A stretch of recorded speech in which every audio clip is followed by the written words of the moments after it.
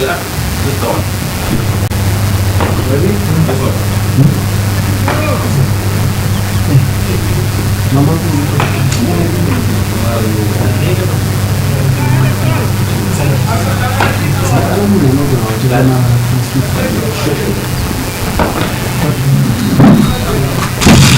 Good. Now.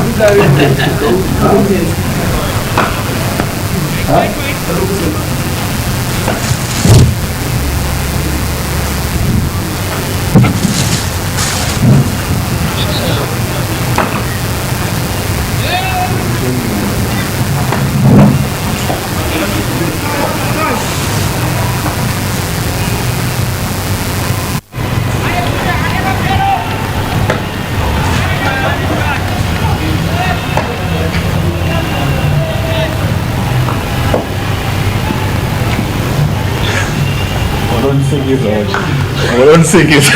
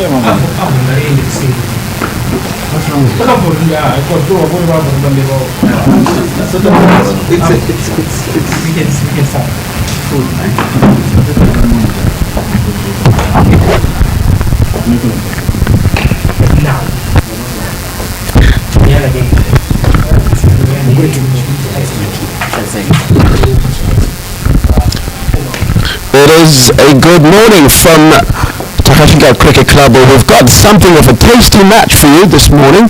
Takashinga 2 are playing against Rangers. Rangers having picked up a big win last week after a couple of games in which they held no fortunes against the Takashinga side who've had a bit of a struggle this season in terms of how they've been getting their results, but we're hoping to bounce back. That was a frenetic period, and just to tell you that this broadcast is brought to you in partnership with Bank ABC. We've also got Linglong Tires and Snowflower, and I'm here with Kudama Manyede. My name is Larry Kudirai. Hello, morning everyone. Welcome. Thanks, Larry. Yeah. How are you this morning? Yeah, we're going to go through the lineups in a bit, but I mean, what we've got in here, So I just think after the World Cup we've had quite a long break, and I've just got to know my body really well, and for me playing cricket's the best way of staying fit. Some people look at it differently. They don't want to put themselves at risk of getting injured and stuff, but I feel like the more cricket I play, the fitter I am. So I've used it as that opportunity to just get some overs under my belt and also try and score some runs. Spend some time out the middle, and also we've got a big ethos at the Rangers of sort of senior players trying to harness the youngsters and give them, that experience that they don't always have. So just trying to help out the youngsters as much as possible as well. And you've got quite a senior team today, quite a few. You've got Dia Myers, you've got yourself. Tabiwanashi Marumani, Jono. Yeah. Does that come with just who you pick today? But it always does it get a bit tasty when it's Takashinga? Oh, to be honest, you look at the last few games, a lot of these guys have been playing. I've missed one game just because I was pretty knackered after a training game, but generally Maru's played most of the games. Benny's played the last few since getting back from Pakistan. Jono's skipper, so he plays. Dion's been playing. I think guys enjoy playing, and it helps when we're all good friends off the field. So it helps when we're all playing. So playing with your mates. That's a good start today, especially the Takashinga wicket. You played on it quite a bit. How do you see it playing today? Takashinga is always one where the wicket doesn't look as good as it actually is. We find that it plays a lot better than what it looks. So to be batting first is not the end of the world. I thought we wanted to bowl first, but we batted first the last couple of times coming here, and it's paid dividends. Okay, so all the best today. Of course, I'm pretty excited to see Mike Frost has turned it quite a bit when he's played here a couple of times, so you should be able to exploit this in the afternoon, especially when there's that uneven bounce that develops throughout. Yeah, it's good to see my name at 7 there. I was getting a bit of stick in the chain room saying I was batting 10, so I'll take that information back. Well, I mean, they might be switching it around. This is No. Right, thank you. No worries. And all the best. Cool. Thanks. All Cheers, right. Lee. Cheers. Cheers, good luck.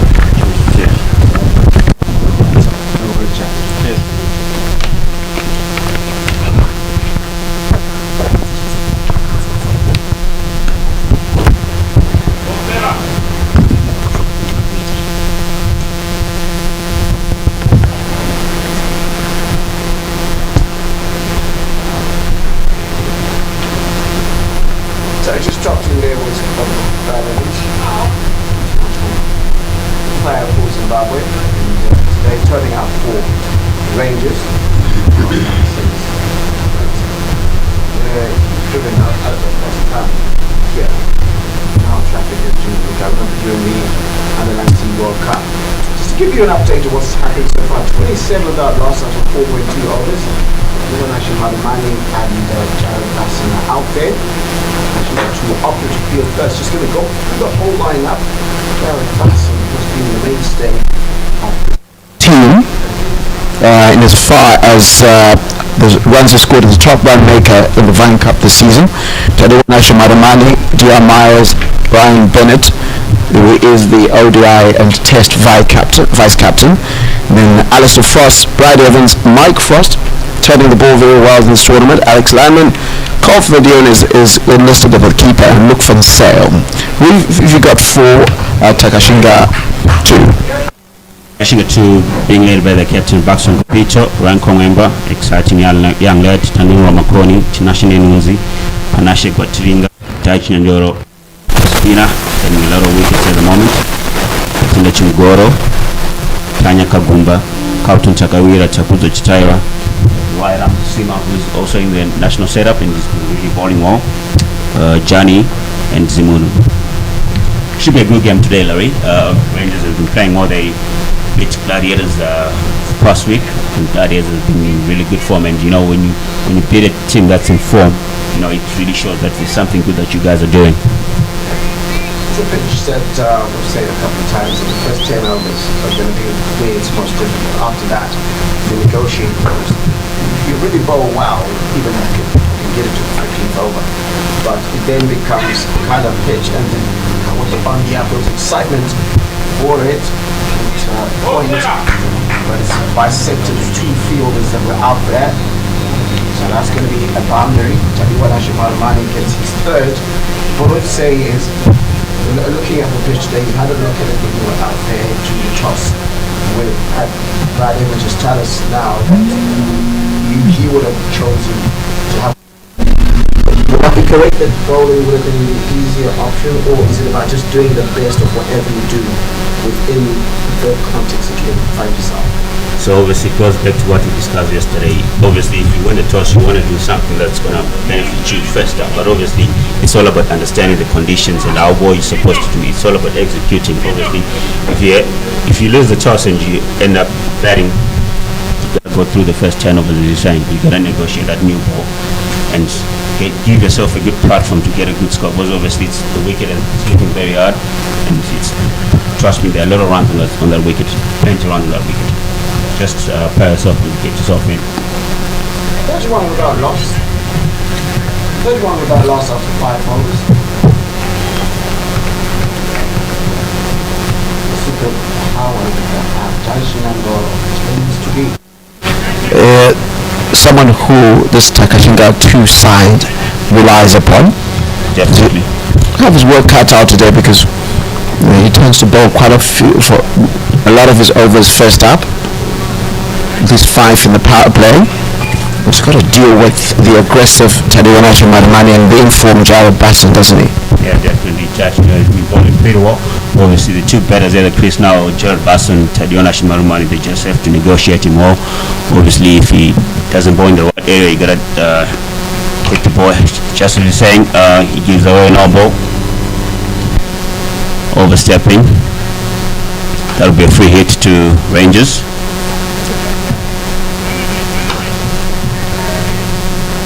Gerard will be looking to take that with both hands, definitely.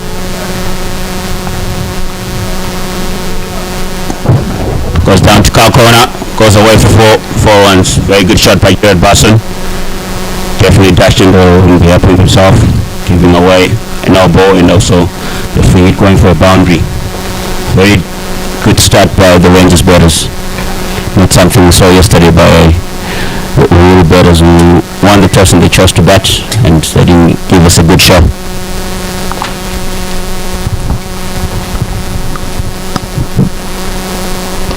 About well played. Very good. Jay Basson looking nice and solid there. He's been batting well. He's the leading run scorer at the moment in the HMCA First League. Tries to go for cover. Misses, doesn't get in the right line of the ball. End of the 6th over. Rangers 36 for none.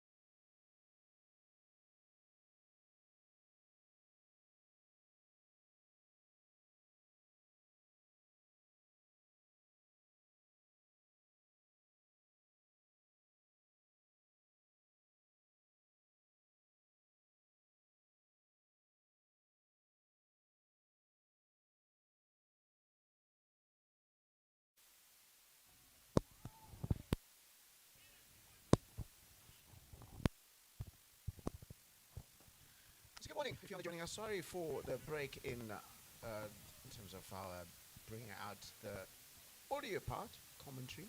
Just having a problem with the sound. That's just been resolved. You notice there was a sort of an annoying sound in the background. We'll try to give you the best experience. And it's the end of the 10th over the end of the power play. And since we've been off, a lot of drama has taken place. Jared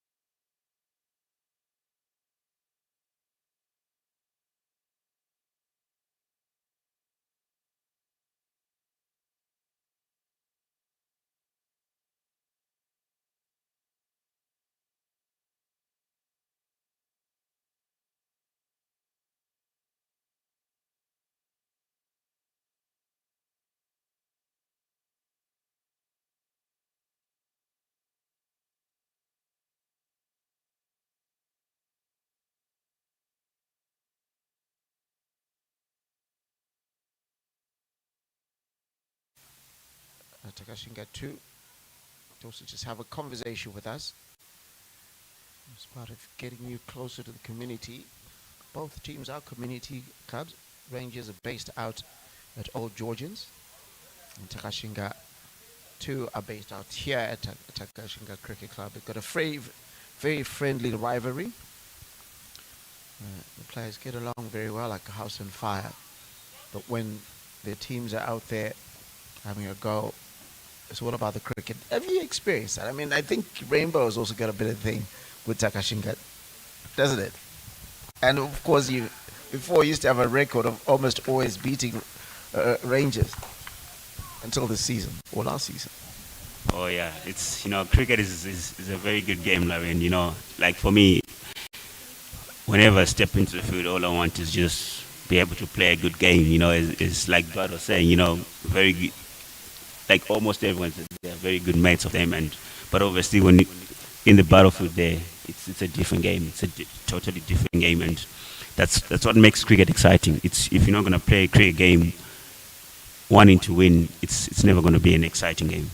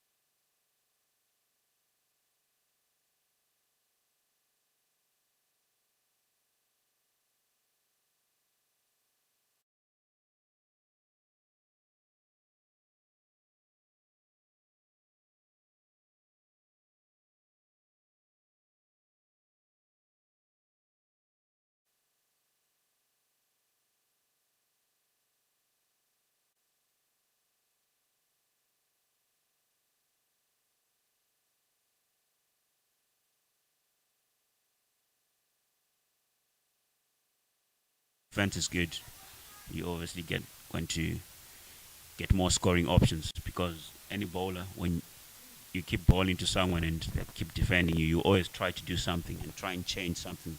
And if you're a good batsman, the moment you try and change something as a bowler, that's when the batsman capitalizes. Takuza Chataira comes into the attack. Very experienced bowler himself.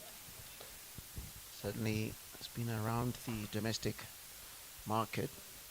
Played some first-class matches, played some Pro 50 matches. And those are the top, Pro 50 being the top league tournament in the country.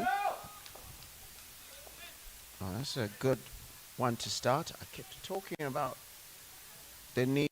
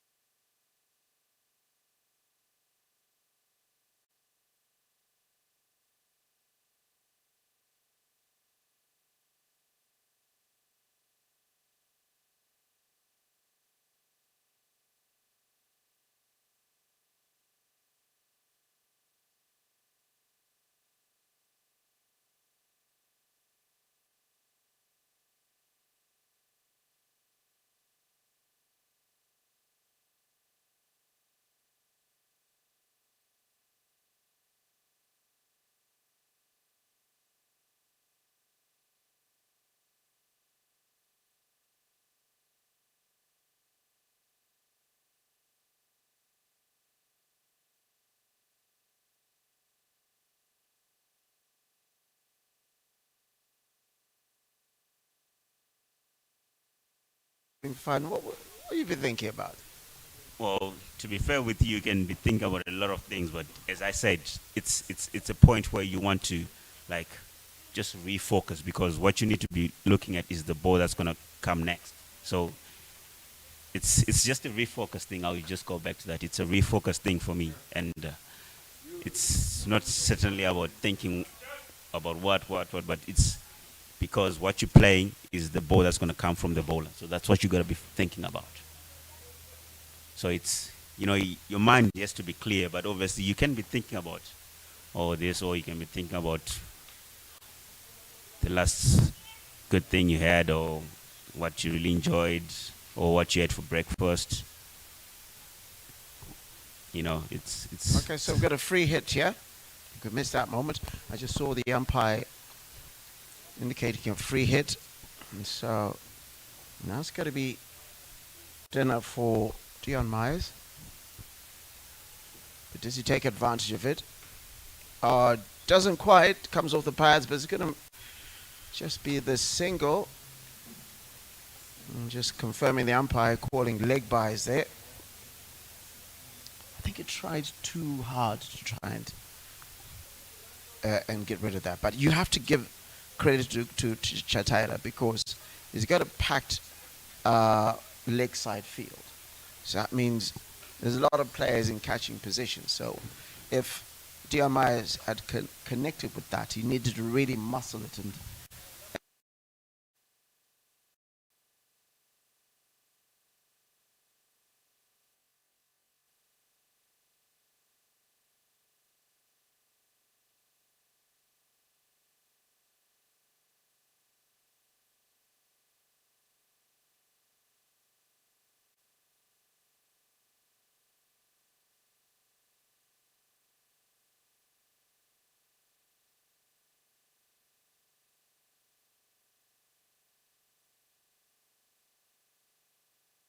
buys never really, it never comes up on the stats against the bowler, because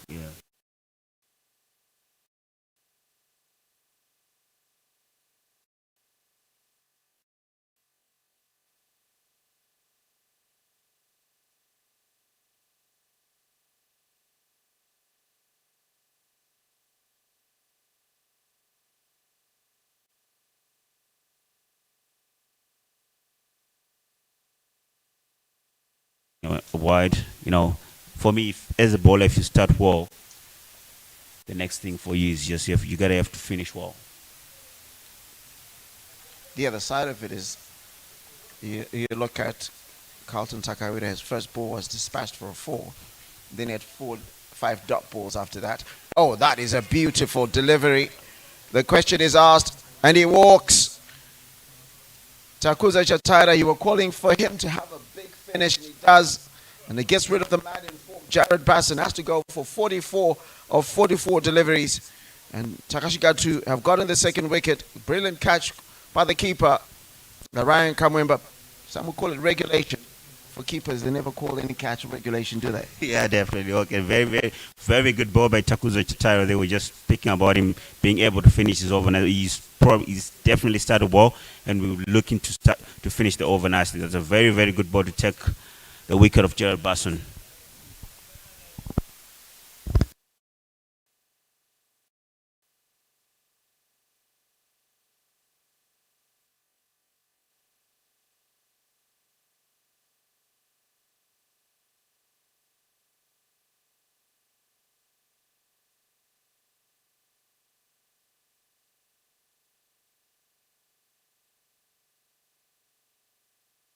On the wicket, you really assess his conditions well, and he's not to say a slow starter, but obviously he's someone who get time to get in, and obviously he's the captain of the Rangers. Will be looking to have a good partnership with Dion Myers. Obviously they've been in the national team camp together. They obviously know each other well, and they know each other's strengths. It's obviously something good to always bet to someone you know well, and the connection is always there. It's almost as if these bowlers tend to take issue with my commentary. Yesterday, every time I was like, oh, they don't look like they're set. Wicket at 4. I'm like, oh, he's not really causing any danger. Then something. I was just saying there were balls that really weren't dangerous yet. Takuza Chataira bowled 3 in the same over. Jeff was at you must say proper balls. Proper The wicket that he got off Jared Basson, that was a very, very good ball. And also a very, very good catch by Ryan Kongmemba. As you say, they call them regulation, but obviously it's easy to say. It's always easy to say. But you always have to be in good position. First ball by Jonathan Campbell, left alone. It's also a good day for cricket here because it is Africa Day tomorrow. It's the 13th over. It comes to an end. 77 for 2, which means you can have a good cricket day out.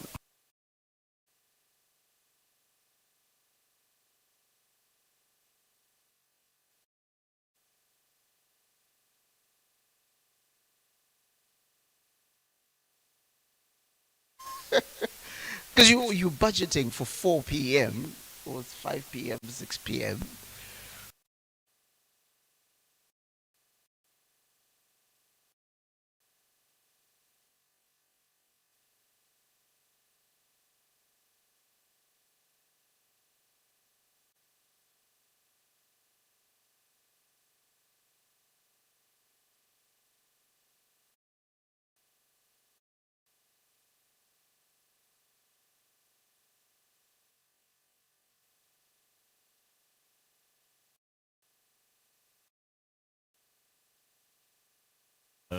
Other side of that, you don't want that to be happening every day.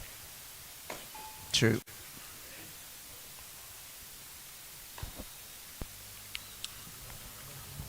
Good job there from Dion Myers.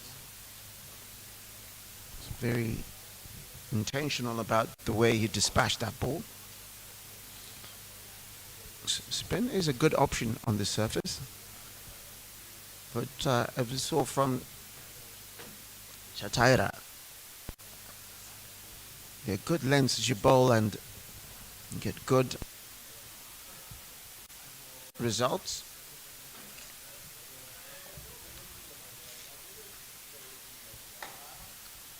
It's going to be down to the backup bowlers.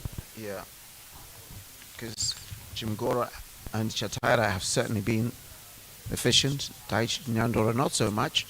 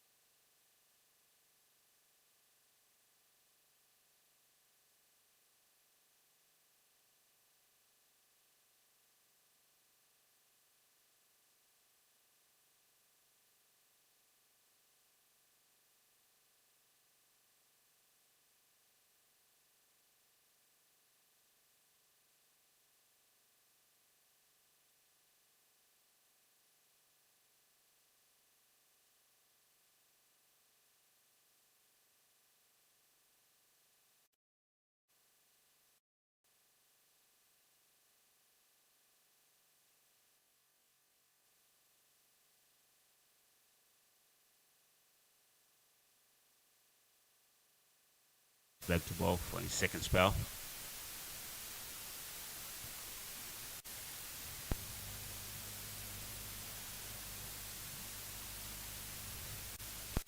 Oh, that one could have gone anywhere.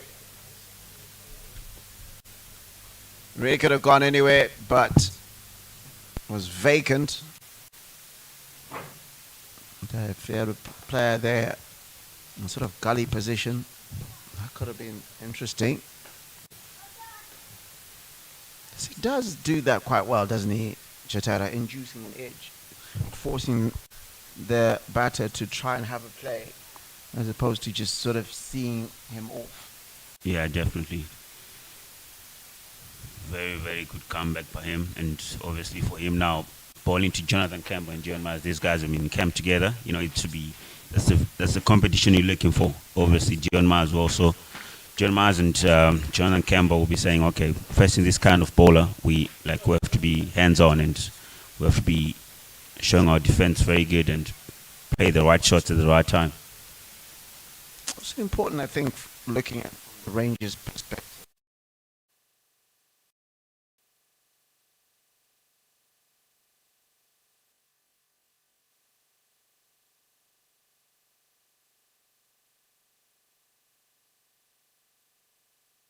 Guys, for a period when there's less risk and risk he takes and that's really good fielding on the boundary. That looked like it was going to get the better of him, but that just limits it to 2. But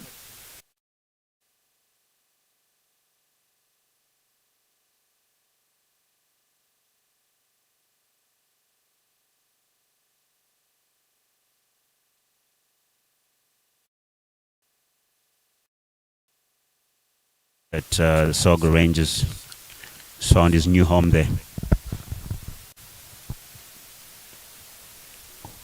Big edge down to third man. Just for 1. are there any players that you feel a little bit awkward about? They haven't played with them before, and now they're somewhere else. Like used to be buddies, sitting in team meetings together, shared a bun or two, and and a soft drink or other drinks. When feel abandoned, what is the feeling when that happens? It's, to be fair, it's something that's going to happen. You have to be in a position to just be able to accept that it's something that's going to happen. And obviously, when you guys face each other again, it's you want cricket to win. At the end of the day, people move to certain places or clubs for different reasons. But obviously, for me, at the end of the day, cricket has to win. That's what's important.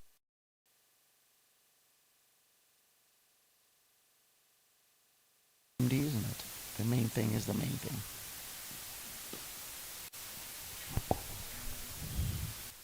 To end there. 15th over. The score is 88 for 2.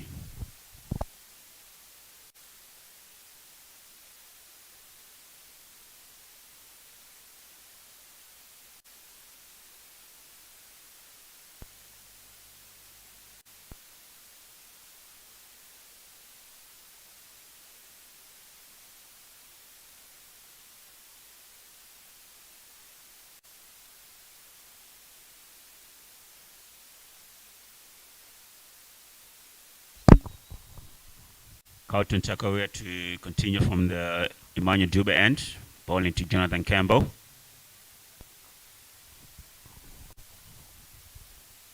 Off the back foot, tried to pull it, but got an next. Down the track, driven to long off just for 1. Very good batting by Jonathan.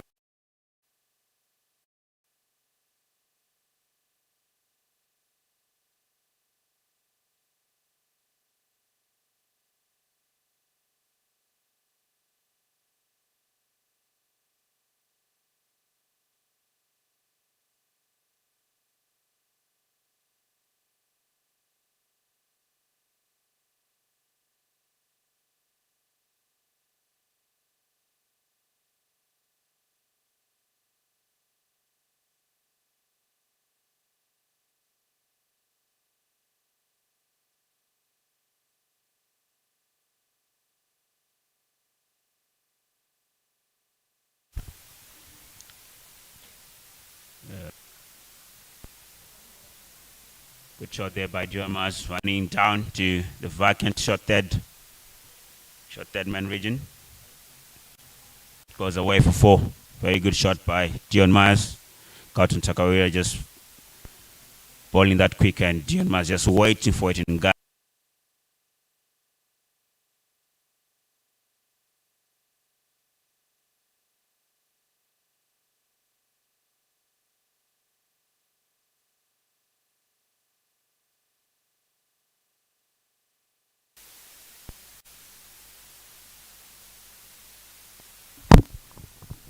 So, the players are going to take drinks, and yeah, so we'll be back with you in a moment.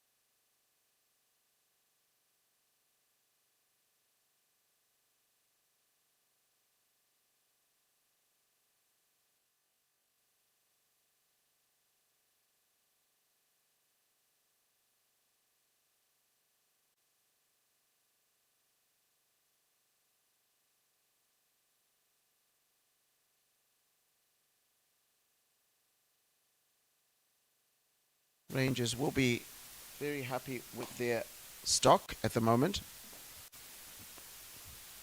They're very satisfied with their stock. 94 for 2. Jonathan Campbell, the captain, out there. On 6. Dion Myers, 24. And 2 wickets to fall at. Tadiwanashi Marmani and Jared Bailey been on the mark in terms of his lines and length. Okay, he's just under 4.5 in terms of his economy.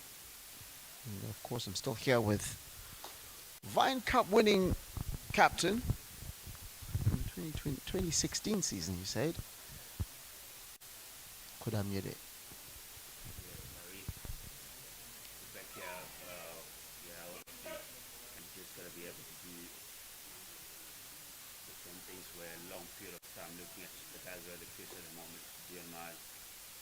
If I'm Jonathan Campbell, I'll be saying to myself, I should be able to get 100 today. From where they're coming from, the guys who represented Zimbabwe in all the formats of the game. And when you obviously come to a lower league, you obviously want to stamp your authority. Something that I always urge the guys, when you come to a game, what you bring to the table. But having said that, you got to understand, I guess, also Chataira. You look at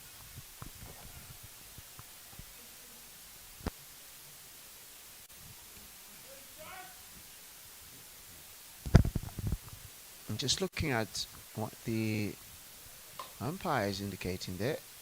It's a no ball, so yeah, Chataira has been very good in terms of getting the ball to beat the edge, but not so much on the discipline of keeping his foot behind the line, the delivery line. But I just say, Chataira wanted to have the scalp of, say, a Dion Myers. He also wants Jonathan Campbell. Of course, that's in the air. And it's just those little things that could come back to hurt them. There shouldn't be any scenario where it should have run for two there. Yeah, definitely. They should just went one there, but obviously, Tanu, they're just not getting into a good position. Obviously, you knew that even if you caught the ball, it wasn't going to be a wicket, but obviously just having those simple standards of giving the guys just... If you are Chataira or Chimgoro or Takawira, you want to be able to say, I took the wicket of a one-time test captain, or I took the wicket of Dion Myers, or when Brian Bennett comes in and says, I've taken the wicket of the test vice captain. So there is that, there's a reality that everybody targets you. It's like when you talk about if you're a champion, this is ever more so when it comes to football. And I did say I wasn't going to mention Arsenal today, but I will. But if you win a title, what generally then happens is that everybody wants to beat you. Exactly. So it's all very well to say that they should be looking at getting hundreds here, but cricket is still a very basic sport. Do your basics right, and you should be able to survive and get whatever targets you're looking at. Yeah, definitely. It goes back to, like, you spoke about the batters after Justin saying that Diomans pulls that, goes away for a boundary. Not timing the ball nicely there, but obviously getting into the gap and getting a boundary. They were ending the over. Ending the 17th over. The Rangers are now 102 for 2 and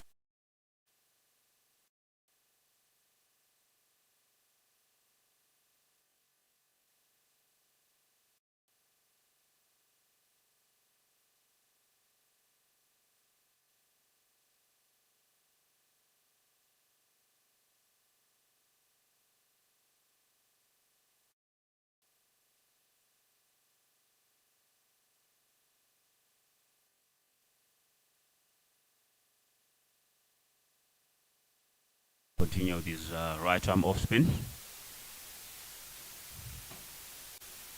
Yeah, going back to that point, Larry, you said cricket is a very, very basic sport, and you saying very basic, it just simply means you gotta be able to just do the same things over and over again. Even if you're a champion, it's what did you do to be a champion? It's those simple things. But how do you get to do it all the time? Should be the question. Play a lot of cricket.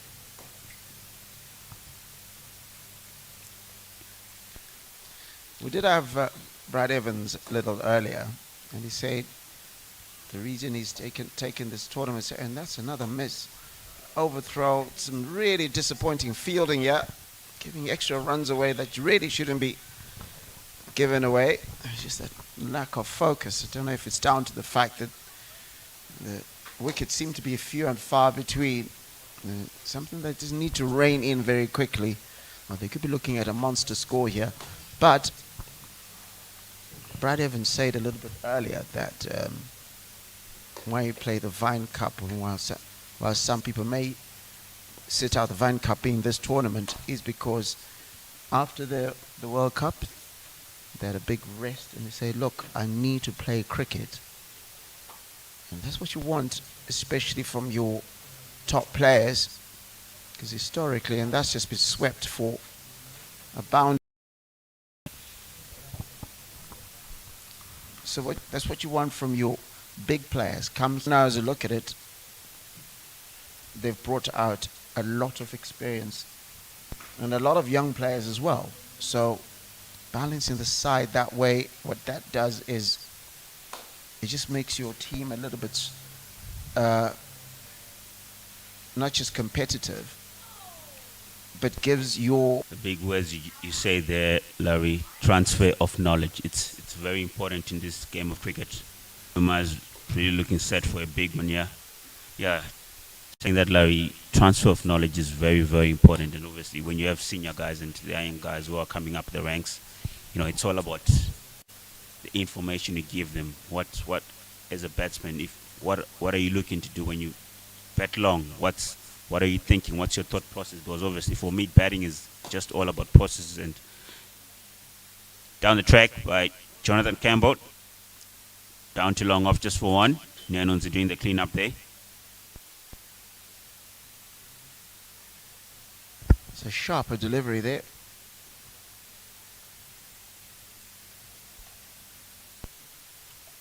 Brings us to the end of the 18th over. It's Nelson for 2.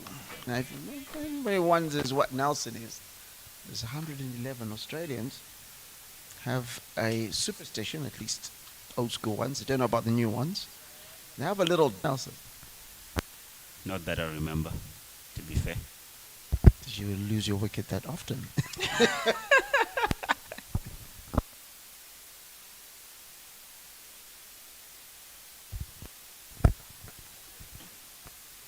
Cricket.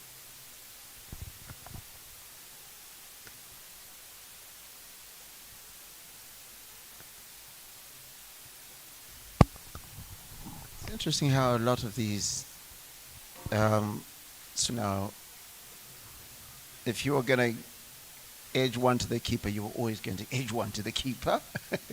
There's no amount of chicanery that can be conspired by the universe against you because, you know, the commentator said. So Jonathan Campbell negotiates Nelson comfortably. Yeah, I was going to ask you a question. Like, obviously, it shows me there that obviously most of the time. Why? Because the batters would have got a break and it's always a restart. And for me, batting, restarting is the most important. Like, if it's triple Nelson, we have to, like you said, the Australians, they dance. But is it true that if you dance, nothing's going to happen? Or if you don't dance, what's the theory behind it? Oh, well driven there. It looks like it's going to make its way to the boundary. No, it doesn't. Some really good fielding. Just the 2 runs off it. So what I think is you do whatever gives you confidence. Michael Jordan wore the same drawers. I mean, didn't wear them every day. I mean, for match days. For years. And for him, that gave him the confidence that, you know, that brought him luck. Now, whether it actually did is up to debate. I bowled him. Oh, no, and it's been called a no ball. Takuza Chatara, what have you done? Larry, trust me, you don't want to be getting a wicket off an elbow. And this is Jonathan Campbell we're talking about. He's a very experienced player. And getting his wicket off an elbow, that's very criminal. And his captain won't be very happy with him there. And yeah, I'll tell you what. All 3 no balls have been bowled by him in this match so far. So it's his 3rd no ball in 4 overs. And you have to say that little indiscipline, you saw it in the fielding as well, that, you know, the missed fields, the lack of concentration, no ball. But if you're getting a no ball pretty much every over that you're bowling, you're not only bowling an extra ball, but you didn't have a situation like that where you could have taken a wicket and now, you know, nothing's happened. It's a good ball to return, to prevent it from being a bigger scar, but that should have been a wicket. Yeah, definitely, Larry. Trust me, it's something that hurts the feeling side when you get a wicket off and no ball. I think it's worse than a drop catch for me. Definitely worse than a drop catch. Pray some people do whatever it is that makes them believe that they can achieve things they feel are greater than them. Some people have a little hop. Some people get salt in the thread over their shoulder. Some people knock on wood. So I'm not one to say to people that you shouldn't believe in something just because I don't. Yeah, definitely. Very good point. Yeah, it's a very, very valid point you touched on there, Larry. I think what makes people move forward, it's all about what they believe in and what makes them keep going. It's all about giving yourself confidence at the end of the day. If you have to hit balls before the game, that gets you going, then you just got to do it. If you played a miss, half shot from the keeper there, Ryan Kamwemba. Very good comeback by Takuzwa Chataira. It's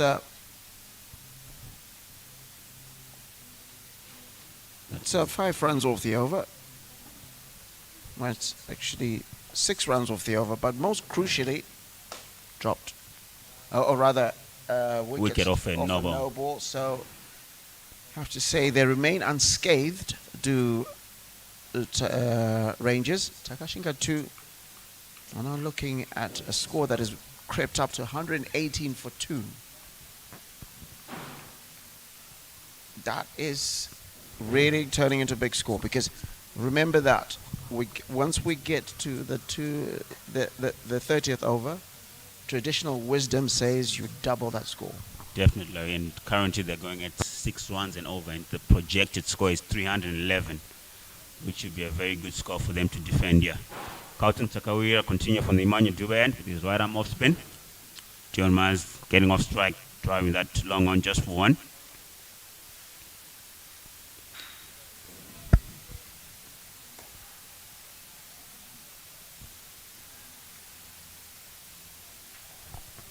So, as you can see, they train their eye on us just for a bit. This is an interesting slip.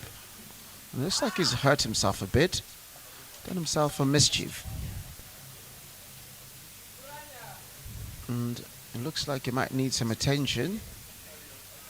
Or he's just going to walk it off. I remember when we were young, just walk it off. Just walk it off. You're still young. You're still young. Just walk it off. Just walk it off. You'll be good. You'll be good. And normally you'll be fine. No, you'll be fine. You'll be fine. Don't think about it too much. I'm just coming out on the pictures wearing our lovely Harare Metropolitan Cricket Association attire. And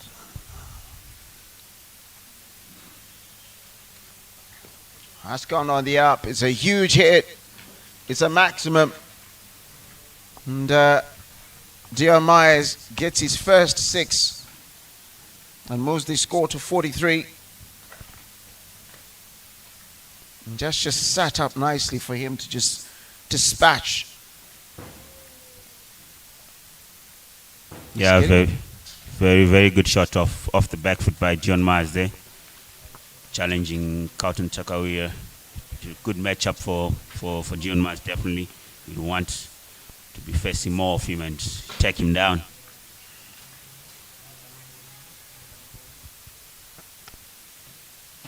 Just as I was saying earlier, Larry, if I'm John Myers, I'm saying I need to score 100 today. With the level of cricket I've played, you know, as I said, when you come to a lower league, you always want to stamp your authority all the time. And at the 20th over, Rangers 126 for 2.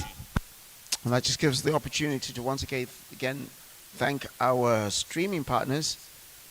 That is Ling Long Tires, Bank ABC, and as well as Snowflower, without whom we wouldn't be able to beam these pictures out to the world.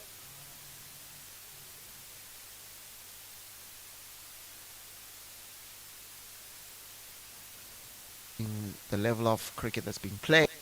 First league, second league is a little bit later this year, but for now we're focusing on the first league.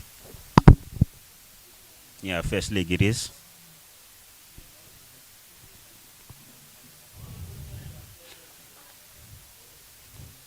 Takuza Chataira continuing from the Elvis Mbesea end. You obviously want to be cutting away those no balls he's been bowling. He's already given away 3 today. About or played. Quick single taken. Not a very good clean up by the fielder at backward point there. But obviously a good shot by Jonathan Campbell, getting himself off strike. Bring Dion Mars on strike. Who's really better up to this moment. It's on 43 or 45 balls with 6 fours and 1 6. Jonathan Campbell, 15 of 19. Partnership currently 49 or 45 balls.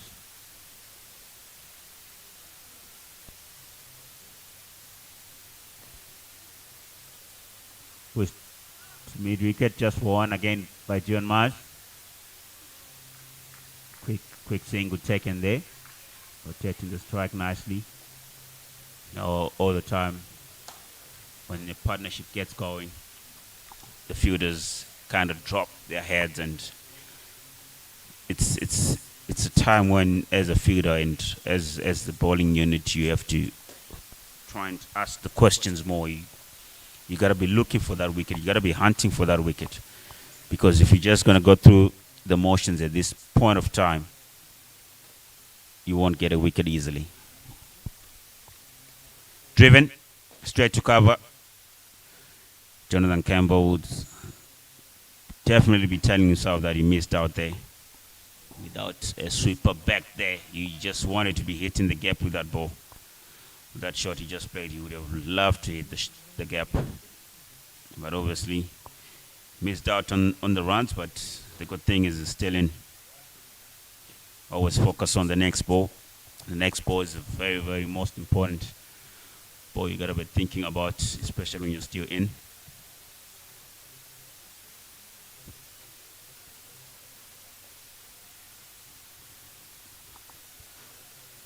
Played off the back foot, pushed to mid wicket, just for one. It's a slight misfield there by Daichi Nyandoro. Would have wanted to be getting the ball one touch.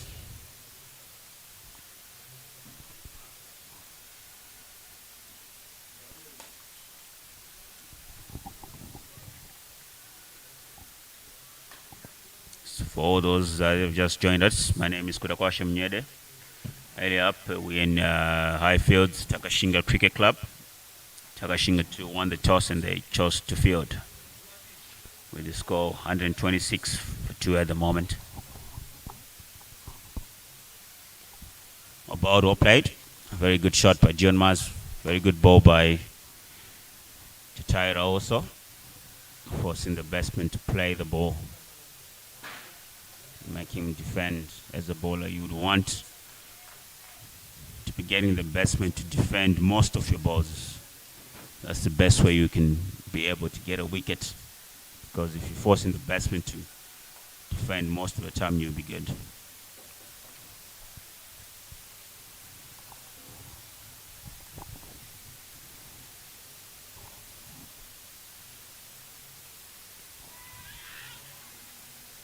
Half shot there by the bowler and the keeper, but obviously the umpire not interested.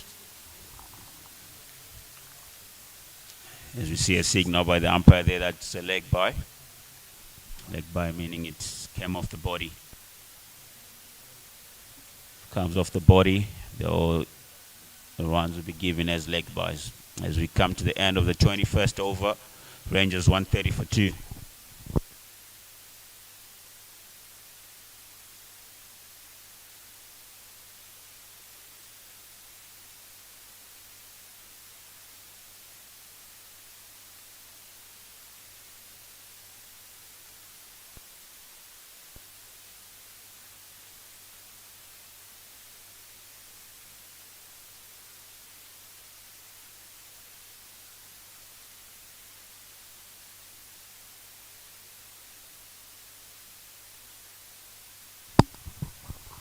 Sakawira to continue with his right-arm off spin.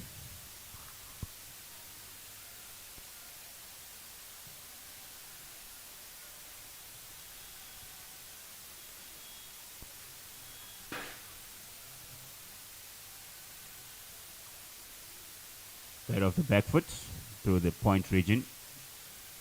We'll come back for two. Good running by the two batters. Very good running.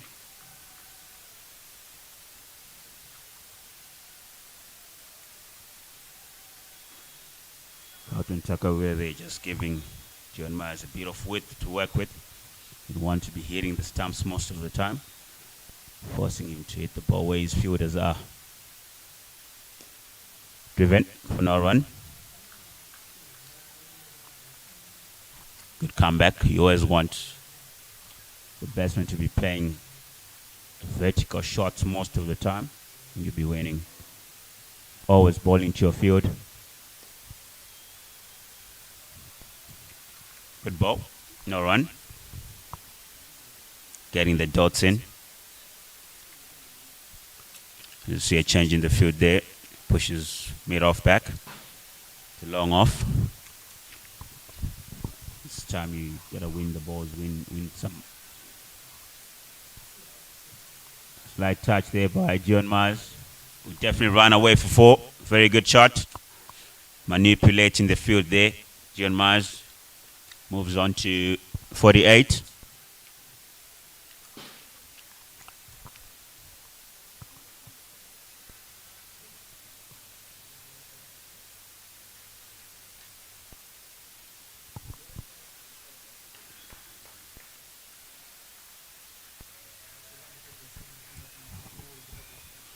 He's actually moved on to his 50. John Myers crossed the 50 run mark. He's really played well. 50 or 53 balls. All played, all bowled. Another 22nd over. Rangers 136 for 2.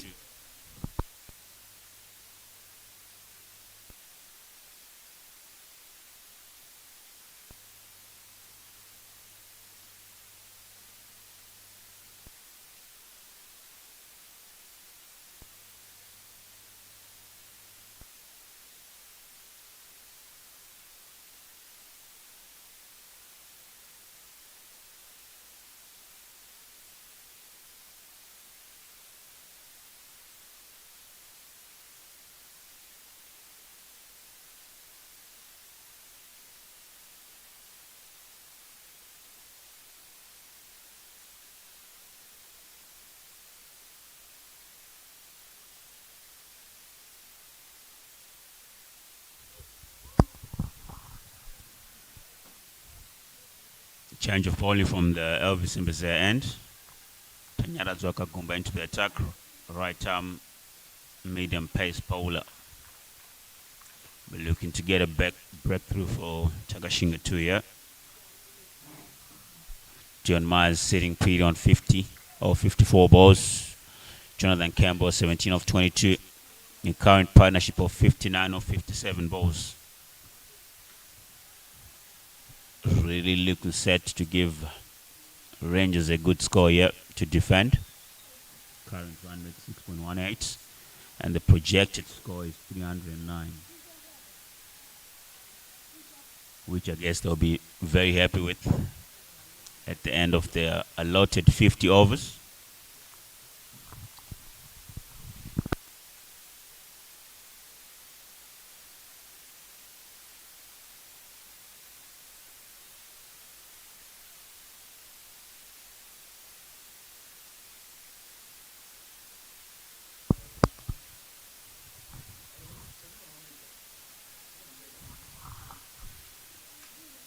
Good start by Tanya Kagumba there.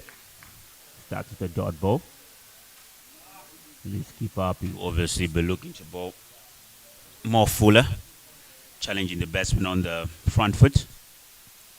Obviously doesn't want to be bowling anything short.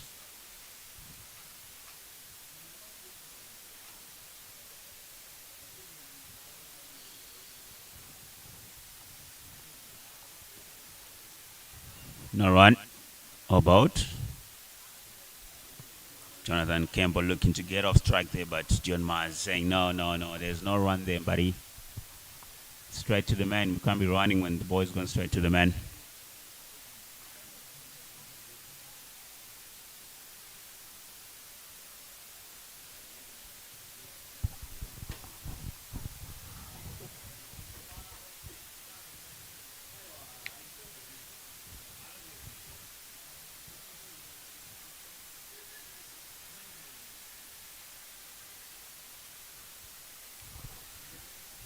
Played off the back foot, but also very good fielding by Carlton Takawe at backward point. But nevertheless, Jonathan Campbell manages to get the single, gets off strike. Something you want as a batter. You don't want to be on strike for a very long time. You always want to be rotating. This is a period where you always want to be rotating the strike, getting the singles. The field have been spread. This point in time from up until the 40th over. The fielding side is allowed 4 fielders outside the circle. So as a batter, you obviously want to be hitting those pockets, hitting the gaps, getting yourself going. Obviously, when the loose one comes, you'd want to get your boundary. But other than that, you can always be getting a single every ball, especially if you're in. About or plate.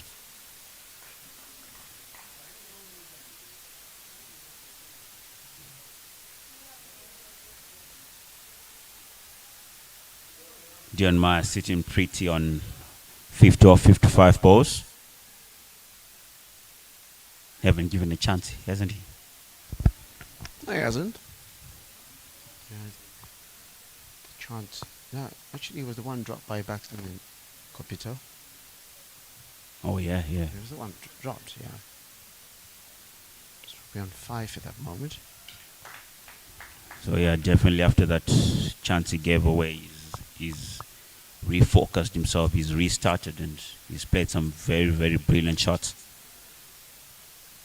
And he'll be looking set to get a big one today. Obviously, Jonathan Campbell also getting bowled off a no ball. That's the life he got after Chatira overstepping. Takashinga too will be kicking themselves at the moment, saying, why did we give that away? Yeah, so Dion Myers was dropped when he was a 9. After bowling off Tutendachum Goro. So he's taken full advantage of that, punished them in the most definite way that you can. Takashinga too. You need to find a way not to let this match to get away from them.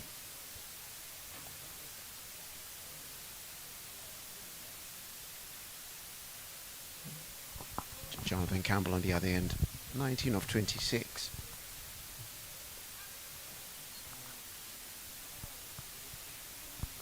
Laura, I think cricket is just a game where I think it's always a case of starting well. Whenever you start well, you always give yourself a chance of winning the game. Having said that, obviously, if you don't start well, it doesn't necessarily mean that you're not going to have a chance of winning the game, but you would have given yourself a harder task to get yourself back into the game.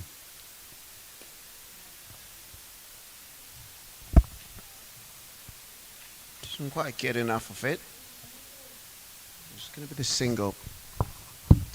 Nyanaudza Kagumba continues.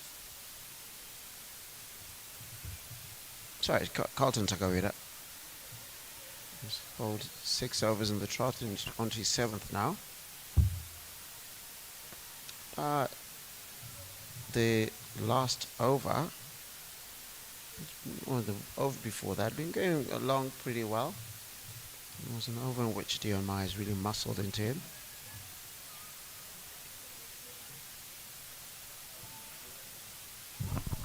Reverse swept by John Myers, just for one. Didn't get the right timing that he wanted. Obviously, he was looking for a boundary there. Tanya Kagumba doing some good fielding, backward point, just going around to his left. Brings on Jonathan Campbell on strike. who's sitting on 20 of 27 balls, having a partnership with John Mars of 64 of 65 balls.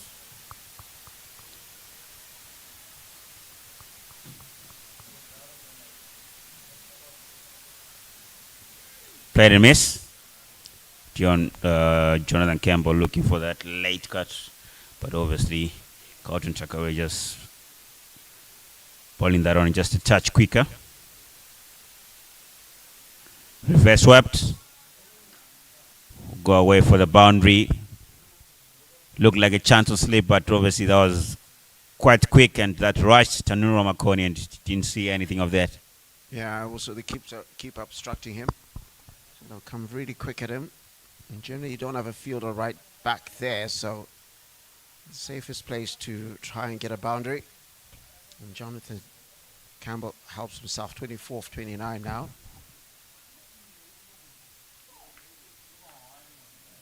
So mentally, they've gone now 68 of 67. There've been a couple of chances. What, as a captain, what do you say to your players? Because some would feel that the match isn't really going anywhere at the moment. It's a really good delivery there.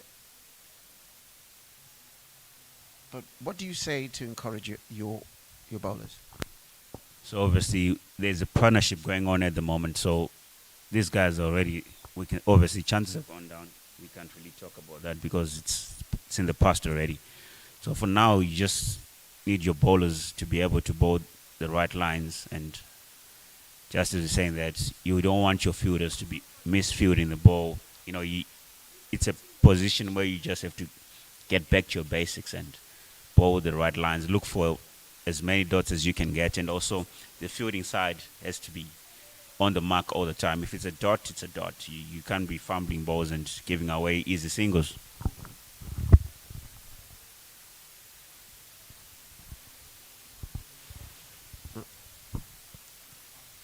And that brings up the 150. Another boundary for Dion Myers. His eighth 4 of the match so far. Takes the score to 151 for 2.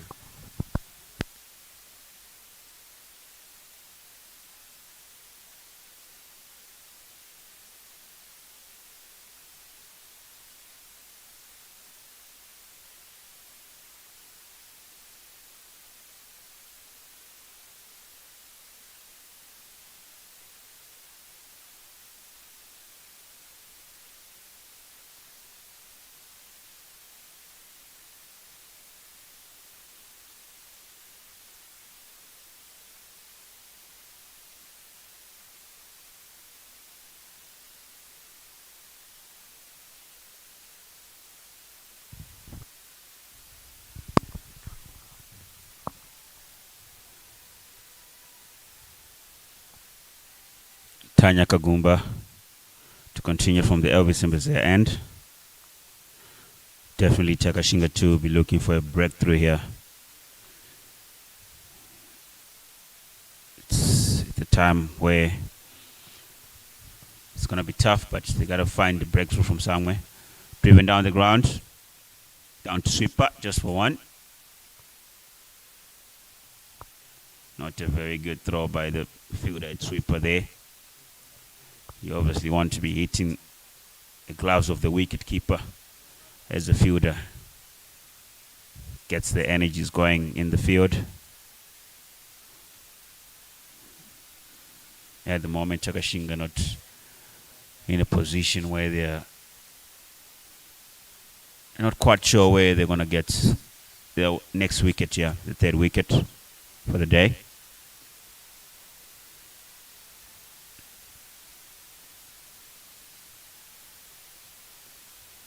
All bowled, all played, well negotiated by Dion Myers.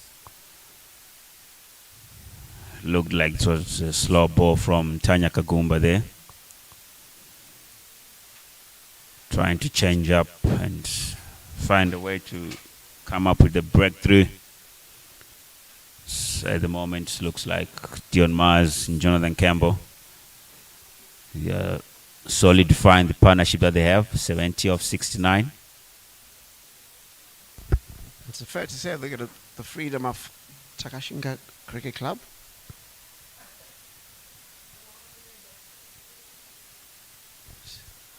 Bang. Oh, he's just muscled into that. Dispatched it absolutely, smothered that. Just didn't quite have enough to get to the boundary as a 6, but he's a man who's got his eye well in.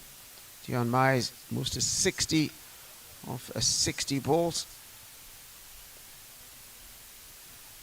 Tanyaraza Kagumba's delivery short and offered really little in terms of the menace.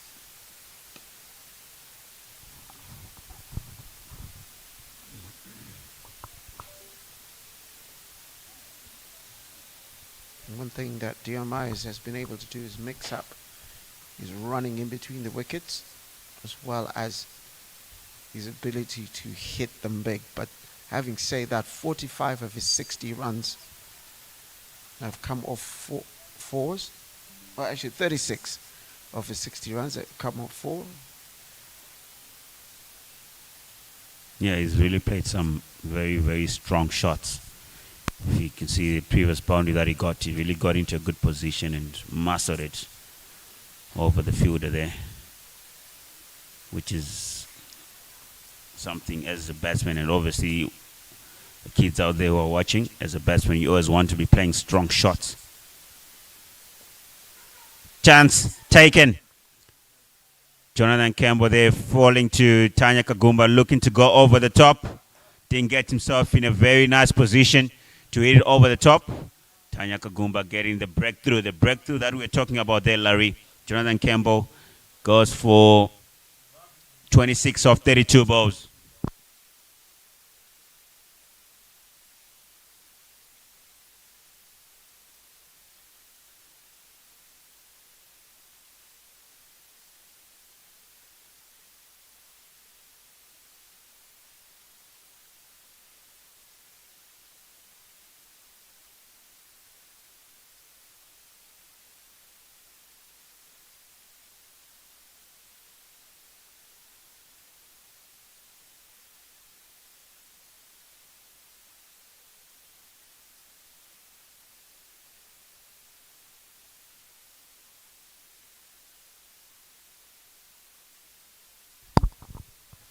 In at 5, Brian Bennett.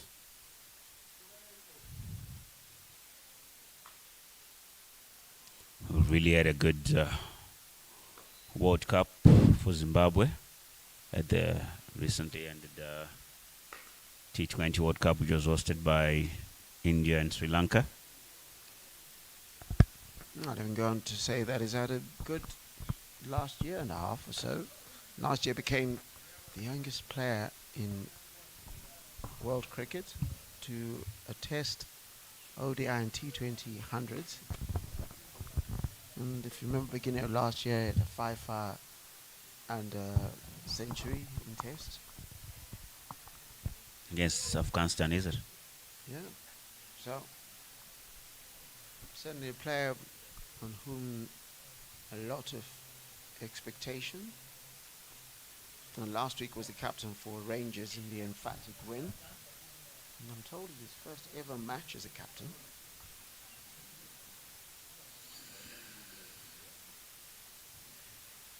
Leadership being thrust on him. Yeah, definitely. He's taken a lot of things like a duck to water, because came in batting further down the order and then was asked to open, did it well. Asked to bowl, took wickets. So there'll be a lot of confidence in him. Now the vice captain for Zimbabwe in tests and ODIs. See what he's got here. I did say earlier on that if you're a player from one of these teams, any team really playing against someone of a caliber, you want to be the one who gets his wicket if the over ends in 157 for 3, because that's a notch in your belt. Last week, the Gladiators batters really targeted his batting, but he still took 4 wickets. And in targeting him and just being satisfied with hitting him. They lost a lot of wickets to Mike Frost, who took 4 for 5. So you have to be careful about this sometimes. It's easy to get bogged down, get almost infatuated with the idea of taking out the big player. And one of the lesser names comes in and does a job. Yeah, very true, Lyle. I think just to sum that up, I think it's all about just being able to manage the ego around it. Obviously, if someone is a big player, you obviously want to be all over them. Change of bowling from the Emmanuel Dube end. Tino Tenda Zimono into the attack, right arm off spinner. Yeah, obviously, in saying that, Larry, if you are Tino Tenda Zimono now, you definitely want to be getting the wicket of Brian Bennett. And obviously, on the other hand, also, if you are Brian Bennett, he's someone probably he doesn't even know. So you obviously want to stamp your authority and say, I can get out to this kind of bowler. So I think it's all about being able to manage the ego at the end of the day.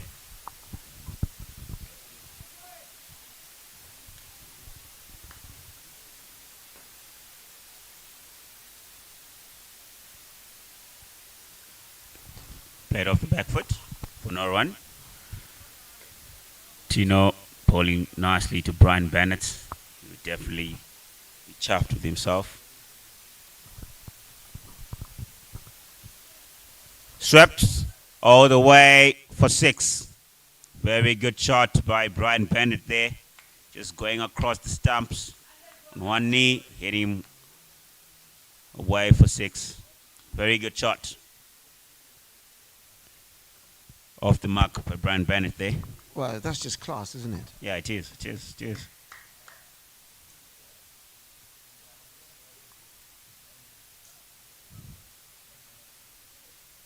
Didn't need long to figure out the bowler. This just happens also if you play a lot of cricket like he's done, and then play cricket against much better players. What that does is you then can read a lot that a lot of players can't. Cut away, down to sweeper, just for 1. Brian Bennett showing some good experience there after getting the boundary. Very next ball, gets off strike, keeps rotating the strike. Gets the scoreboard ticking. About, good comeback by Tino. Good way to end over by Tino there. End of the 26th over. Rangers 165 for 3.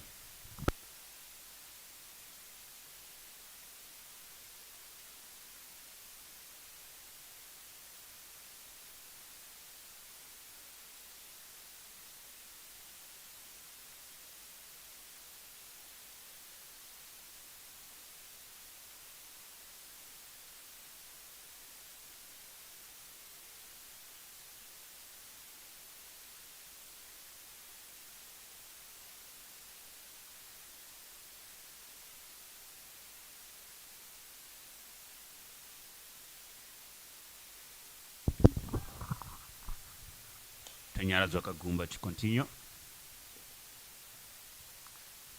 Right arm medium pacer. Got the breakthrough of Jonathan Campbell. Previous over.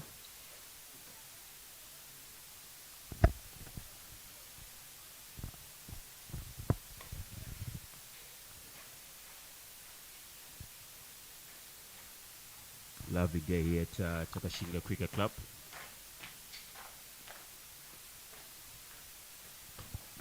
Inside part of the bat, down to deep square leg. Doesn't quite make it to the boundary.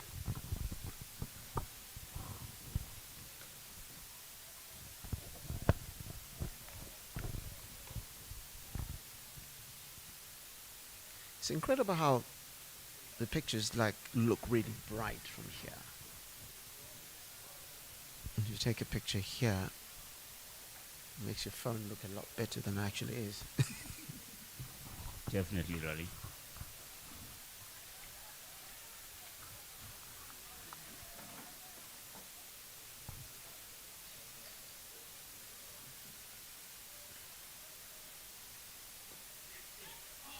Oh, that's a big one. That's an absolutely monster wicket. The wicket of Brian Bennett.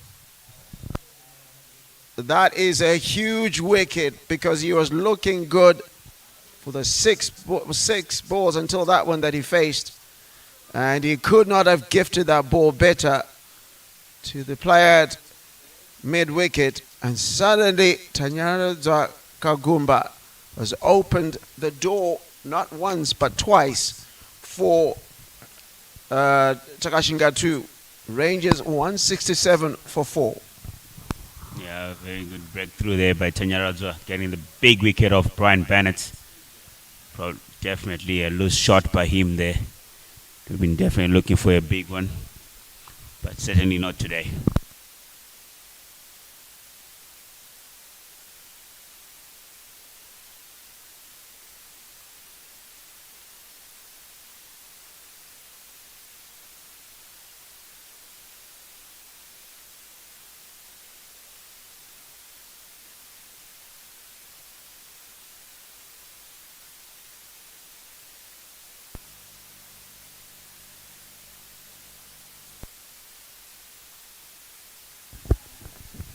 Tell you what, Rangers were coasting along, and we're talking about a few overs ago where we didn't know where they were going to get a wicket from.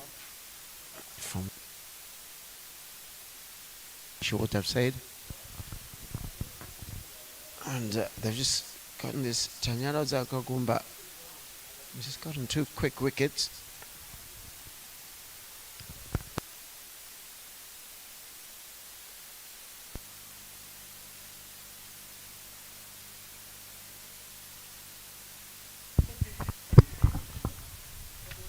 Alistair Frost in at 6 for Rangers, replacing Brian Bennett.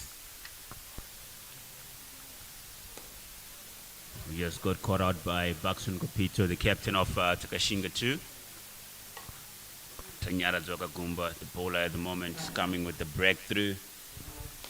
The breakthrough they're really looking for.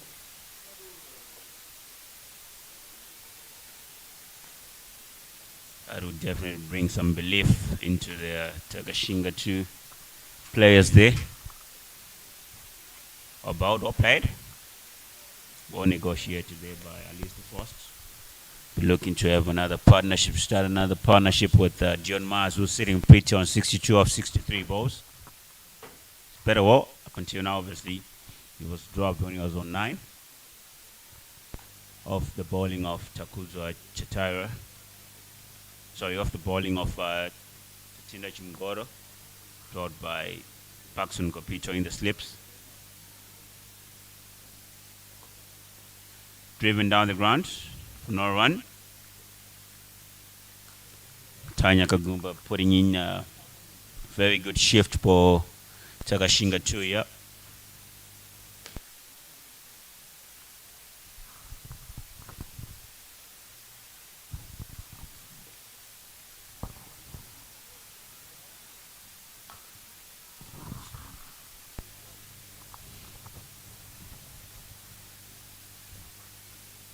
About or played. End of the 27th over, Rangers 167 for 4. We are live at Takashinga Cricket Club in Highfields. For all those watching, we thank you. And also thank our sponsors, Bank BC, Snowflower, Ling Long. Our live streaming partners.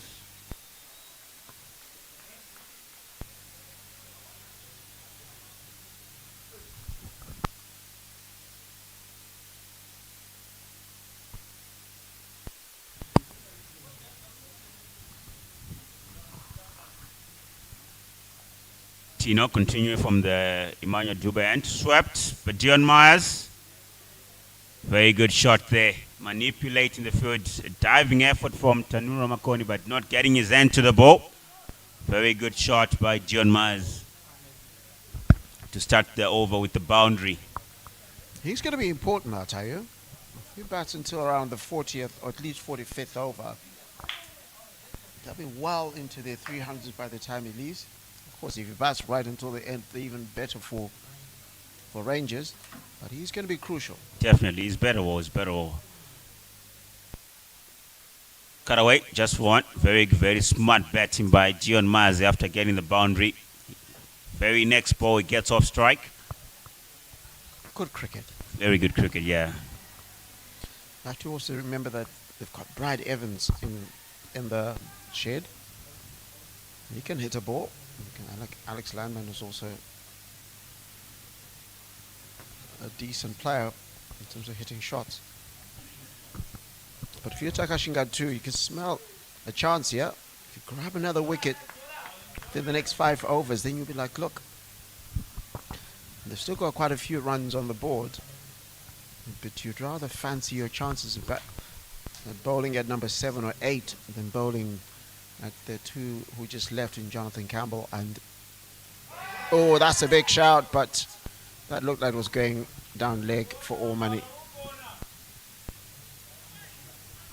I was just saying there's just a bit of sense of belief that it's come back into Takashinga too after grabbing those 2 crucial wickets. First Jonathan Campbell and now Brian Bennett. The sense of belief is been brought back to them.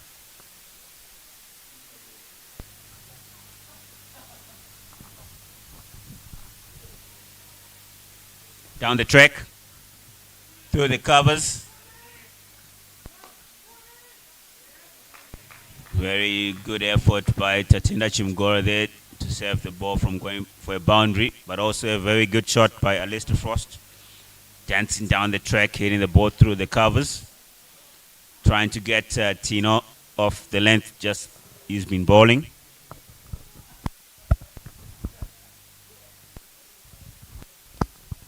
Off the back foot, down to long on just for 1. Another misfield.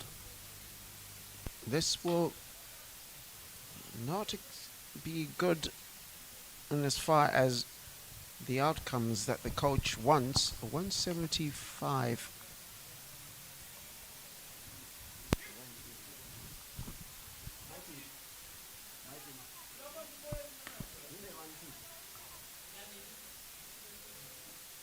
$176 for 4 at the end of the 28th over.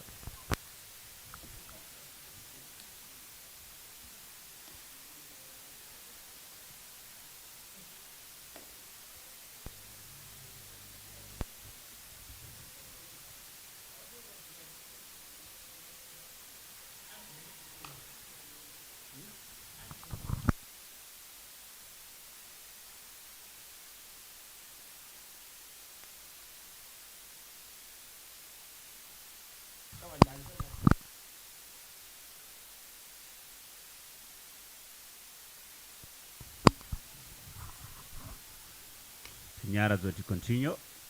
This has been the pick of the bowler so far. Grabbing 2 crucial wickets. 2 big wickets per se. So the question here is, do you go after him or you just see him off and pick off your runs off the other bowlers? Because the other thing is you don't want to get into a shower with him, because that could lead to you losing a couple of wickets from his end. But at the same time, he's the one who's been getting the wickets. So how do you deal with him? So obviously it's a case where if he bowls good balls, obviously you just have to respect that. But if bowls you a loose delivery that you can capitalize on, you don't want to get into the shell that you're talking about. Just in saying that, Dion Mars plays a very, very good shot off the back foot. Going to that point, you just be saying, see, he's been the pick of the bowlers obviously for them now, but if he offers a loose ball, you just want to be able to hit the ball. You don't want to get yourself in a shell of not being able to score because someone's been getting wickets. But having said that, if that misfield doesn't take place, it's a completely different kettle of fish, isn't it? Definitely, right? So obviously, as a bowler also, you also want your fielders to be able to back you up when you bowl a loose ball. Oh, that's a shout of some sort. There is excitement, and he's given it. Belatedly, the umpire gave it a long look, And he kept staring him down. And finally put up the dreaded finger. Dioma is none too pleased, but he's got to go. And it is Tanyaro Zakagumba who gets the third wicket. And Rangers find themselves 178 for 5 after 28.3. Yeah, definitely. Good breakthrough again by Tanya Kagumba. Is getting all the big fish today. Just as you were saying there, how do you take on Tanya Kagumba? Do you respect him or you just keep playing the way you're playing? Obviously, if you bowl's a loose ball, you got to look to capitalize, but your execution has to be good. Ball by ball it is.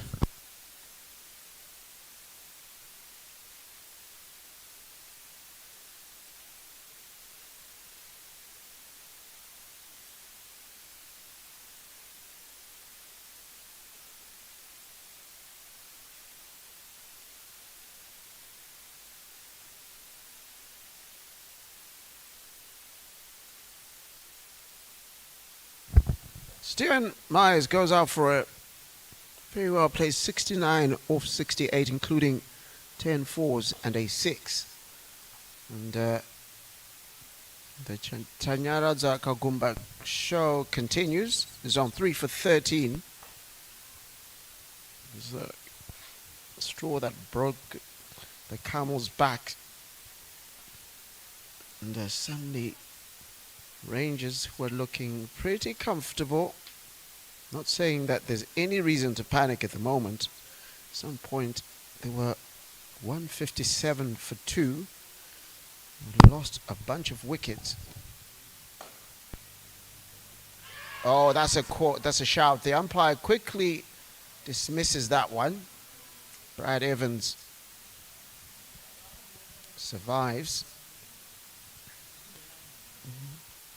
So looking at 157 was when the wicket of Jonathan Campbell fell.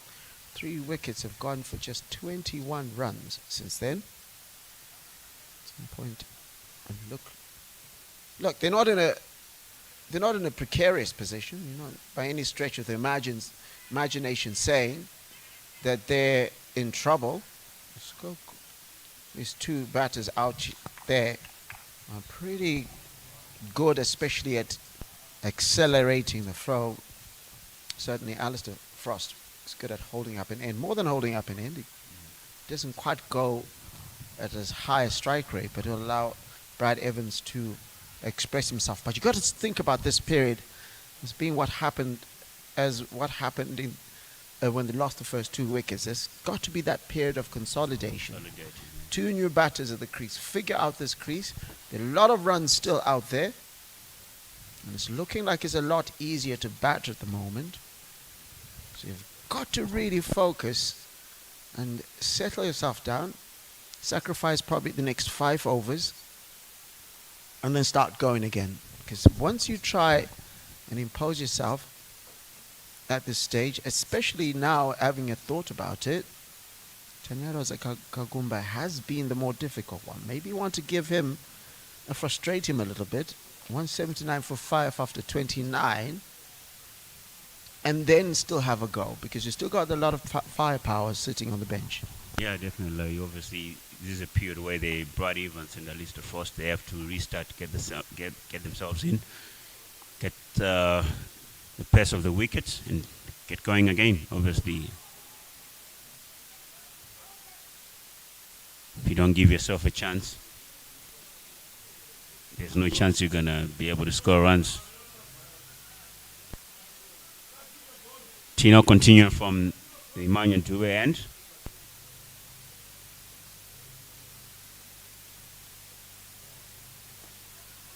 has been a good comeback from Takashinga too. Still a lot of work to be done. Yeah, still low. At both sides, still a lot of cricket. Almost 20 overs left.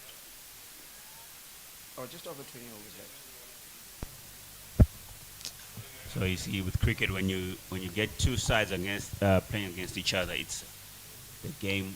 Chance in the air. Oh! Oh, he's dropped it. What a great 3 effort. wickets. 3 wickets almost became 4.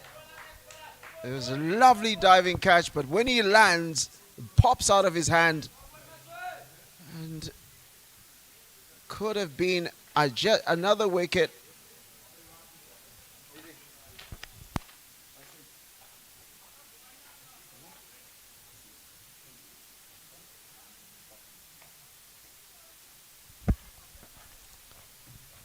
Oh, what a dramatic over we've had.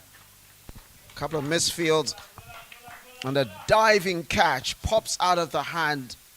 But I have to say, you should have really caught on to that. The moment you get there, it is secure. And just I should say that was a really, really good effort by Carlton Takawera. But it seems kind of harsh when you say when you get a hand to the ball, you just gotta catch the ball. But to be fair, it's a drop catch. But that's a very, very good effort for me.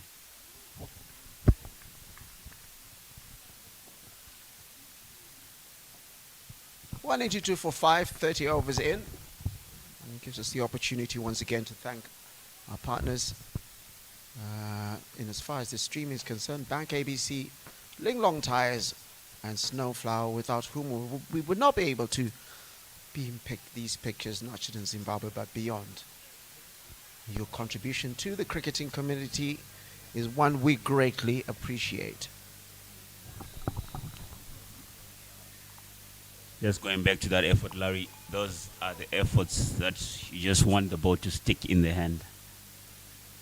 With that effort, the ball just has to stick in the hand. Tanya continuing from the Elvis Mbeze end. It's been the pick of the bowlers. 3 wickets so far for 14 runs off his 4 overs. He's bowling his 5th over now.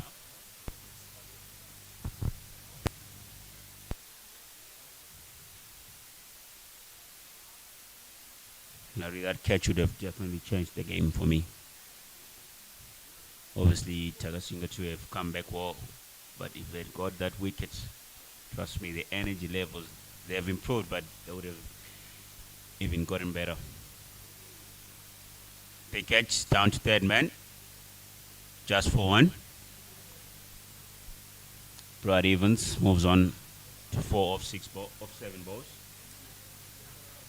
Currently batting with Alistair Frost, who just got dropped by Carlton Takawera off a really, really good diving effort. He just wanted a bit of glue in his hand for that to stick.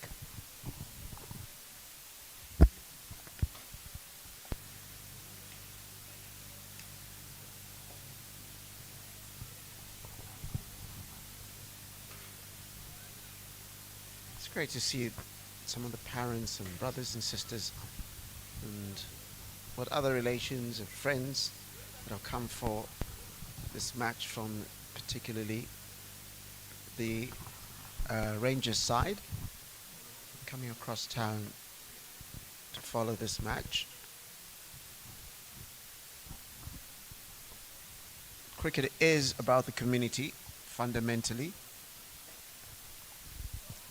and it is a great game that has brought many people together. Yesterday we saw, while we're here, counted over 100 children that were here doing all sorts of training in the nets. That's a really good shot there. And that's going to be fielded in the deep at point and come back for 2. But yesterday we saw quite a huge cluster of children. And there was one girl who was in a group of like 15 boys. And there was a time almost saw her collapsing because she thought, no, I'm done. And I remember you saying, come on, girl, get up, get up. And she couldn't hear you. We were far away from them. And then at some point, she just went past a pain barrier. And then after all the jogging and so forth, I saw her bowling in the nets. So it's just really great that cricket has that ability to create communities. And also came across a bunch of people also saying, you know, they stay in the neighborhood. They want to get their kids not just, you know, playing cricket at their schools, but come and be part of a community where they play cricket here. I have to say a lot of cricket also happening at the hub across town. Where there's a lot of training as far as young players, future stars. And that brings us to the end of the 31st over. It's 186 for 5.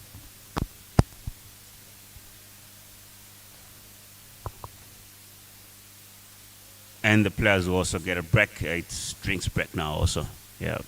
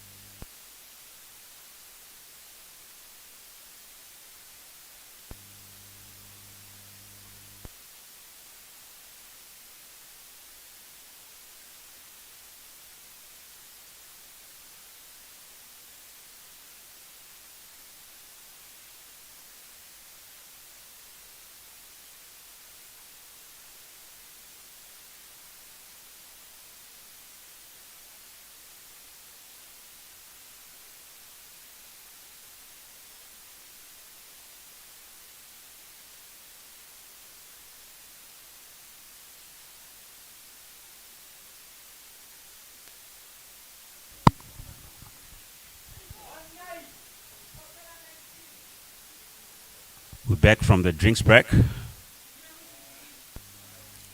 Tino Zimono continuing from the Emmanuel Duba end. Starts a short one. Hits over the boundary and away for 6. Not a very good start by Tino coming off the drinks break there. Very bad ball to start the over. Alistair Frost jumping onto it, hitting way over the boundary for 6.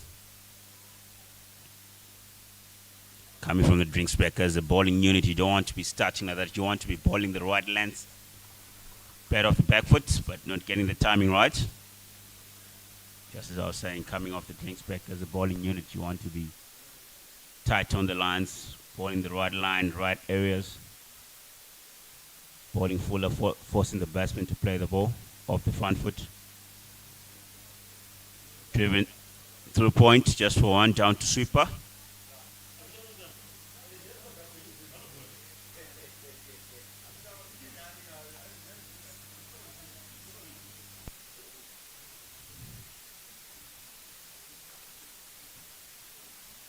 Down the track, but very good change of length there by Tinotenda Zimunu. Just seeing what Bud Evans is trying to do, trying to get him off his length that he's bowling. Cut away, through point. Running away, Tanya Kagumba doing the cleaning up. Only come back for 2. To see a different field set for Brad Evans with a sweeper in. Just in saying that, the sweeper's just gone down. They've changed the field now.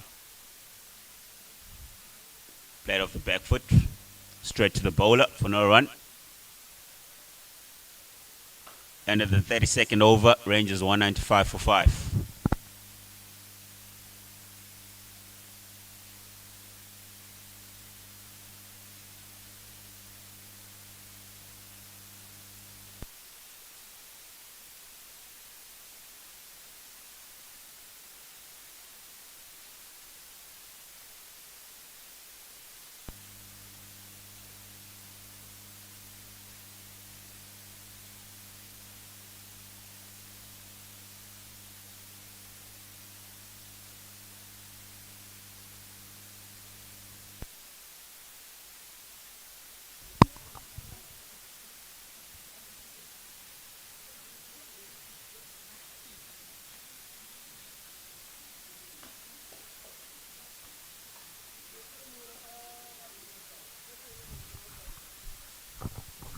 Nyarazo Kagumba continuing from the Elvis Simbazere end. Bowling to Alistair Frost, who's on 15 of 17. Hit over the top, bang! Will sail away for a 6. Very good shot by Alistair Frost there. Rangers coming from the drinks break with a different approach. Trying to up the tempo here. Not a very good start by Tanya off his first ball there. We saw the previous over. Tino not starting well also. Bowling a loose ball to Alistair Frost and he hit it away for 6. And same over here, Tanya Kagumba not starting well. Alistair Frost hitting it for 6. Tried to pull that one, but didn't get himself in a very good position to execute the shot. Was definitely looking for a boundary there, but didn't get himself in the right position to hit the ball through the gap, hitting the field up.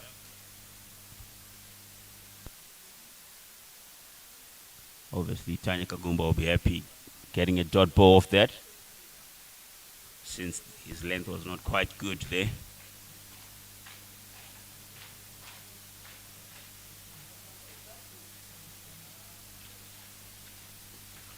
Driven through straight to cover. A bit of a misfield by the fielder at cover there. Enables Alistair Frost and Brad Evans to scamper for a single there. Bringing Brad Evans to strike, who's sitting on 6 of 11 balls.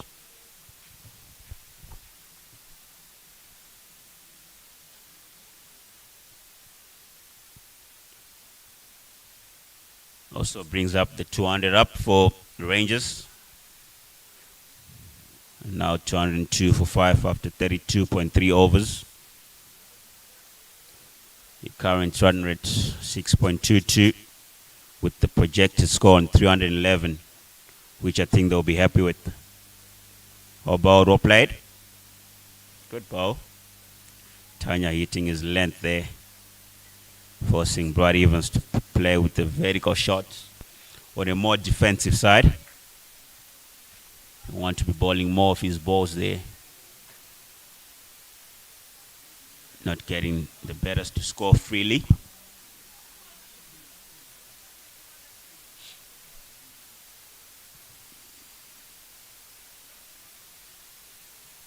lovely day here in Highfields, Takashinga Cricket Club. About well played. Brad Evans just showing us there that I did block that, but probably could have gone across to hit it for a boundary, since it's not quite quick.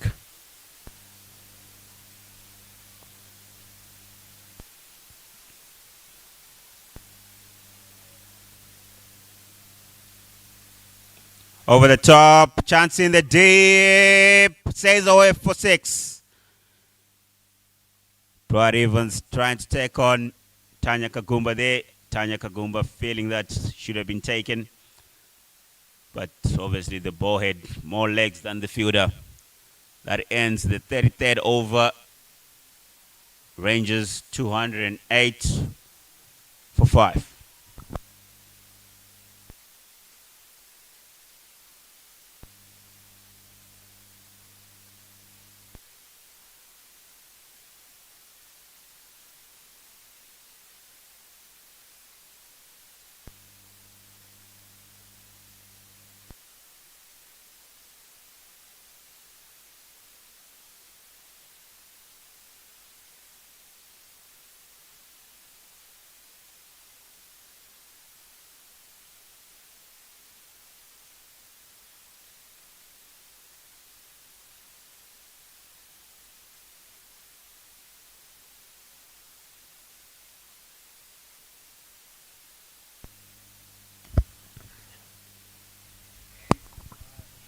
Change of bowling from the Emmanuel Duba end. We haven't seen much of Daishin Ndoro lately. He did open the bowling earlier. He's back in the attack. He's bowled 5 overs so far. He's gone for 33 runs. And crucially for Rangers, he hasn't taken a wicket, and they want to stop him from doing that. And at this stage of the game, you'd rather have a situation where, you know, your big hitters are having a go at him. Tends to be very efficient during the power play. Strangely enough, not many spinners were good at the power play. But I also think that he is also a bit deceptive in the way he bowls. So a lot of people think that they can muscle him over and just do whatever they like with when playing against him. But he tends to become he's just a little bit difficult, isn't he? Yeah, definitely.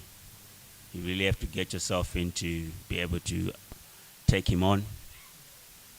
Wide given. Just strain down the leg side there, Daishin Ndoro. You don't want to be giving extras.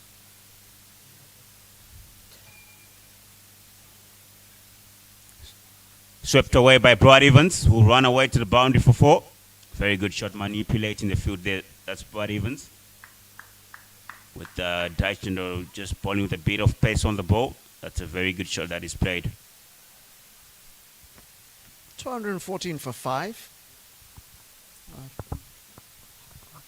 The partnership is already 36 off 30. The best way, of course, to slow down the run rate is always to take a wicket, because what it does is it forces the batter to come in to settle for a bit. I think the crucial wicket here is going to be Brad Evans, because he can suddenly hit big ones and take the game away from you. But for me, if I'm Takashinga 2, I'm worried about that 214 with 16 overs left. At this point, they're going to have to bowl them out. Otherwise, that score gets to about 320, 350. And the ball isn't quite coming onto the bat at the moment. What that means is that it's just going to be a little bit more difficult to bat in the afternoon. And I think we talked to, I think it was Wellington Masakaza yesterday. He says in the afternoon, spin becomes very dominant, and it's got an uneven bounce, so which means that the likes of Mike Frost could have a bit of fun with it in the afternoon. 8 runs off the over. It is 216 for 5.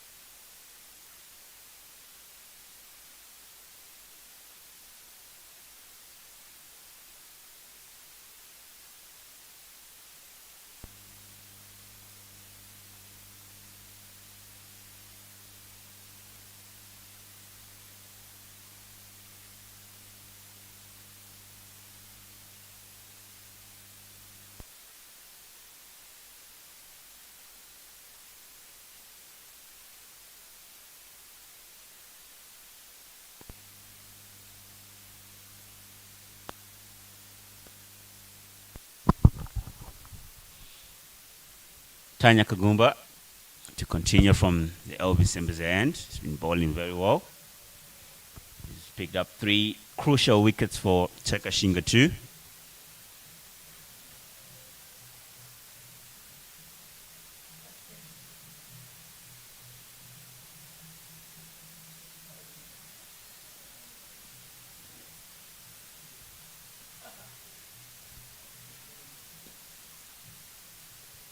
Push down to long on, just for 1. They were looking for 2, but obviously the fielder there was very quick on his feet.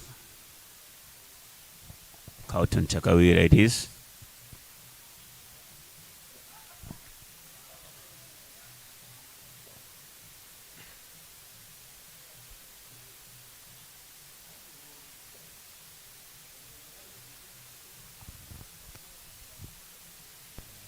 Put away. Oh, that's up in the air.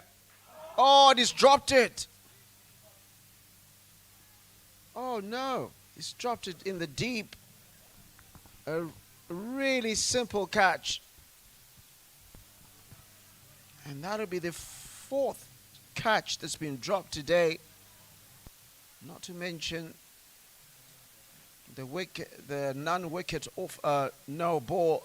Certainly been chances for Takashinga 2. And I guess the difference really isn't going to be how Takashinga 2 bat, it seems. It's going to be how Rangers field, because it's not as if they haven't created the chances, even during that difficult period. Definitely they've created the chances, and Tinashe Nunzi there in the deep will definitely be disappointed with himself. He obviously got himself in a good position to catch it, but obviously looked the ball all the way into the hands. It's generally a very good fielder, but he did put that on down, something which happens in cricket. They say catches win matches, Larry. Yeah, but if you're dropping 5 catches, that's a bit criminal, isn't it? It's all very well to say it happens in cricket. Even the one you say, look, was a difficult catch. Once you get to it, it popped out of his hand. He had it in his hand. So the technique is all wrong. Even on the boundary there, he's trying to catch it with his palm. And so it's not secure. So it's those basics that you got to get right. Yeah, definitely. You always have to get yourself in those good positions to catch the ball. If you're not in a good position, you're always not going to catch it. Simple as that. Driven straight to cover for no run. That will end the 35th over. Rangers 219 for 5.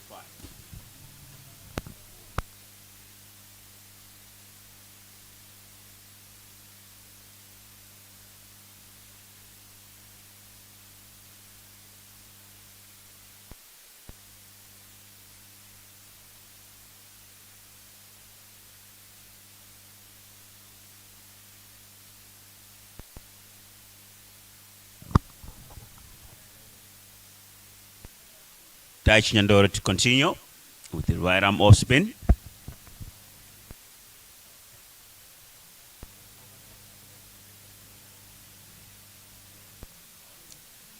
You're talking about the kids practicing yesterday. I should say it's really good for the community, and cricket has actually changed the community and the way guys see cricket now. And when I see kids at a cricket ground playing, training, it's good. It's very good for the community.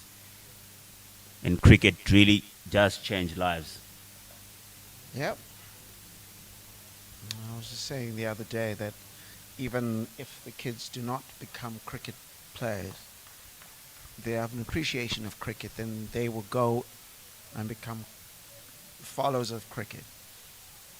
People who watch cricket, they can become administrators, can become just people who, when one day there's need sponsorship for something and they're working in a marketing department, because they were involved in the community, will say, look, I think that this works. And then when they think about the neighborhood they came from, some former school children, now men and women, donating to their old schools. There was a school in Balayo, in Juve, Girls High. And oh, that is one shot that he shouldn't be playing. He's playing them straight off the bat very well, Brad Evans. And then he just tries to reverse sweep that one, and it crashes into the stumps. And what did he go on? Nelson for 5. 222 for 5 after 35.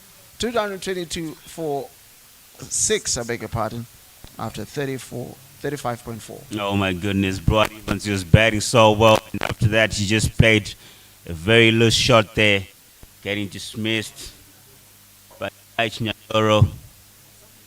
19 off 24 balls. You know, if you're playing nice and straight, no need to play those reverse shots.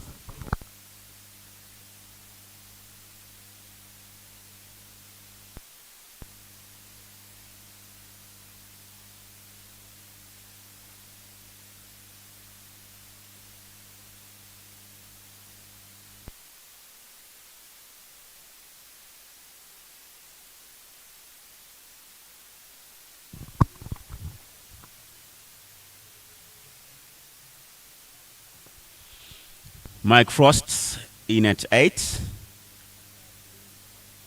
He'll be partnering up with his brother.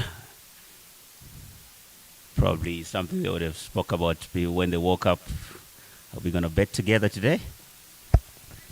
Not on Nelson. Well, it's an opportunity. Well, let's see what they believe in.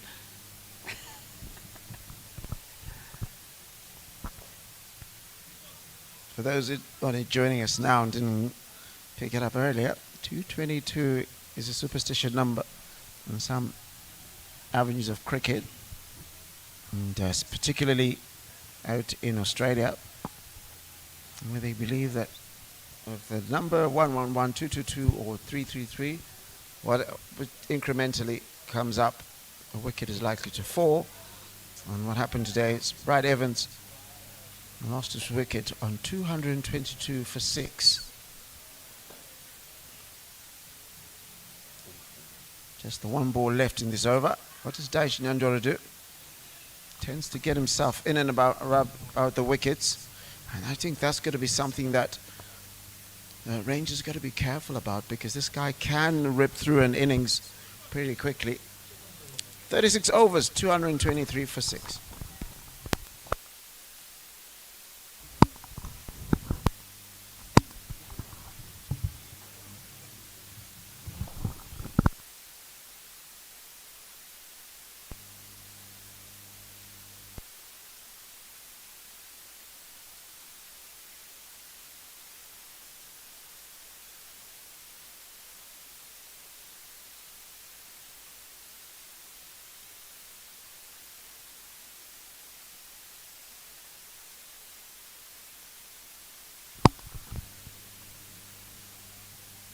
Tanyara Zokagumba continuing into his 8th over. It's bowled well. It's been the pick of the bowler so far, picking up 3 wickets for 34 runs.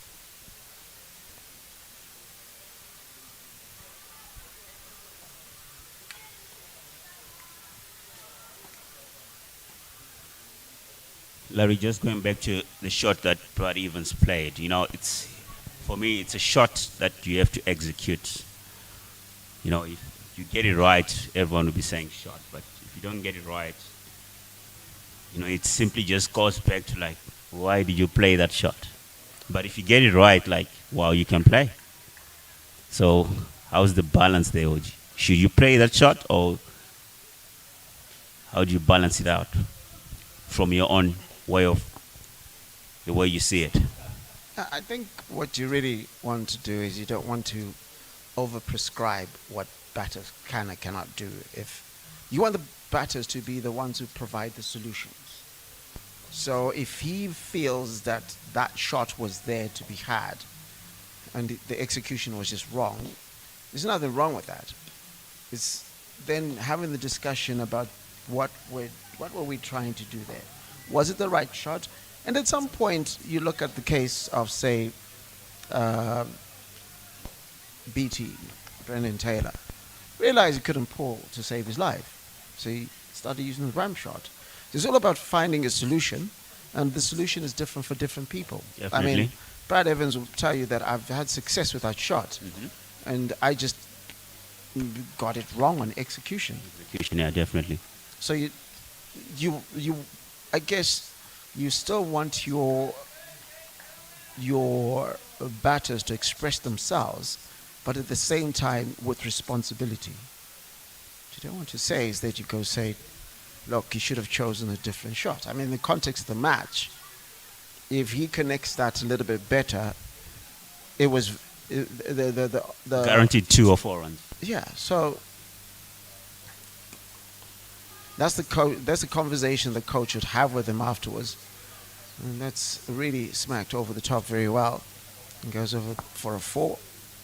At the umpire ducking and diving. And that's what you just want, because ultimately you're not going to bat for him. Definitely. So if it's an execution problem, maybe you sit down and say, okay, how can we execute it better?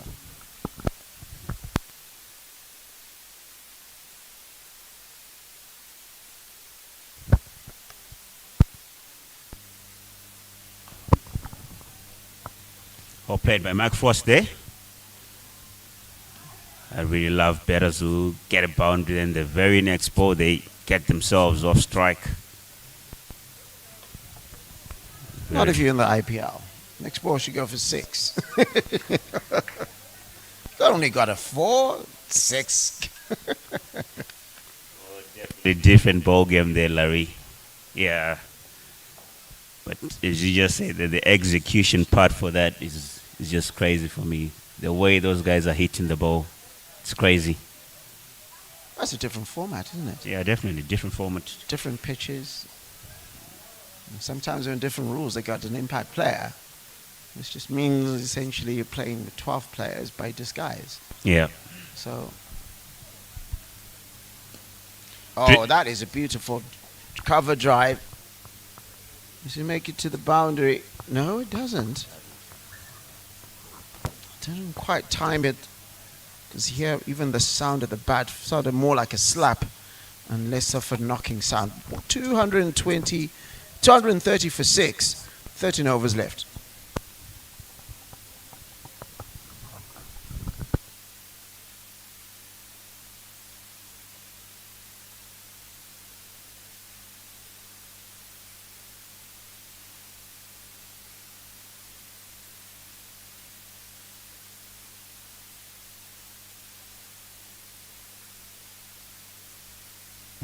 So right about yesterday, we're done with the cricket match, weren't we?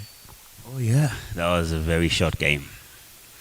Looks like we're going to have a long day out today because you can see people coming through. I spotted Dion Meyer's dad, a couple of other players' dads and mums are here. Try to get some of them onto the broadcast. And also try to get somebody from Takashinga too. Yesterday, we were planning to have one with the general manager for Eagles, under which Harare Metropolitan Cricket Association falls. Just tucked back. And because of the way how early the match ended, we're not able to get him. I'm just going to try and get him on a little bit later today. Certainly during the second innings. That is a false shot, but there's no one in the catching position. Taichi and Ndendoro causing a few problems now.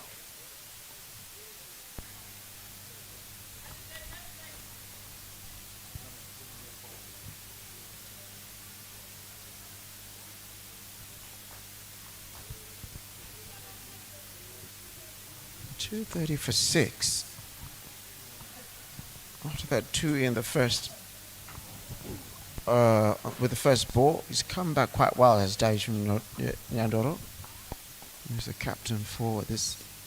Oh, not the captain. Baksin Gopito. He's captained them in previous years as Daichi Nyandoro. Reliable and faithful for this Takashinga 2 side.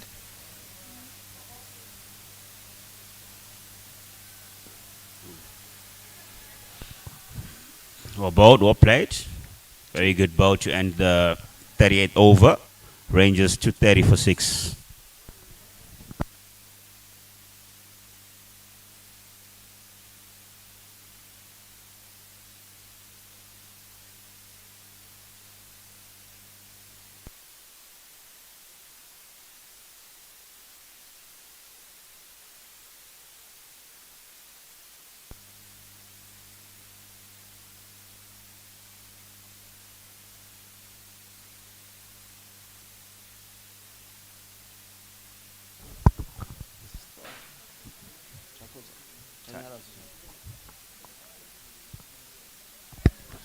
Bowling his 9th over is Tanya Kagumba.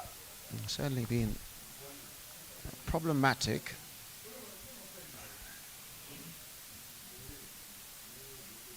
Doesn't quite have any pace to him. He's got... Oh, that is beaten everything. It looks like the outfield is a bit slow. It's not quite getting to the boundary. And that's going to be wides. So, Tanyara Kagumba have to bowl that again. Has done very little wrong so far in this match. Just trying to get that one leg side, overcooked it.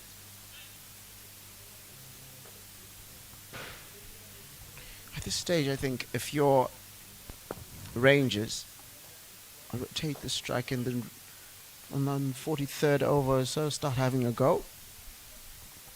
Yeah, definitely, probably. I think the last 5 overs, I guess, they can just try and build a partnership now. Mike Frost and Alistair Frost, and probably the last 5 overs, they start going. Yeah. The last over was a maiden one from Daichi Nyandoro. You don't want to put yourself under too much pressure. You can give that to the fielding side. If they go at the current run rate, they still get to 303. It'll be a difficult one to chase on here. Definitely. Notwithstanding the fact that Takashinga had to drop quite a few catches. So therefore, there is a lot in the wicket for the bowling side if you execute your fielding well. Definitely. Definitely. Execution is the most important thing in the field. You gotta be stopping the singles, having high energies. Chances will always come. If you bowl well, the chances will always come. Pad of the back foot. For no run, straight to cover. Tanya Kagumba bowling warrior after starting the over with the wide. But he's brought himself back in nicely.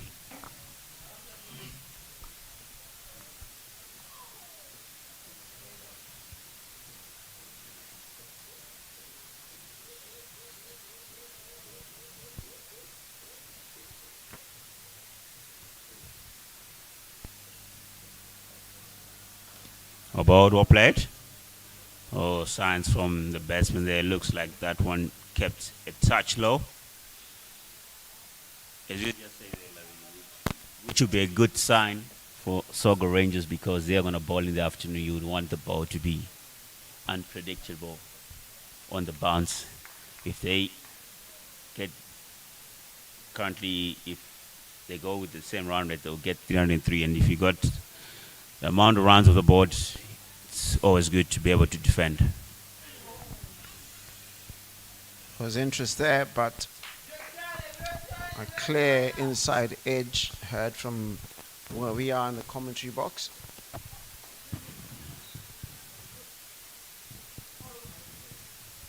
Expecting more of a crowd after the church. You can actually hear the churches from around the area.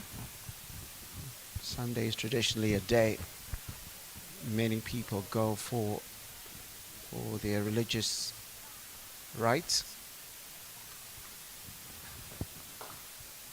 Final ball of the over, and just 2 runs off it, well, 3 runs off it so far.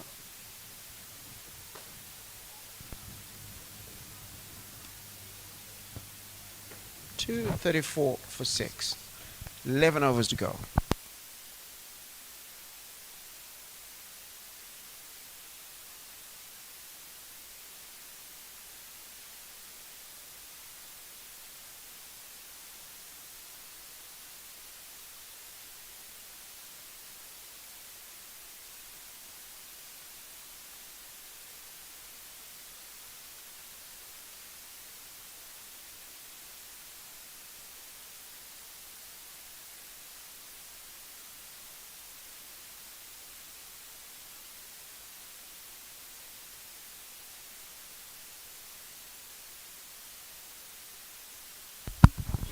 Takashinga continuing from the Imanya Juba end. It's right arm off spin. Bowling his 9th over. It's bowled 1 maiden, gone for 45 runs. He's got 1 wicket to his name.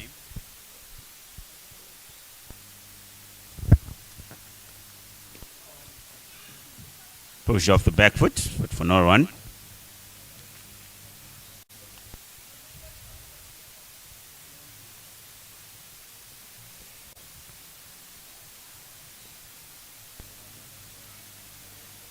Off the pad. For no run again. Clean up by Takashinga at 45. He took a brilliant one earlier, didn't he? And catch. Oh, off The one that Marumani. was high. Yeah, very good catch. He got himself in a very good position. Over his shoulder. Yeah, And the ball went high. a lot of people don't realize how difficult a high ball is. Also, one thing about fielding is you, as much as possible, want to use your instinct. There's a catch. Catches are definitely are easier to make. One you got to think about. It's up in the air. And if it's too high, you start thinking, oh no, everybody's going to know. Everyone's going to be so upset with me if I drop this. And ultimately, everyone gets upset with you. Naturally, if you drop a catch, everyone will be upset. You have to catch the ball. You know, the thing for me, it's so easy to just say you have to catch the ball. It's another maiden over from Takashinga. Pulls the run rate back a bit, but it is the end of the second power play. The score is 234 for 6 after 40. And of course, the second power play, the third power play offers more opportunities. And also just again to thank our streaming partners, that is Bank ABC, Ling Long Tires, as well as Snowflower, without whom we will not be able to bring all these exciting moments of the 2025-2026 Harare Metropolitan Cricket Association League One. Today is the end of the first round of matches for these two sides, as it was for Uhuru and Gladiators yesterday. Your boys are still stuck in the first round. I'm here with 2016 winner of the Vine Cup, as we call it as well, the Harare Metropolitan Cricket Association League One Cup. 2016 winning captain, Kodam Yede. Change from Elvis Mbeze end. Tatenda Chimgoro back into the attack. Left arm seamer.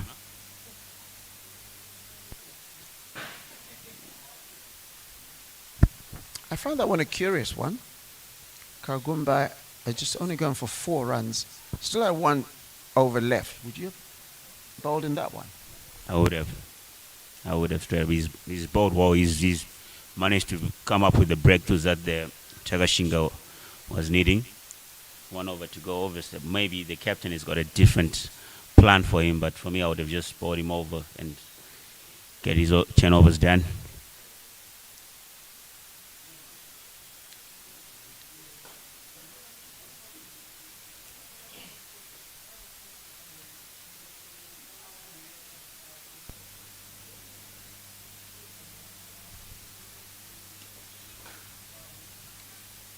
Pass through the covers, just for 1. Sweeper doing the cleanup there. Doesn't look, at least in the case of Alistair Frost, that he does like the ball coming onto the bat.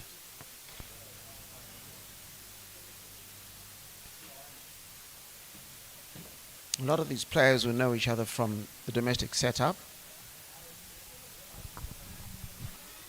I've played this pair at the crease right now, play for Mountaineers. Oh, that's just wonderfully guided. As I say, the lush outfield means it doesn't make it to the boundary. Takashinga, a very exciting prospect. Big hit off the ball as well as opening the bowling for this side. Under 19 World Cup alumnus from this past year. Was playing at this ground just a few months ago for Zimbabwe. And Zimbabwe hosted matches here at Takashinga. That's just been picked off. It's a little bit too short. And a comfortable place for Mike Frost to pick off his hips. And that brings up his second boundary of the match. And moves him to moves him forward to 13 runs. Yeah, a good partnership going on so far. Mike Frost, Alistair Frost, the two brothers. Current partnership 20 of 30 balls. I would definitely be looking to give Rangers a good ending to their allotted 50 overs. Clipped down to fine leg just for one. Rotating the strike nicely there is Alistair Frost. Moves on to 14 of 22 balls. Striking at 63%. If he's still in at the 45th mark over, he'll definitely be looking to up that strike rate.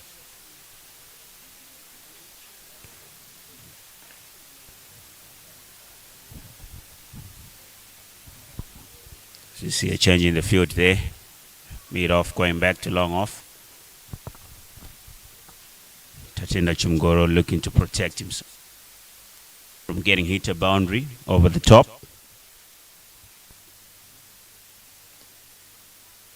Well weighted by Alistair Frost. Hits it down to sweeper. Not a good pickup by the fielder there, Chinotenda Mono. Which ends the 41st over, 245 for 6.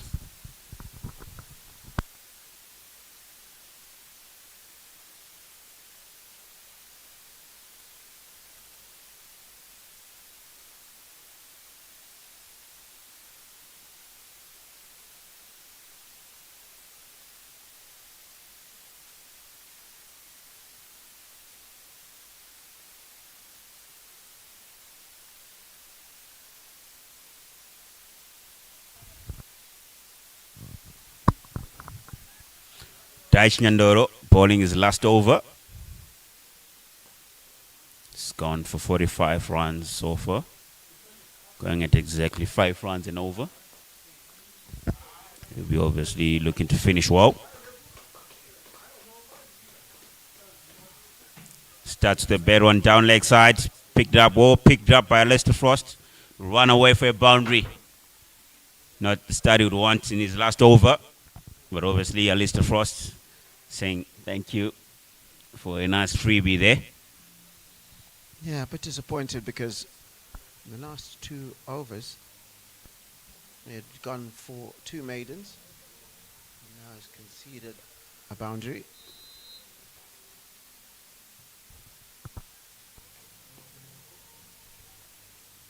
A good comeback. So his final over. Certainly the most potent in the attacking arsenal for this Takashinga 2 side. They'll be looking at him bowing out of this bowling attack with a wicket.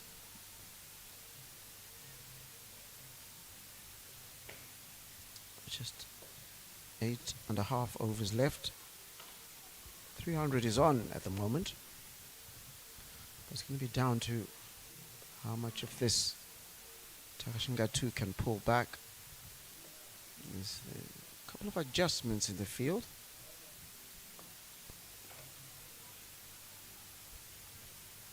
A very quick call, no run.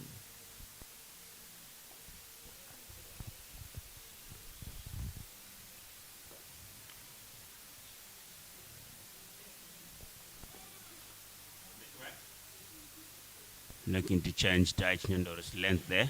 Obviously, back also nicely. Gets another dot. Played off the back foot, straight to point for no run. So ends that over Takashinga and his allocation of wickets. 1 for 49 from his 10 overs. And characteristically low in terms of the number of wickets he got. Tends to get them quite a bunch, but wasn't allowed to impose himself in the power play. It's 249 for 6 after 42. 8 overs to go. It's now going to be how they spread the bowling around, because they've got still got 3 from Carlton Takawira, who's been decent. They've still got that 1 in their locker from Tanya Kagumba. Tunetela Zimun has been expensive. We've still got Takuza Chataira, who's only bowled 5. So they've got something in the arsenal. And by Arsenal, I don't mean that Arsenal. Here we go again.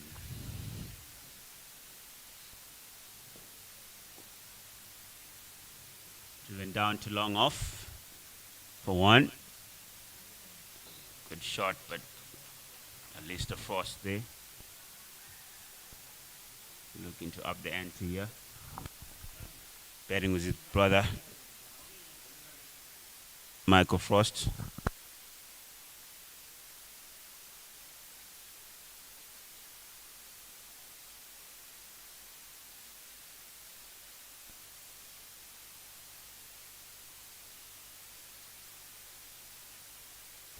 A couple of adjustments to the field. Looks as if there's been some instructions as to what to do.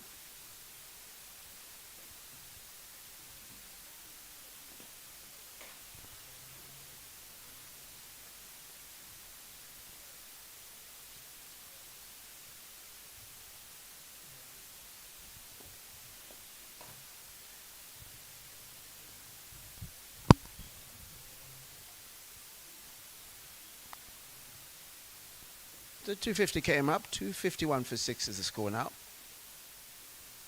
Tatenda Chimgoro. Oh, that is an interesting delivery. A double step from Alistair Frost. Completely misses that. Flies to the keeper. And Tatenda Chimgoro very put him on the afterburners. It does look, as I said, it's got an uneven bounce today. Some will call it at times a tennis ball bounce. And it's chopped it on. Tatenda Chimgoro gets the wicket. And that is the end of Alistair Frost. Looking to accelerate. It's gone for 38 or 43. And he's bowled. It's got to go. Tatenda Chimgoro gets his second wicket. Yeah, definitely. Chimgoro coming to the Takashinga 2. Really looking for Alistair Frost, looking to accelerate. Getting 38 runs off 43 balls with 8.2 overs left. He was looking to just hit that over the boundary, but he didn't get into the right line. Obviously, Chimgoro deceiving him off with the pace there. It looked like it was a slow ball there. Yeah, crucial wicket there. 251 for 7 is the score now. Still a big score in my opinion. As Alex Lyman comes in, he's no slouch with the bat. Tends to hit them and they stay hit. Watched him a couple of times. Also very efficient with the ball. Is it? It's very good. So, Here he's 15 years old. very good experience for him. Future stars. He's got to deal with a couple of experienced bowlers out there.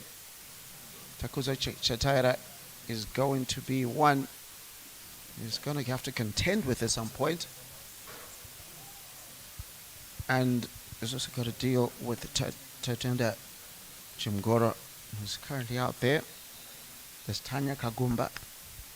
So quite a few that he's going to have to cut his teeth in. Yeah, definitely. But certainly a prospect. Gets off the mark with the good shot off the back foot. And the slice misfield by Tanuro Makone, backward point there. A couple of misfields today.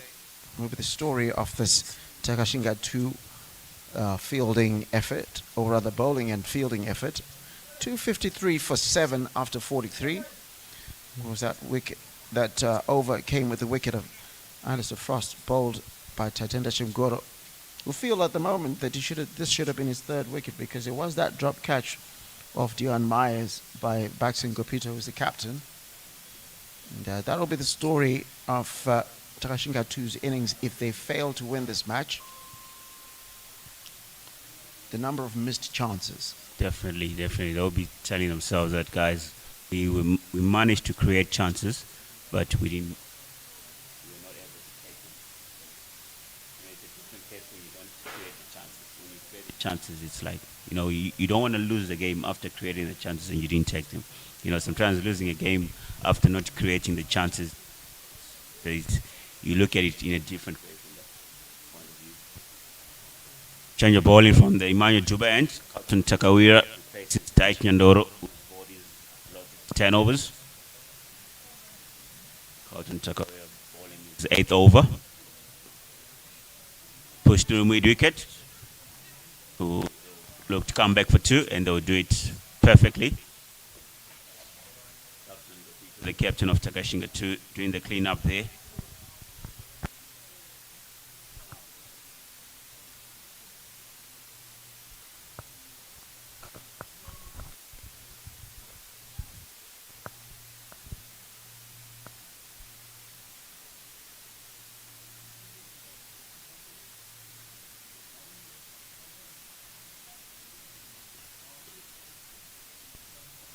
Down the track, Craven stretch long off just for 1. Takuzo Chataira doing the clean up there.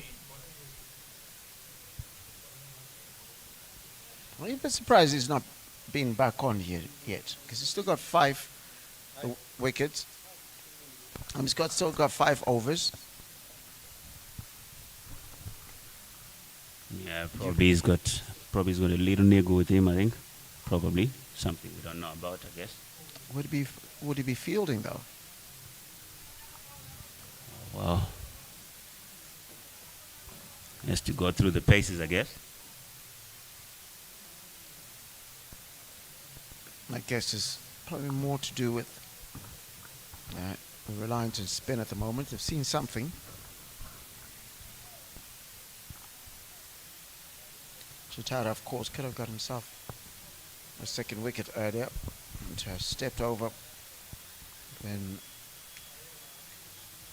the ball crashed into the stumps of the batting of Jonathan Campbell.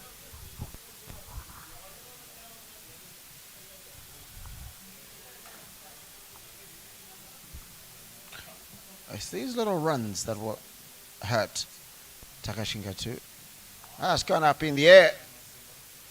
That's going to fall into no man's land. And they're going to... Another indecision around how to collect that ball means they're able to run for 2.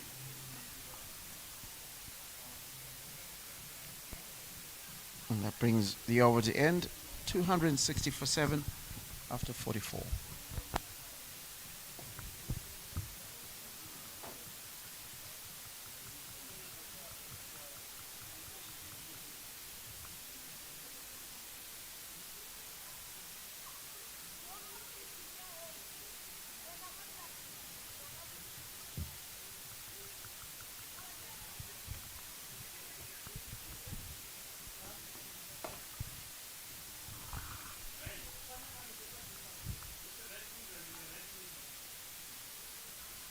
Chimgoro to continue.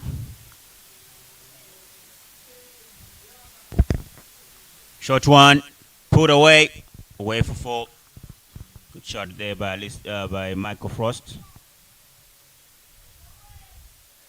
That was asking to be hit, wasn't it? It's going to be a... Is it going to be a no ball? Yeah. Looks like it's no ball. And if you look at the expression when Tenda Chimgoro, he's got the appearance of a person who just lost money.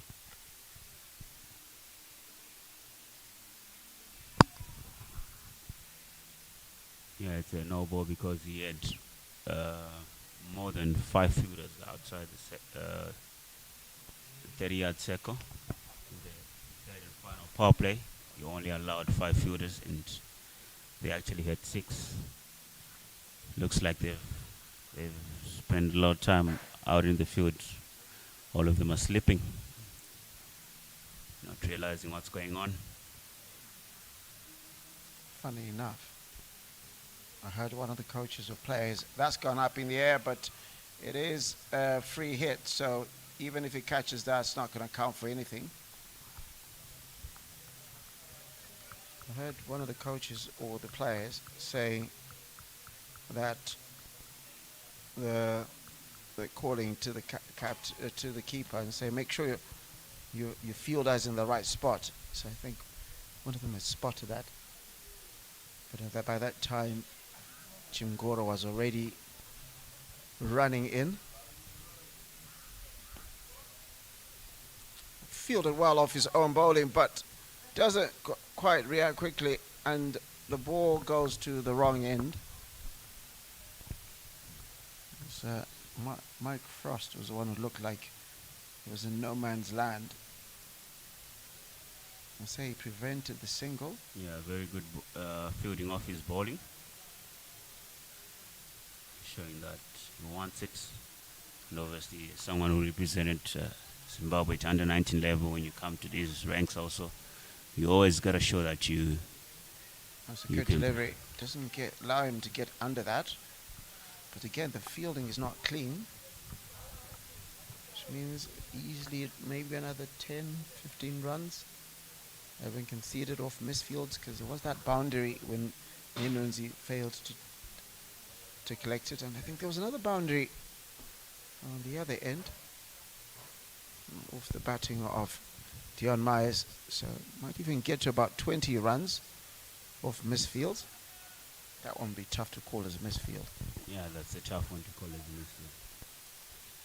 All you can say is we'll try to the bowler. And it's a no ball again. This is something they're going to have to fix. And that one looks like it's a front foot no ball. It's going to be a free hit. So turning out to be a very long over. Well, we can go very. It's just 2 extra balls so far. But there's a chance for Michael Frost to power through one. Oh, that is a beautifully choreographed shot. Just over into a space in which no fielder was placed. And just scooped it onto the leg side. And so he's been punished for that.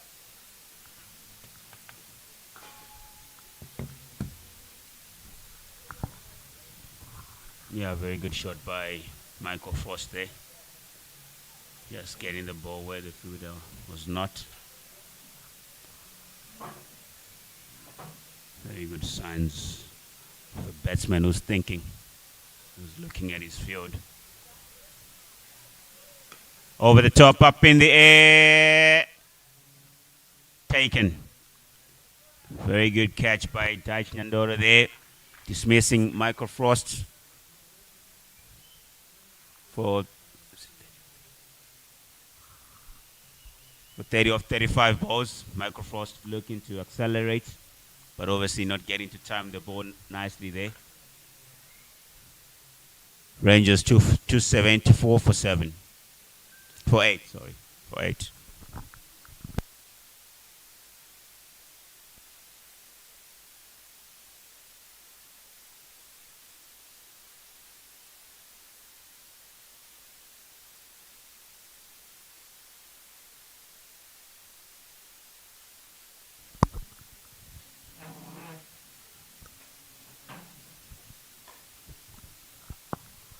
In a 10, Cole Villian, right-handed batter and wicket keeper.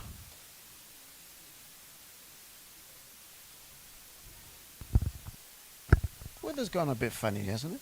It has. Keeps changing. Good shot, but for no run. That ends the 45th over. Rangers 274 for 8.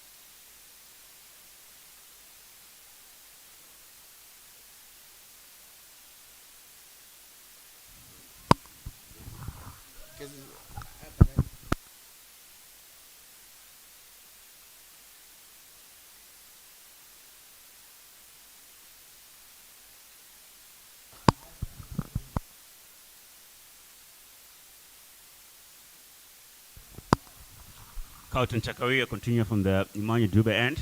This is right arm off spin. Alex Lenman getting off strike there. Playing the shot off the back foot.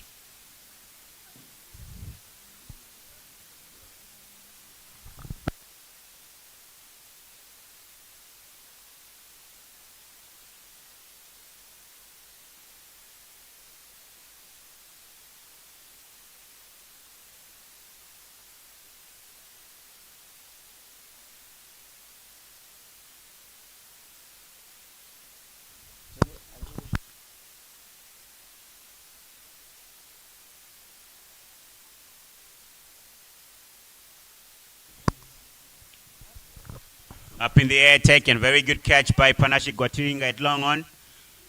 Alex Lenman looking to accelerate the score here, but obviously not getting the timing right. He departs for 7 off 8 balls. Rangers 276 for 9.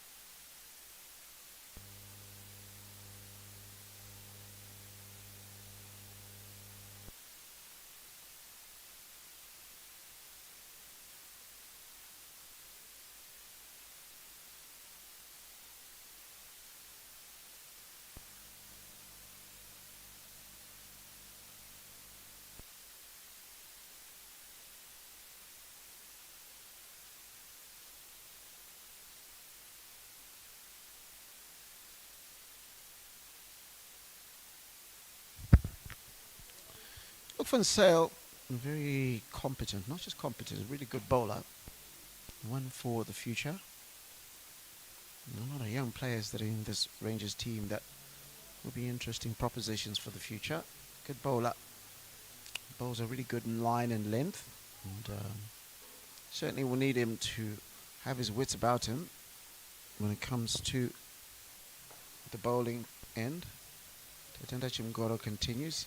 Pick of the bowl has taken 3 wickets, although for an economy of 7. Certainly been cast here as the lead bowler, especially the lead strike bowler. I think I'll go with your proposition around Chataira that there might be something. I don't see any reason why man was one of the most dangerous bowlers you had isn't out there at the moment. Of course, I could speak a little bit too soon and then he's there for the next over. I've been known for that. Yeah. Calling it too early.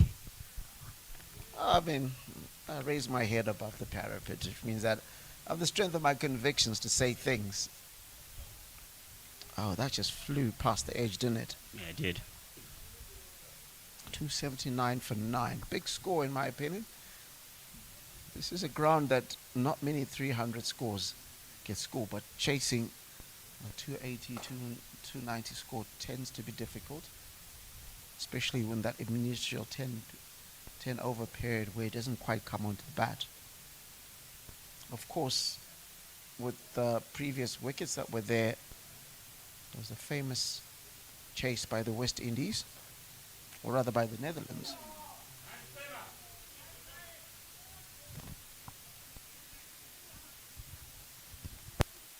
Very good awareness there by Tatinda Chimgoro, looking for a run out. Look for Nzeo, almost being caught off guard there. But very good awareness by Tatinda Chimgoro there.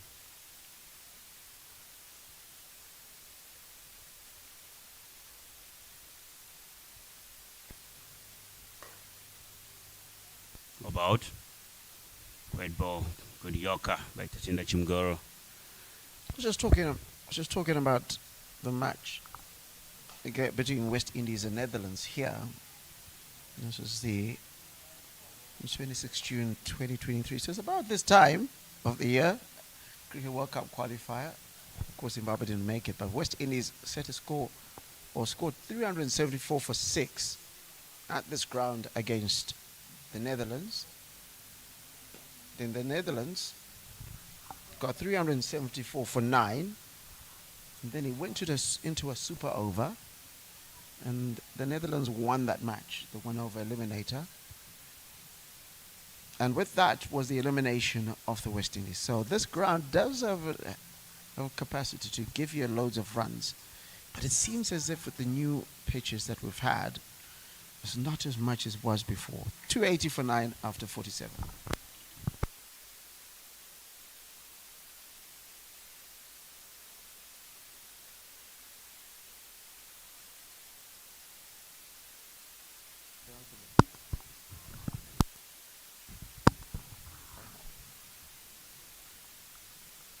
Carlton Takaway to bowl his final over. Right arm off spinner has gone for 58 of his 9 over so far. Lofted up in the air. Won't get to the fielder. Good running in by the fielder there. Larry, as you're saying, it's the wickets here generally, obviously, if you get yourself in as a batsman, there are plenty of runs that can be scored here, but obviously on the bowling side also, it's a wicket that if you hit your line and length nicely, there's something in the wicket, especially for the spinners later on. But for the seamers, obviously, early up, that's where the best chance is. But obviously, if you're a skilled seamer also, you got to be executing your plans well, bowling the slow balls, hitting your hard length. But plenty of runs in these wickets, definitely. It's all about how you bat and how you execute. Up in the air, sails all the way to the boundary for 6. Good shot by Van Zyl there. Taking on Carlton Takawira. Carlton Takawira putting his hands on his head, saying, A little close to a chance, but that sailed away nicely over the boundary. I'll tell you what, there's a coterie of academy players who are sitting in that area. Could have been tonked by the ball there. But, and I've seen one of them, Sam Yambo, has just moved out of the way. I'm not sure if he's expecting more balls to come there or is just moving into the shade. Can't move from the shade to the shade, can you?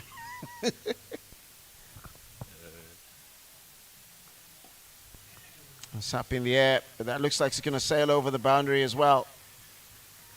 2 big hits from Luke Van Sale, creeping the score ever so much, that much closer to the 300 mark.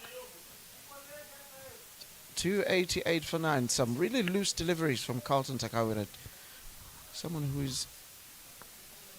expects a lot more of himself. 294 for 9. The big 300 mark is just only 6 runs away. Yeah. And psychologically, that'll be a big one for Rangers. And will be a bit disheartening for... Yeah, it's always good when you get runs on the board. Oh, and he's bought him.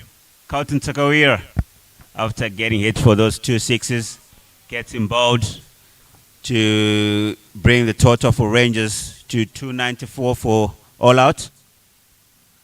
As we go through the betting card there, Jared Basson getting 44, Dion Ma 69 of 68, Alistair Frost 38 of 43, Michael Frost 30 of 35. Yeah, absolutely. Titan Ashim Goro taking 3 for 64, 3 for 45 from Tanya Kagumba, then 1 for 26 from Takuza Chitaira, 1 for 49 from Daichi Nyandoro, 158 from Carlton Takawira, and 48 overs is what it took to bowl them up for 294. Before we get to the break, how do you chase this or how do you defend it? Obviously, starting with the first one, you asked how do you chase it. Obviously, you're looking to negotiate the first 10 overs when the ball is still new, and you got to look to have 2 or 3 good, very, very good partnerships, and you got to have someone to score a big one. It's 294 on the board, so you definitely need someone to get a big 100. If you're not going to get anyone to get a big 100, you're going to need 2 or 3 very, very good partnerships. And obviously, defending it, you just got to bowl the right areas, take early wickets, crucial wickets, and you'll be in to win the game. And of course, if you're the fielding side, take your catches, because that's one thing that Takashinga 2 failed to do with enough consistency, and also a couple of missed fields. So just tighten up the fielding, and I think the score probably should have been a 250. That turned out to 294. But nonetheless, this target is 295 here at Takashinga Cricket Club. And just to thank, before we take our 30-minute break and when we come back with the play, we thank our partners, that is Bank ABC, as well as Linglong Tires and Snowflower. My name is Larry Kwidirai. I'm here with Kudam Nyede. We'll be back in 30 minutes for the chase.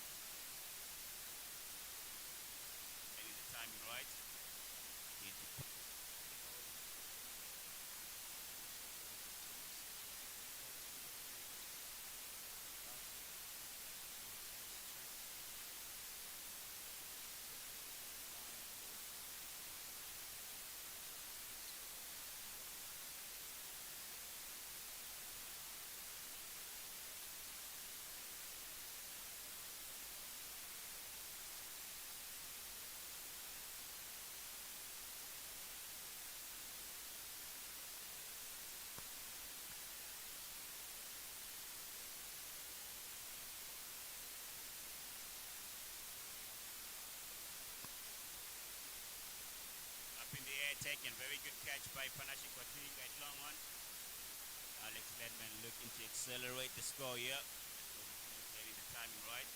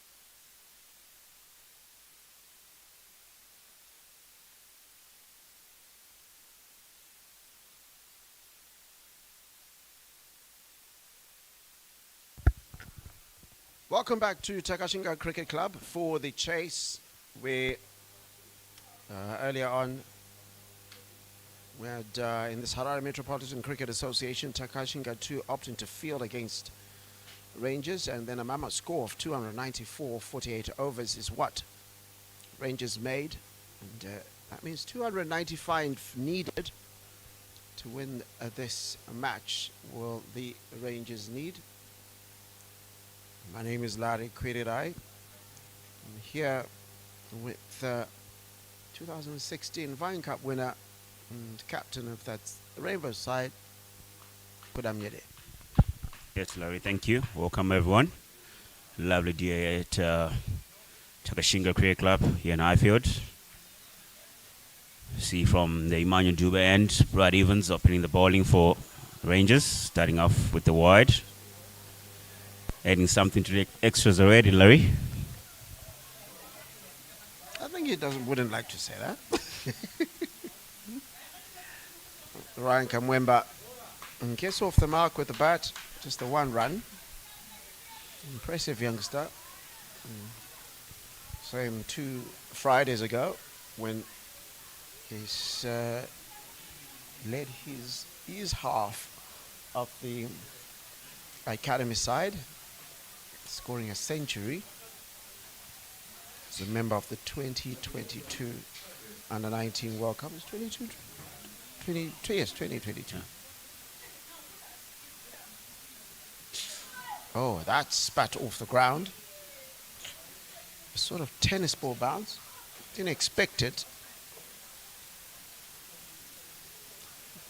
So when you hit a player like that, I see that the bowler gives a stare down, and then you see the batter acts like not really feeling it. But are you actually thinking, I'm happy I hit you, if you're the bowler? Or are you the one who tended to get hit? Yeah, obviously, as a bowler, you'll be like, yeah, I got that into you. But obviously, as a batsman, you don't want to like show that, hey, I'm in pain here. Because obviously, it's a battlefield. When you cross the boundaries, I said earlier, these guys are already in a battlefield. So, you just got to be able to stand your ground as the batsman. You've got a score to chase here. Takashinga 2 need 295 runs to win. They'll need someone to bat long. And the crease now, Tanuru Makoni and Ryan Kongwemba. They'll be looking to have a very good partnership. Inside edge, square leg for no run. Is there a point as the bowler you feel sorry for him that you hit him? Well, yeah, obviously you don't want to hurt someone.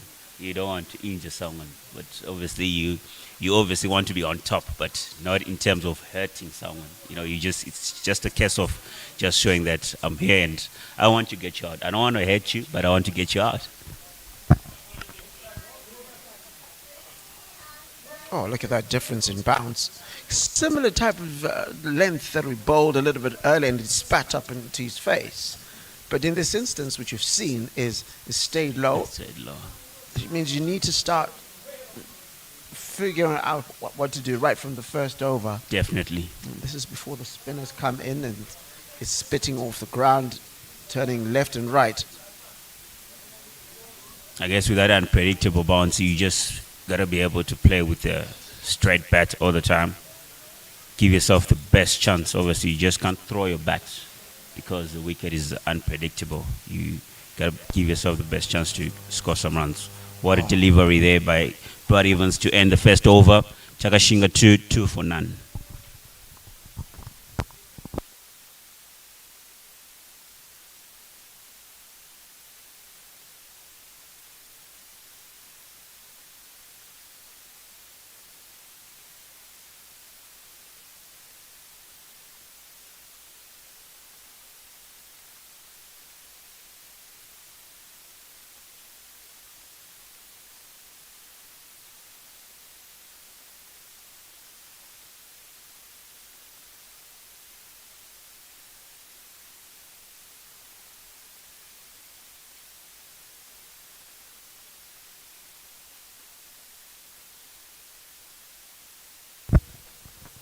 Dion Myers to open the bowling from the Sembezea end.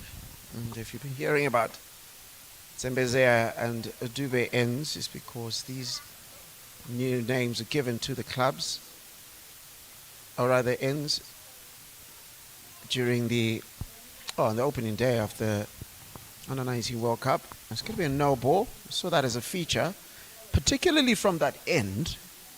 Takuta Chataira was struggling with the no balls, and he also had an issue with Chimgoro.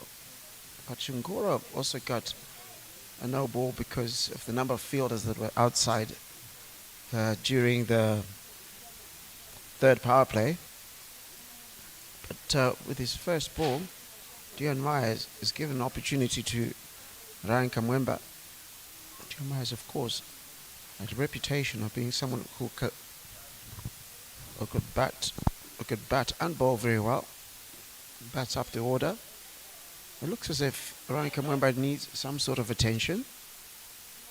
There's some concern there from Brian Bennett. Just having a look at it and see if he's okay. He keeps pointing towards his helmet.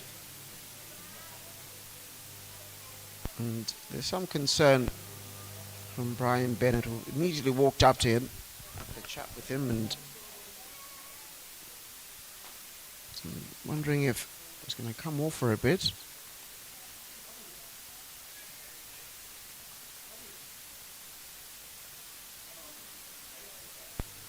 He's going to retire her for a bit. Well, Ryan Kamwemba, certainly hoping he'll be fine. And key player for Takashinga too.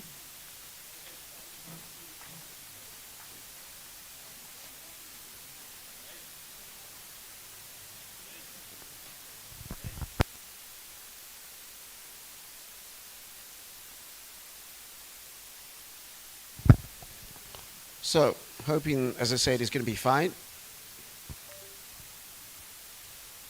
And still a no ball. And coming in to face it is Tinashe Nunzi. He's got some making up to do. Drop catch, miss fields. Yeah, definitely he needs to hit some runs for Takashinga 2 here today. It's unusually dark today at Takashinga. He used to just have the sun out. Well bowled.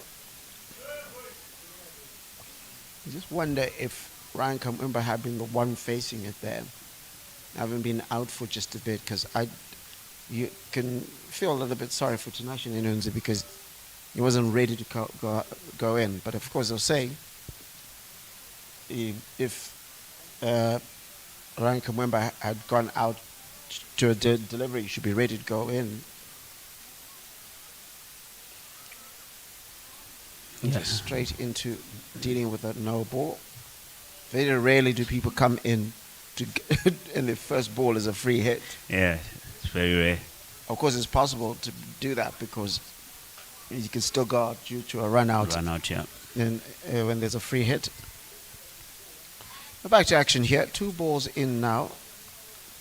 Dion Myers just the no ball. And then a leg by. In between that is Ryan Kamwemba retiring hurt. Certainly hoping that he'll be fine.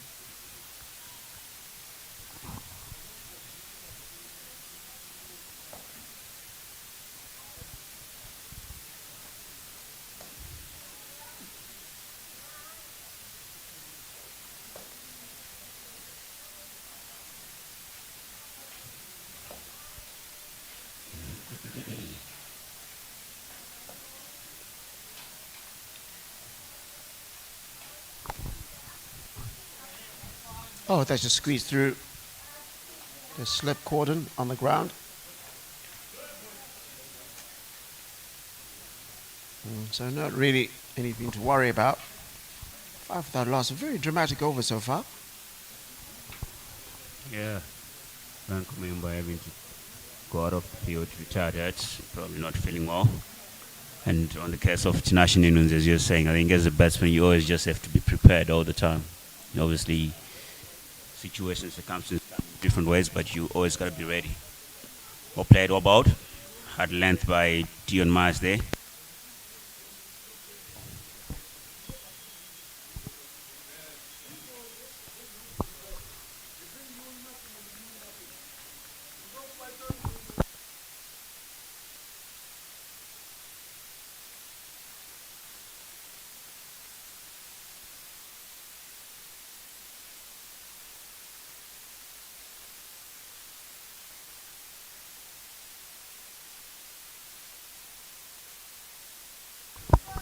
About very good ball by John Mars, left alone by Tinashe Nunzi. Good bounce there, as you can see, John Mars hitting his length nicely. I'd have seen Brad Evans getting odd one just skipping low.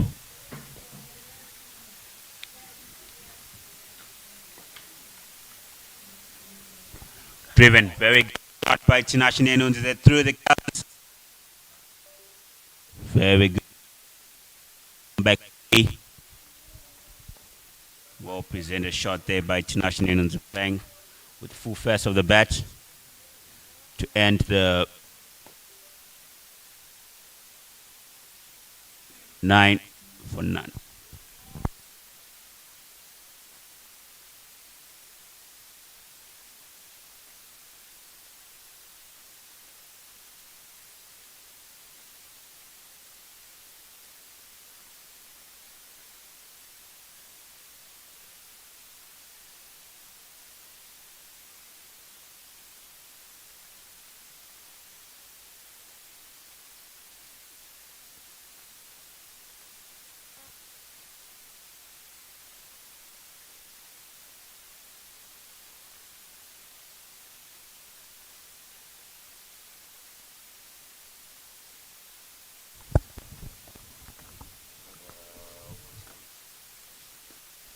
About all played. Brad Evans continuing from the Emmanuel Duba end, hitting a very nice length there, forcing the batter to be on the defensive, which is something you want to always as a bowler, always forcing the batsman to defend. Most of your balls will highly give you an opportunity of getting him out. About shopping away from the right-handed batsman Tinashe Nunzi, but even getting some shape there.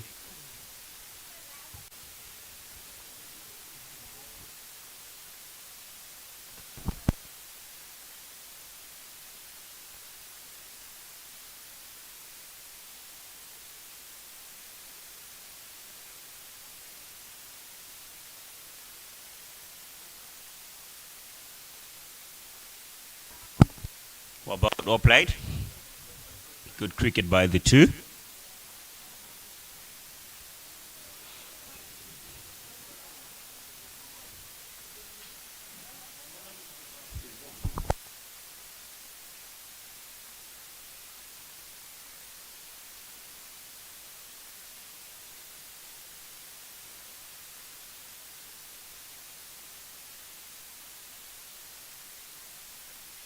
Well played.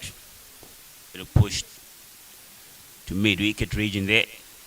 Just getting one run. Tinashe spend time at the crease, attaching the strike, having the solid defense intact. Bradley Evans from the Emmanuel Duba end into his second over.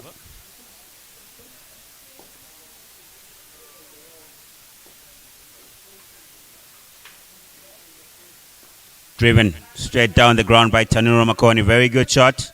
Good looking shot there by Tanu. Very attacking field by Bradley Evans. Not having a mid on there. Bit of a test field setup here. One guy just hanging on mid wicket there. 3 slips in the gully. Very attacking by Bradley Evans.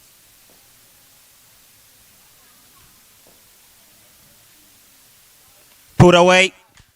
Will run away to the boundary. Doesn't look like it's got enough legs to get to the boundary. They only come back for 3, but very good shot by Tanuro Makoni. Very good pull shot off the back foot. Yeah, but a bit too aerial with that one, because that is almost a vacant area to hit it into.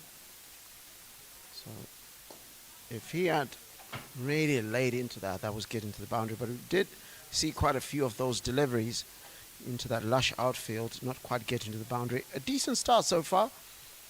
The required rate is just was just under 6 before we started. You know, they're 15 after 3 overs. The 280 from 282 balls. And I always talk about, and I'm sure you can add to this from your experience, that you have to, as DMI continues here, by the way. Oh, that's a good take there from Cole Villian, who's the keeper for today, but it's going to be a wide. That you've got to break them into little chunks, isn't it? Because if you start thinking about 280 runs, a long way. You just have to break it down and build partnership, build blocks. You got to take it stage by stage. Got to look at the first 10 overs, negotiate the swing, and obviously take it block by block all the time.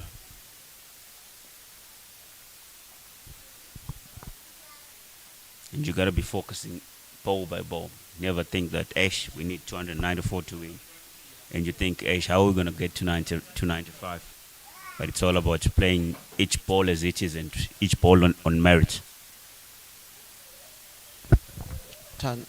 Makoni does take quite a few walks, the ones we were talking about earlier. Just going to get this clarity. Yeah, clearing the mind. Oh, that's got into his midriff. The second time he's been hit by the ball in this match. Also not quite as devilish as the other one. This one didn't quite surprise him. Yep. The other one did hit into the ground rather,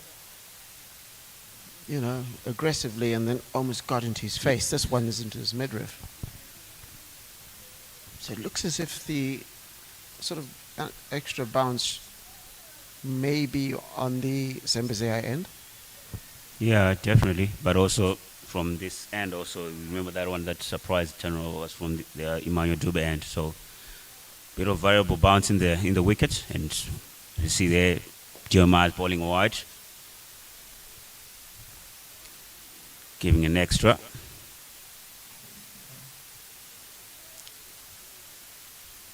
Definitely not a good follow-up by John Miles after hitting Tanuro Makoni in the midriff there. You definitely want to come back with a very good ball on a good length, good line, testing him to come forward. I have to say, you do have too much of a fascination in people getting hit by the ball. Didn't quite get onto it. Certainly was a chance to sort of hit, if he hits it a little bit straighter, yeah. To the boundary, but as it stands, it just goes to mid-wicket and sends it back sharply.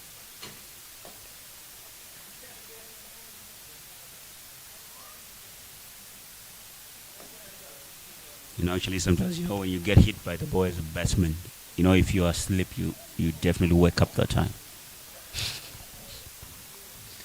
What do you mean you sleep? You can't sleep at the crease. Okay.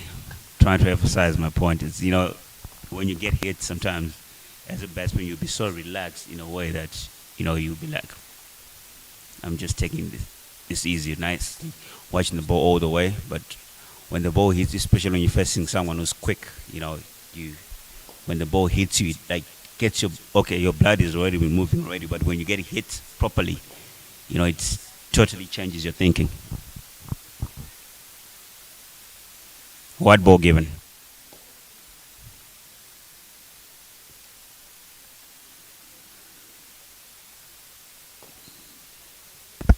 I'm struggling a bit there, especially maintaining his his line. Not much wrong with his length. It's just trying to get it to be a little bit straighter. Or at least if it moves, not to go outside the boundary. I had a chat there with, oh, that just beats an edge. You probably needs to get it somewhere there. He's been trying to bowl that ball over and over again in this over. Definitely. Just That time he missing it. definitely gets it right. That's where he's looking to bowl most of his balls.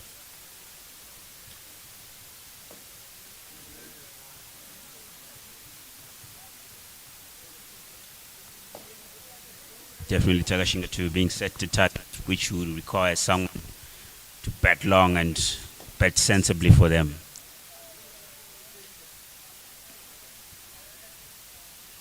Well negotiated. And that brings the over to the end. It's 3 wides and a single. It's 19 without loss after 4. Just to tell you around the 15th over, something to look forward to. We're going to have a chat with Dion Meyer's dad, who's going to be joining us. It's Jonathan Campbell. Is it? Yeah. Yes, Jonathan Campbell.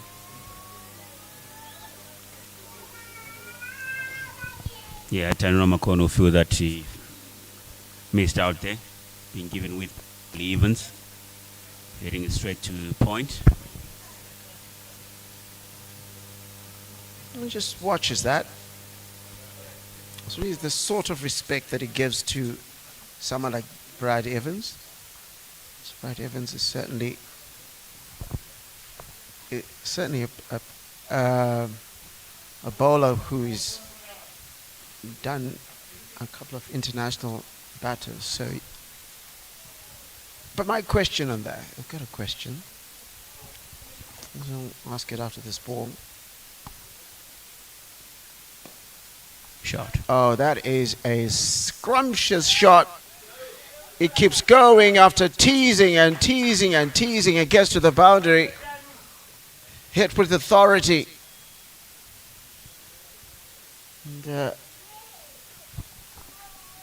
that just a kind of shot that you want your opening batter to be playing right at the top of the order, because he needs to impose himself on this innings. Tanun Ramakoni tends to be a batter who bides his time, but there just isn't time in this match, is there? Oh, that is a good comeback from Brad Evans. So I was going to ask a question. Is there sometimes a tendency by some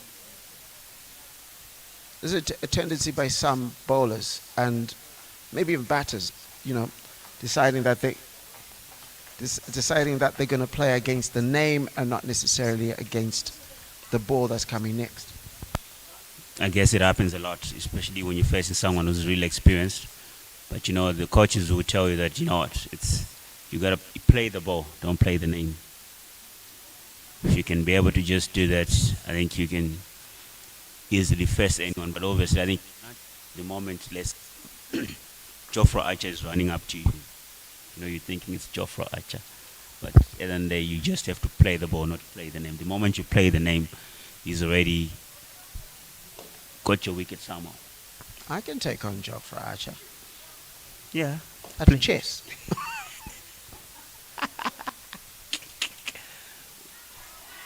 Oh, there's a big question being asked there. The umpire looks as if, has that been given? No. Okay, there was just no activity there. Okay, it's just coming together. So, at the end of the 5th over, it's 23 without loss. Tanan Rabakoni on 11 and Tinashe Nenunzi on 4.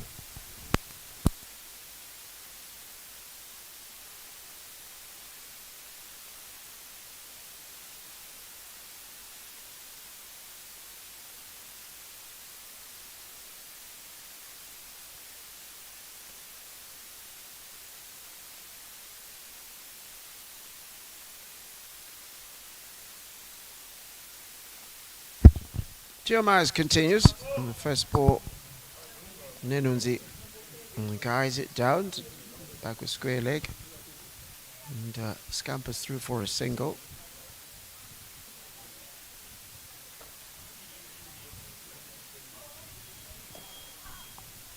Yeah, Takashinga 2 definitely need this 2 to bet for at least the next 10 overs to give them a good start they are looking for. 24 none after 5.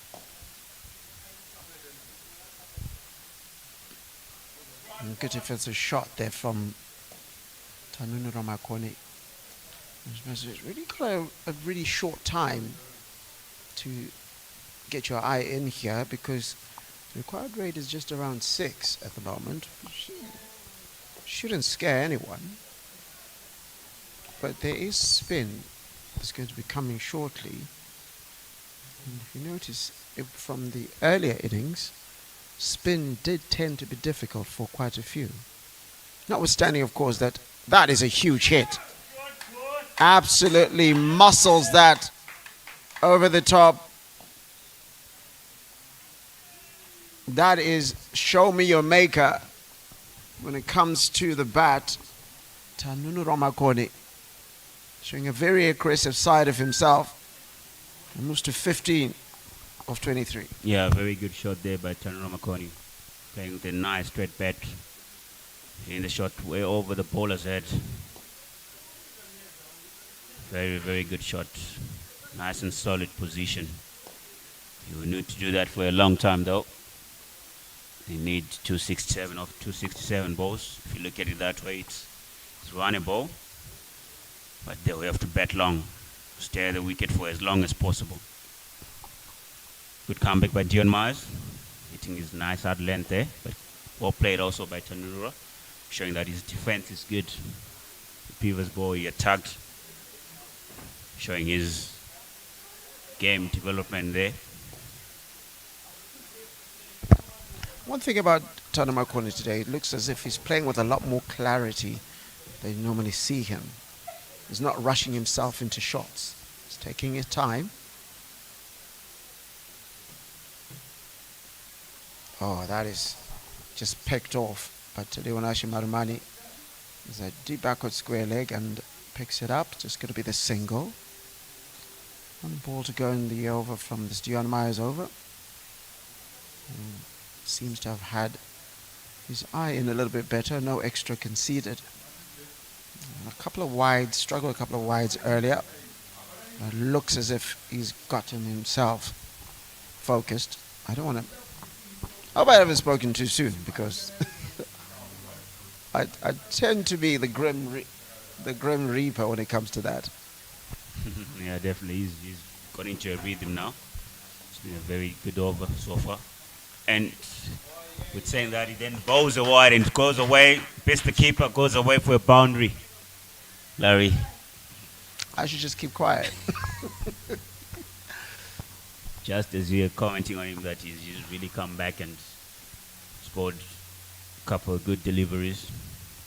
Failing to end his over nicely there. You have to re-bowl that one. And there's going to be 5 runs added to the total.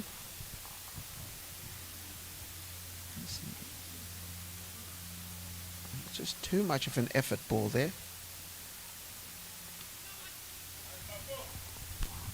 So essentially, that extra ball resulted in 6 runs because there's 5 for the wide and that one.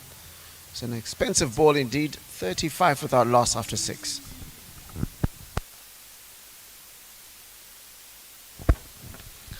Of course, if your Rangers, you're not too worried about this because there were long periods in which Takashinga 2 went without taking a wicket, and then when they got the breakthrough, then they got it. So would that be what they talk about and say you trust your processes in that?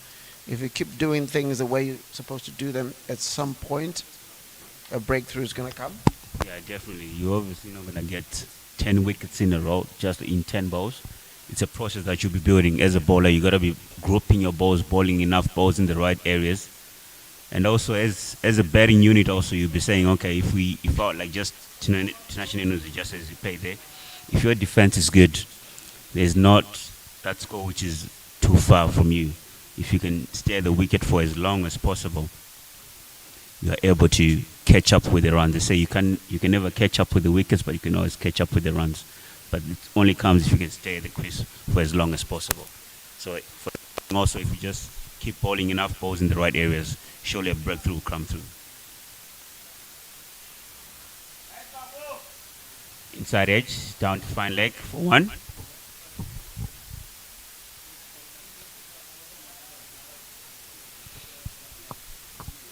Boy, it was a different story yesterday, Larry. Gladiators got 4 wickets in one over. It will not always be light.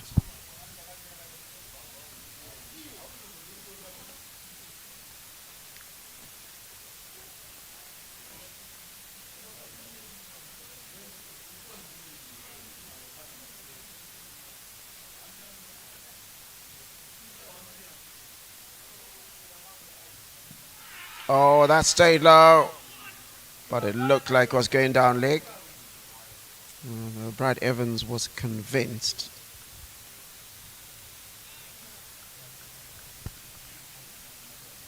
Stays up there for a bit. Had a shout in the previous over, felt that there was an edge not given. And in this instance, once it wrapped the pads, he went up. Umpire not interested.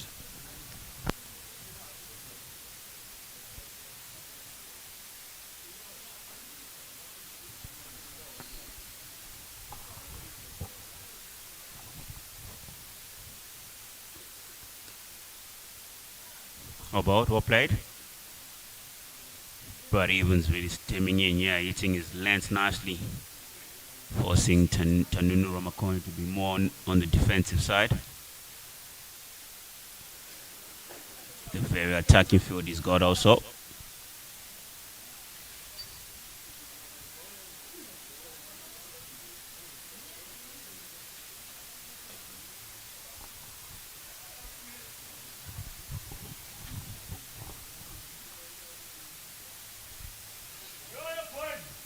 Off the tie pad, just for 1 down to fine leg.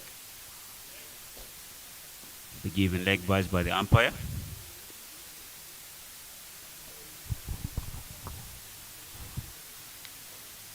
Current partnership, 33 of 34 balls. Takashinga too definitely need these guys to bat for as long as they can for them to have a better chance of winning this game. Well bowled, well played. End of the 7th over, 37 without loss. As we getting our teeth sunk into this chase.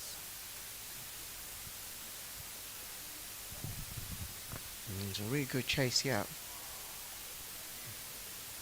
294. 295 is a lot on many grounds. It's quite a bit on this one as well.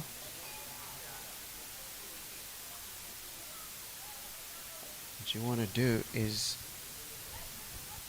got to control. What it decides, I wouldn't say there's anyone who's controlled the innings so far. I think it's evenly poised after 7 overs. Definitely it is evenly poised, Larry. John Mars continue from the Elvis Mbeze end. Attempted pull by Tanuru Makoni, but didn't quite get into the line. Going under his bat there. From the expression he's giving there, look, he's telling himself that I really, really missed out there. The ball was there for the taking.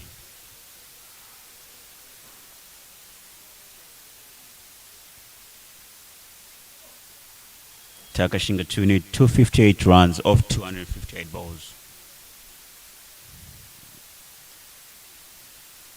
Tempted pull again.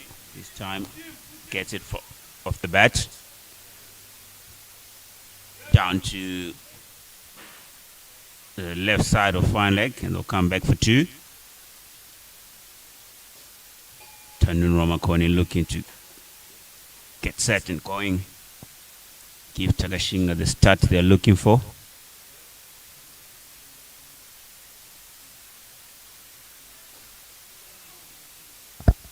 Where's the chest bowler in the squad? Chest batter, I beg your pardon. Oh, that's gone through. unlucky for the keeper. And I have to say, it's going to be given as buys. Some extras here being added to the total.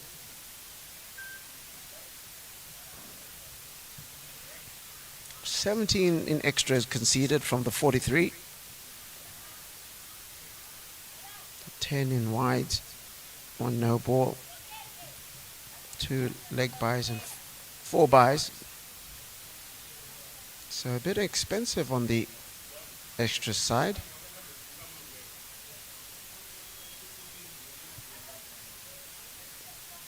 In fact, it's so consequential.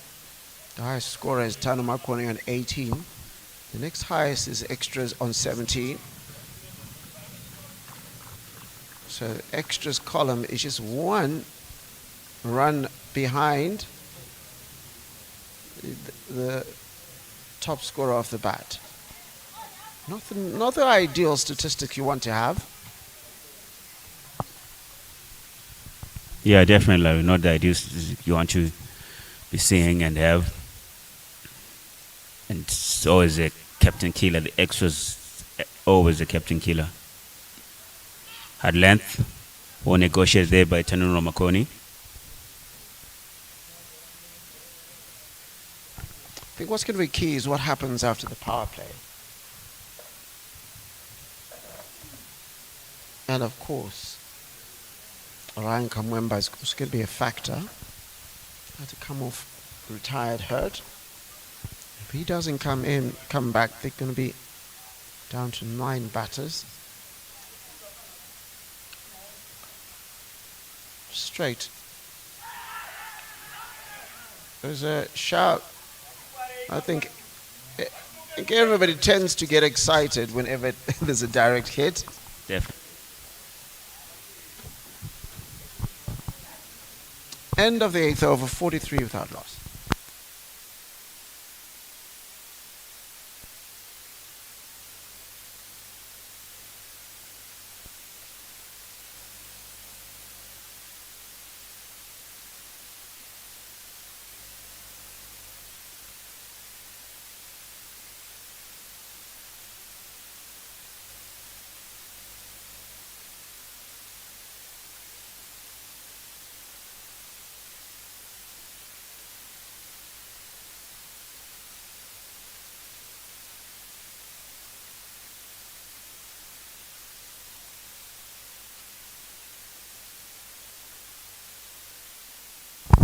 Brad Evans from the Emmanuel Juba end, hitting a nice length, forcing Nenunzi on a defensive mode there. Brad Evans bowling his 5th over. It's gone for 13 runs so far, going at an economy rate of 3.2.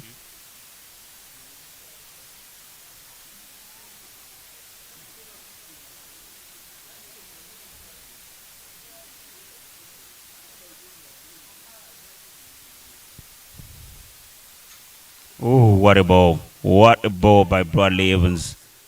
Shipping away from the right-hand batsman, hitting a nice length, forcing the batsman to come forward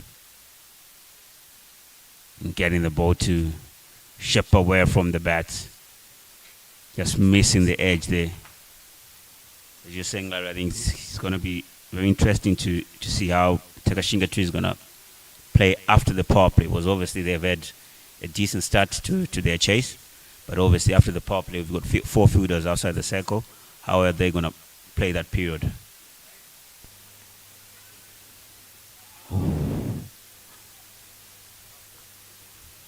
Quick running in between the wickets, and from the expressions, or at least the responses from the Rangers boys, thought there might be a chance of a run out there.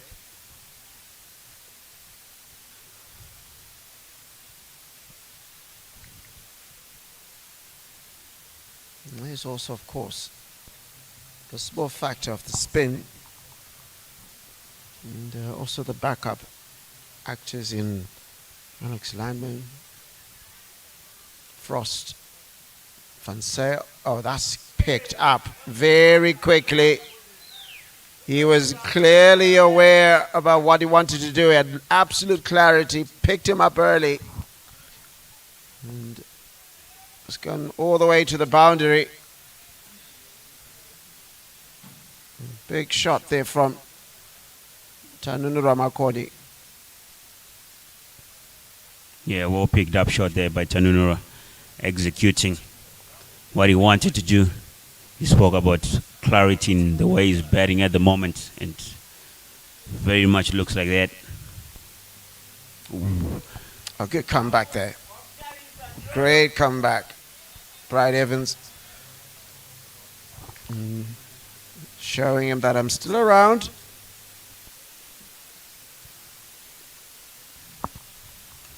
.22 of 36. 48 runs on the board. 1 ball to go in the over.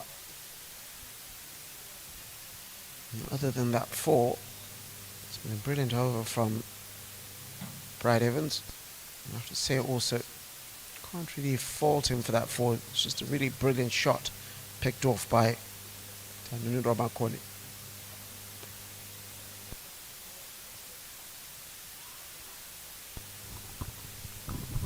Slow one into the surface. Ball negotiated there by Tanuro Makoni. That will end the 9th over. 49 for no loss. Takashinga 2.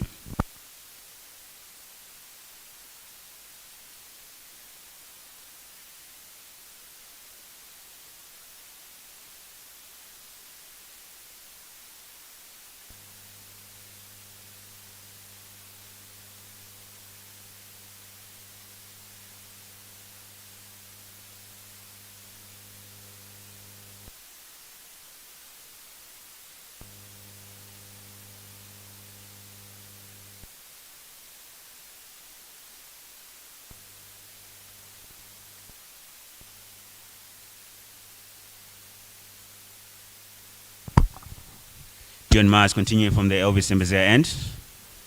Well nudged around the corner there by Tanuno Makoni, rotating the strike nicely, and we've seen the execution of his power shots also.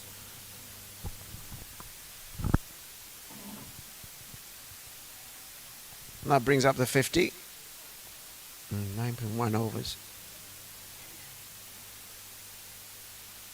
5 more balls to the end of the power play. And then it probably gets a bit more interesting because we have more boundary riders. That means, oh, that just beats the edge.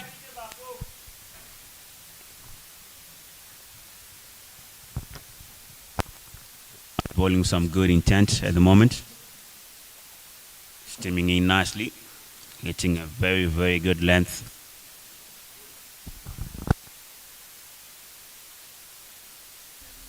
Getting the ball to go through to the keeper, which is a pleasant sign always as a seamer.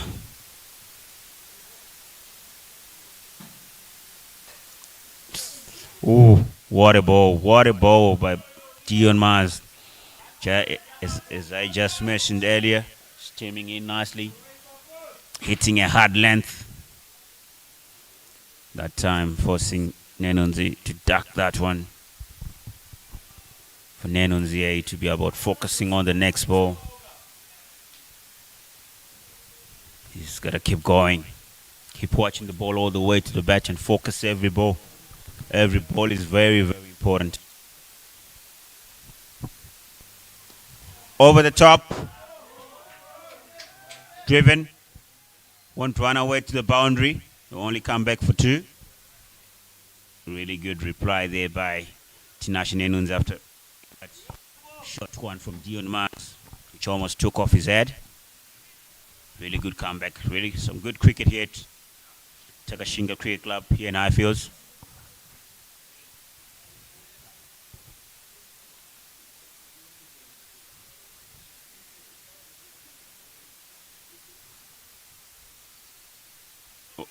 Oh, off the edge, run away to the boundary.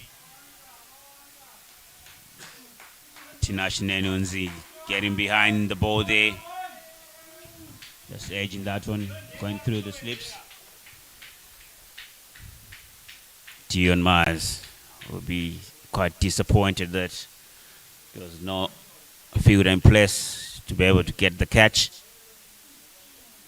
But obviously you'll be excited that he's able to get the edge of Nenunzi. And he keeps coming. Put away. And run away for 4. Been a very, very productive over for Takashinga. Tinashe Nenunzi there, pouncing on Dion Mars. That'll bring the score to 60 for no loss after 10 overs. In the perfect position, they find themselves 6 and over at the end of the 10th over. The required rate at the beginning was just under 6. So they'll find themselves, I believe that they're in a good place. And I think Luke Van Zyl is the one about to come now to have a bowl. No, it's still Brad Evans. Now bowling with the protection. It looks like he's still got a very attacking field. And let's just gently push that. It's going to be the single. Again, thank you very much to Bank ABC, Linglong Tyres, as well as Snowflower for being partners to this broadcast across the world, available on Harare Metro Cricket YouTube channel and simultaneously on the Harare Metropolitan Cricket Association Facebook page.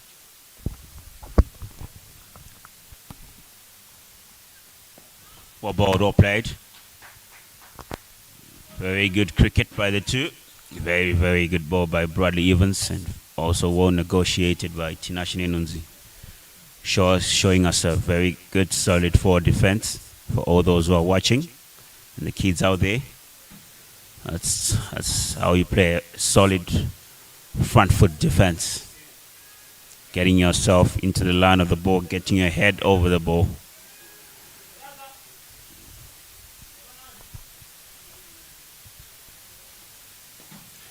Driven through the cover, only get 1 run. Some really good shot there from Tinashe Nenunzi. It's looking very elegant there, Larry. The shots that he's playing, very good. Certainly does.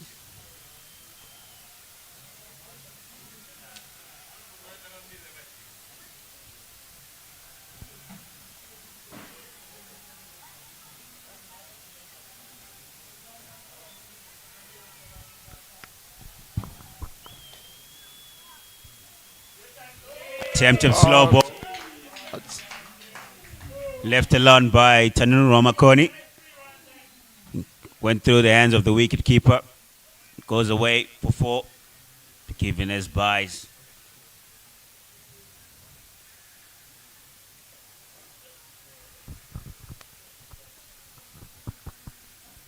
Seems there's quite a vocal support on the opposite end. Yeah. On the grass bank.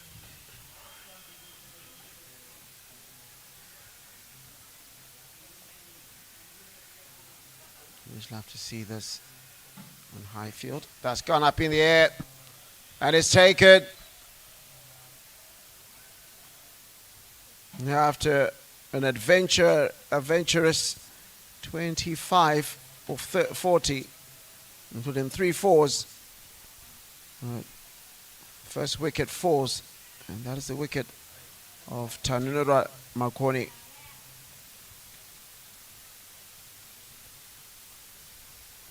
And that's the breakthrough that Brad Evans was asked to make when he was asked to bowl the extra over, because he could have been tempted to just say bowl the 5 overs and we'll use you a little bit later. Forces a false shot out of Tanuro Makoni. Was caught easily at cover by Tadiwana Marumani. 66 for 1 after 10.5 overs. Yeah, definitely the breakthrough Rangers were looking for. Tanuro Makoni not getting himself in a good position to execute the pull shot. But Evans steaming in, hitting a hard length. That brings in Panashe Quatringa in at 3, at 4. You look to restart your partnership with Tinashe Nunzu, who is sitting on 19 of 23 balls. The partnership is one thing they'll be looking for. They need a big partnership to be able to chase the mammoth score of 294 set by the Rangers.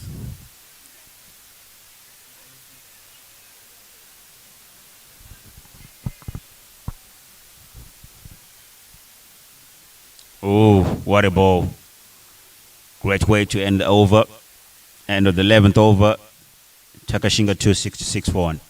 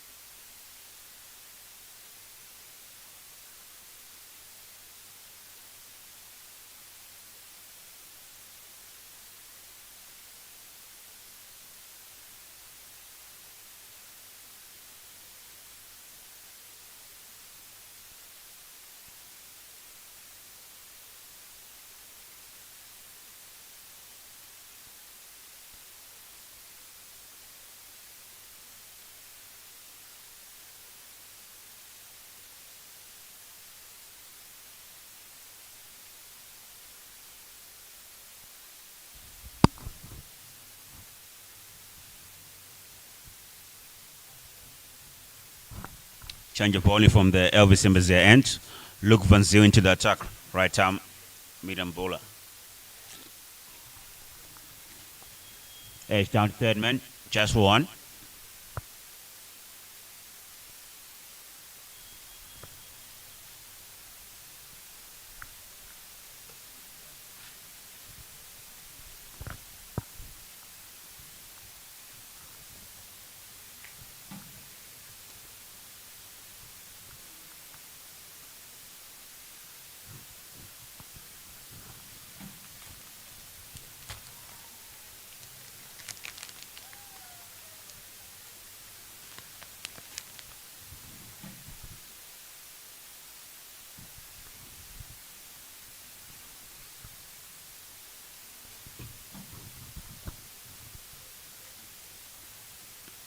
Head off the back foot, straight to point for no run.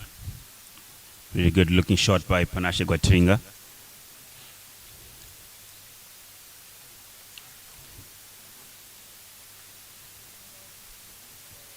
Panashe Quatringa will look to get himself in here into the 12th over.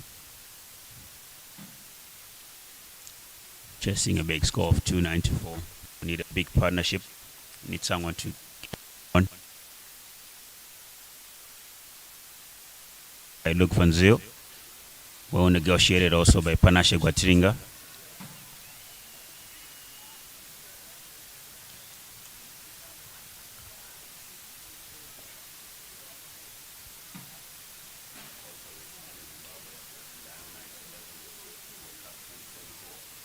In South Africa.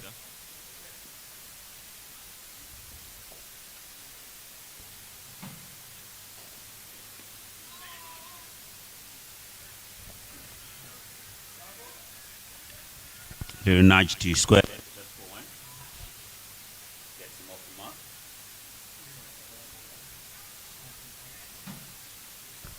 Also part of the Lions Academy.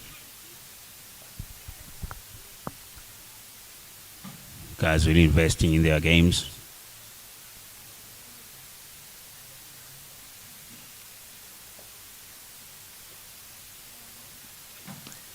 Or ball or played.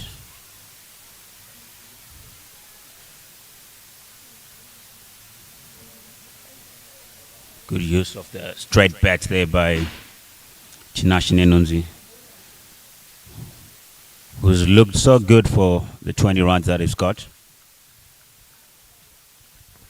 He'll look to continue and bat long for Takashinga.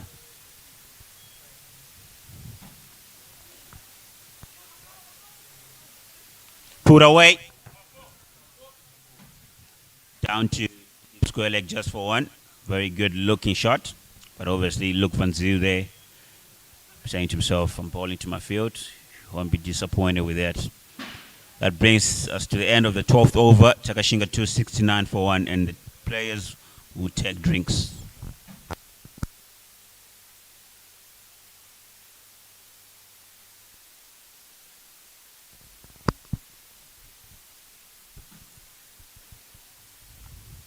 Apologies.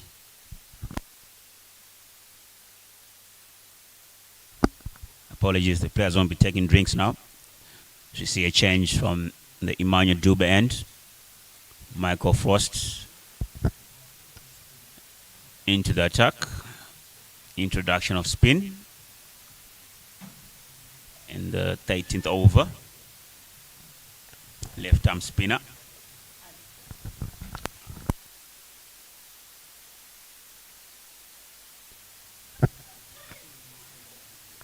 This is going to be the crucial part for Takashinga too, because he's been in an irresistible form. Took a 5-5 here a couple of weeks ago. I think it was against Uhuru. And if earlier on is anything to go by, it looks as if spin will do well on the surface. He does extract genuine turn.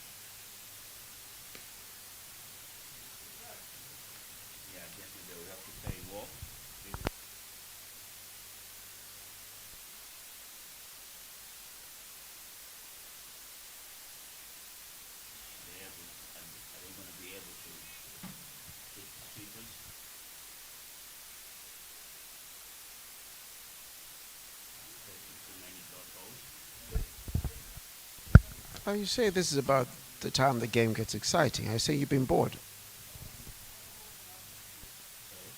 Saying this is the time the game gets exciting. Are you saying you're bored? No. Obviously, it's the time where you see the shape of the game. Where the game is going out. Every side is going out. We got to fight each other now. So we need to give themselves a chance of taking the score. Feeling away from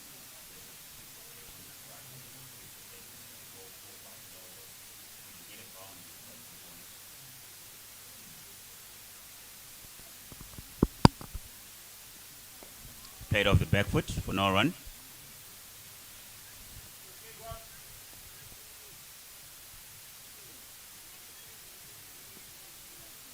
So for Takashinga to where they don't want to be facing too many dot balls.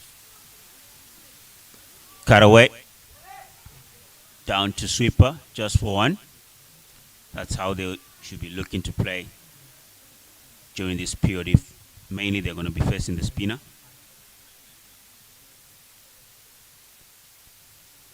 See, there's an attacking field there. We see both mid on and up the circle. Up in the air. Fielder going under it. Takes a great catch. Very, very good catch. As I was just saying, an attacking field by Michael Frost there, forcing the batsman to go over the top. And the batsman obliged, Larry. Absolutely. I did say that was going to be the difference between the two sides. The catching, and although Panashi Guatiringa collected one like that earlier, Jonathan Campbell this time obliges for his own side. So the second wicket is gone. 71 for 2 after 12.5. There's still only 224 of 223. So on the required run rate and the current run rate front, they're looking all right, but it's just looking a bit more difficult for them, isn't it? Yeah, definitely, Larry. In comes the captain, Bakson Kopito. You look to definitely two new guys at the crease now, Panashi Guatiringa and Bakson Kopito, with Tinashe Nunes being dismissed by Michael Frost, trying to go over the top. They'll really need to rebuild. Get themselves going. They need a partnership to get going.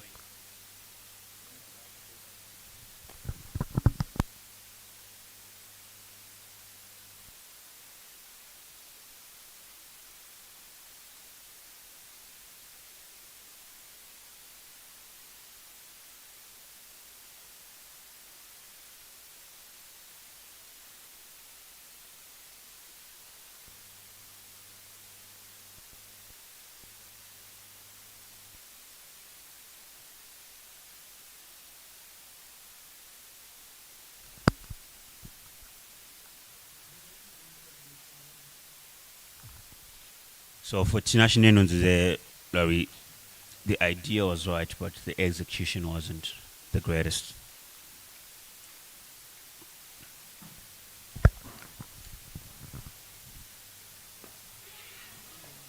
I'm not sure about that. Mike Frost is not an unknown quantity.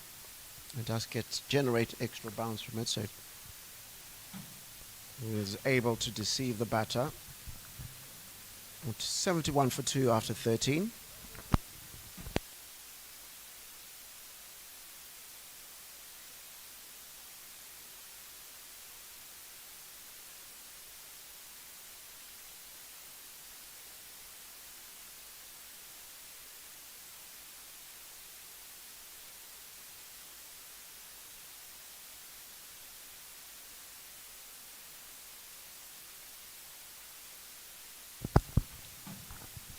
Van Zyl to continue from the Elvis Mbazia end.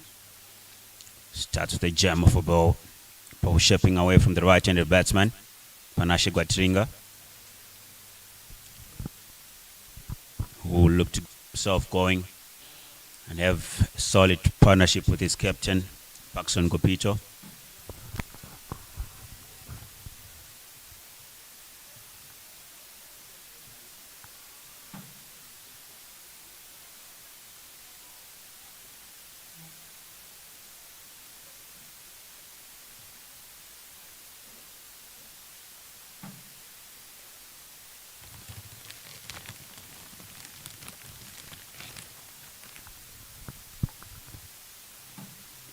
Down the track, little push into the covers.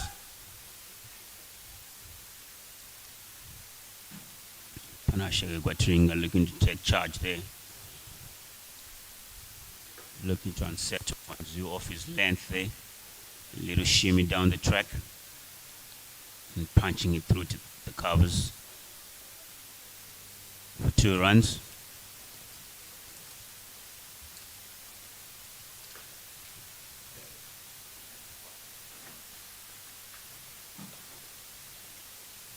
Left alone. The expression from Van Zyl there telling us that the ball was definitely close to the off stump. Panashe Guatringa will definitely be saying, well, I didn't hear the stumps making some noise, so I'm good. We'll focus on the next ball.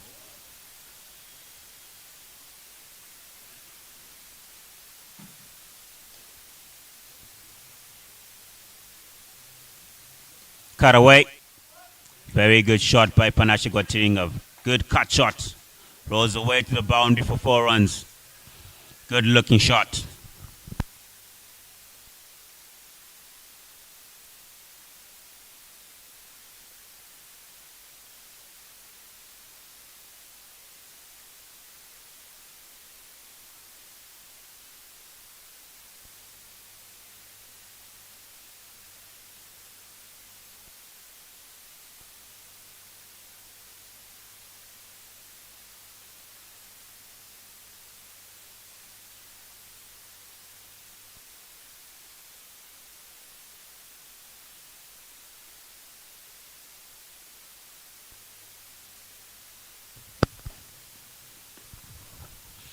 How about good comeback by Luke Van Zyl after being dispatched for 4 the previous ball. Forces the batsman to play off the back foot but in a defensive way. Happy with that.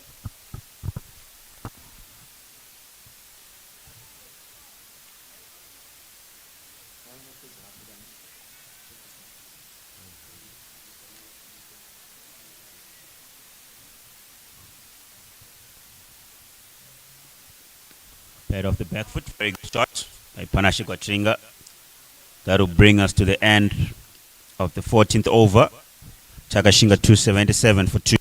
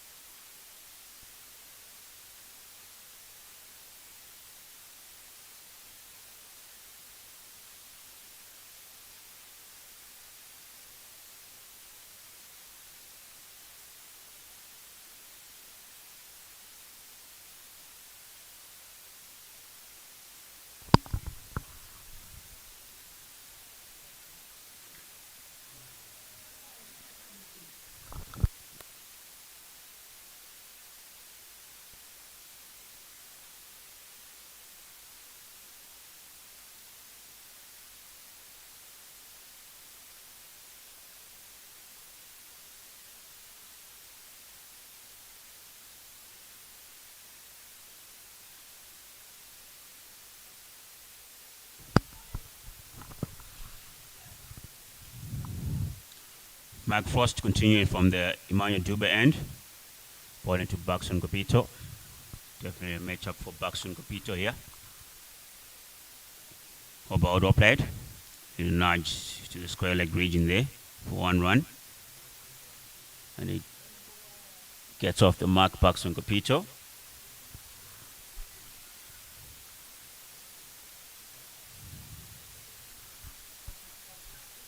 That brings on Panache Quatring on strike.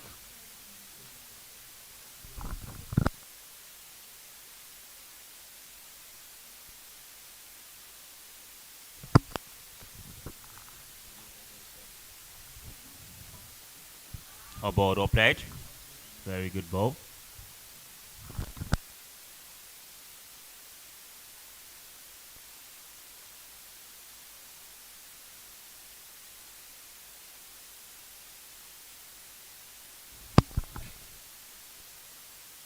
Played off the back foot for no run straight to point.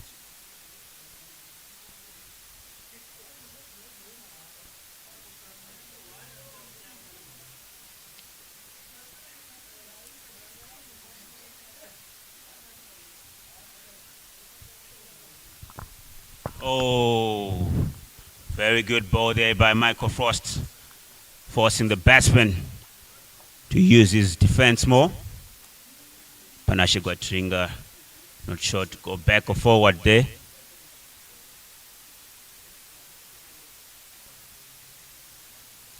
Swept down to 45 just for one. Panache Quatringa looking to manipulate the field there.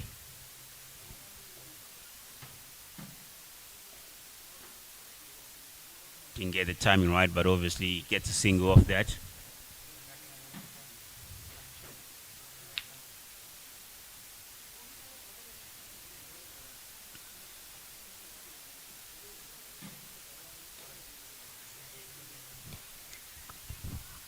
Driven straight to mid-off for no run. Baxon Kopito looking to go over the top there.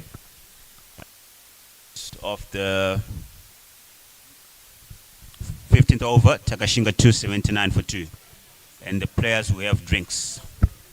So, while that is happening, and a few more balls after that, it's just kind of great opportunity here to have a conversation with Mr. Myers, who's dad to no less Dion Myers.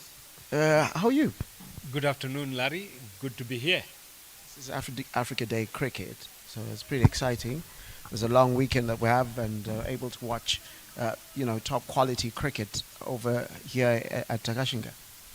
Very nice, yeah. The atmosphere is very great, and you can see a few guys that have come out on Sunday, and the guys are playing very well. The teams are equally balanced, and I've been enjoying the 2 innings so far. So let's see how it goes. But you missed your boy, didn't you?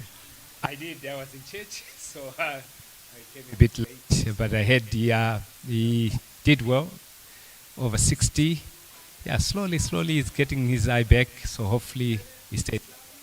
So, why is club cricket, in your opinion, important for just players? I mean, it's easy to just call it development, but in your opinion, why you think club cricket is important? Very important, Larry, because all the guys get a chance to showcase their skills before they get picked at the higher level, at the provincial level. So this is where the talent is nurtured. And also, under 19 players, they have a chance to also start from this level, and they end up now into the club level, provincial level, and eventually into the national team. Yeah, so looking at that, your son also went through a club system, and how did you see his development? It's not the only one you've had in your son's playing, isn't it? I've got 3 sons, Dan, Dion, and Jack, and all of them, they've been exposed at an early stage, especially school cricket, and his parents have been very supportive. But Dion and Jack, they've played at high level. Jack at under 19, and Jack continues to play under club setup in the UK. And Dion had the chance also when he was at university to play for clubs came back, it kept his form to a level that he could then be picked in the national team. Another- So I really appreciate his exposure at that level. Another key thing is the community development and the friendships they make, isn't it? Oh yes, as you know, I've been very much into supporting school cricket, the T20 at St. George's, and all these guys have been playing together for a long time. And they started from that early age, and now they are grown-ups. They're playing at a club level. Then the friendship grows, and they help each other to perform, or even to criticize each other. So yeah, it's a good opportunity. Dion used to be at Takashinga, now at Rangers. Does he feel like he needs to prove himself a little bit more because it's his former club? Or it's just one of those things? Because ultimately cricket is such a small community. Yeah, I would say, the way it is now, probably there's more team, team coordination, given that these guys, they went to the same schools, basically they used to play each other. So when he came over to Takashinga, I think he didn't find more friends to hang out with. So that's the reason then he ended up with Rangers. But otherwise, I used to encourage him to come down here because I taught at Highfield High for a year, and it's a community that I know very well. And I used to enjoy, although I used to coach football, but these environments, that's where I grew up. So it was a pleasure to come and watch him. Football, cricket, and now cricket father. Which sport is not in your family? Chess? I don't know. The sporting genes, they usually follow whatever, your children, your offsprings come through. So I come from a very sporting family. My two brothers played for Arcadia United, and I also played for Tanganda, and I played first division football. And then the youngest, he was almost following my footsteps. He was playing right back. Then eventually, when I started running, he also liked running. So he's also now running 800 meters, 5 kilometers. I also ran with him at the Econet Vic Falls Marathon. I thought you were going to say the comrades. Yeah, no, not yet. So the sporting gene is in the family. I do run, all these marathons, Two Oceans and comrades. And when you bring up children, they look up to this, like the cricket. I never played cricket, but I like the game. So every Sunday out on the lawn, I used to throw balls to Jack. And when Dion came, it was now brother playing each other, and he was much younger. So there was a lot of influence within the family setup. So sport is always good for the guys' minds, and also to be part of a community, as you said, and they grow with social skills, which are so important later on in our lives. And I really enjoy being out here. And if there's an opportunity to be a part of the sponsorship out here, my company will be very much interested to find out what we can do at Takashinga. So you see, I'm putting your phone number into my phone. But now putting your neck on the block, I mean, right now your son is playing for, just looking at that shot, it's just gone over the top. It's really muscled. Seen some really good shots today from both sides. You were teaching just down the road, and your son is playing down the road. So which team are you supporting today? I'm back in my community, and I'm just enjoying the game of cricket. Watching the guys' skills. I saw some excellent bowlers from the Takashinga team in the morning, and I really enjoyed. So I'm a bit impartial because it's all cricket, and all these youngsters, when they look up to me, they see a dad in the making in terms of sport support. And also these guys, they played, T20 under 19 back at St. George's. So it's a beauty to always come and watch. All I can say is that played so well like a politician. Like, yes, I support everyone. I want everyone to be happy. And I mean, look, we've certainly been happy having you in our commentary box, and we'll be calling you up on that sponsorship thing. Oh yes, very much. if you pick something like chairs or stands or anything, that we then just put our brand and be a part of the community. Absolutely. So, once again, thank you very much to Mr. Myers, Dad, to Dion Myers, and then there's Jack Myers. It sounds like Jack Bauer. I just mean yeah, Jack Myers as well as Dan Myers. Yeah. Thank you for your contribution towards the sport, and also, of course, in conjunction with Zimbabwe Cricket, Harare Metropolitan Cricket Association, just being part of the community that allows our players to have an opportunity to express themselves in the sport that we all have come to love and cherish. Thank you very much, Larry. Thank you for the opportunity. Have a good weekend. And a happy Africa Day. Thank you. Same to you. Cheers. Thank you, guys.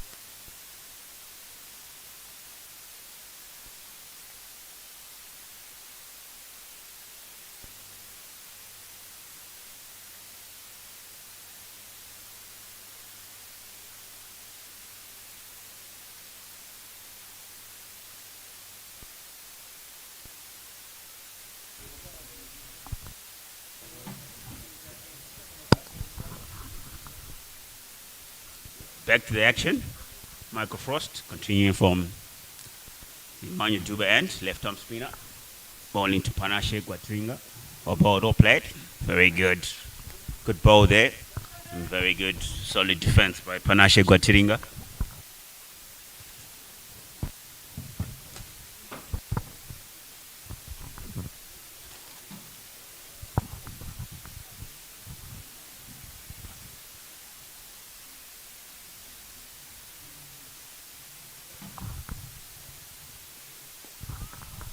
Paired off the back foot, trying to pull it over mid-wicket, but didn't get the timing right. Didn't get himself in a good solid position to execute that shot. But Panashe Guatringa sitting pretty on 16 of 23 balls. Bucks on the people, the captain. 3 of 6 balls. Oh my goodness. That's a no ball by Michael Frost. Probably looking for a variation ball though, but obviously didn't come out the way he was expecting it to. You have to re-bowl that one and it will be a free hit to Panashe Guatringa. Oh, he runs down and misses the ball. Gets it on the head. You see a signal there by the umpire, it's a dead ball because he got hit on the head. And you have to get checked. And you need a sip of water. Got hit in the head.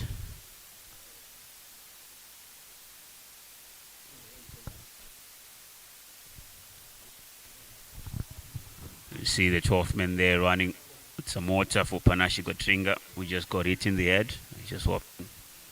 He's okay. Nothing very bad. And hoping he can continue with the rest of the match. I was very quick by Simbarashim Tengere, the 12th man for Takashinga 2. Early today, Takashinga 2 won the toss and they chose to bowl, putting in the Rangers into bat. Rangers being bowled out for 294 for 10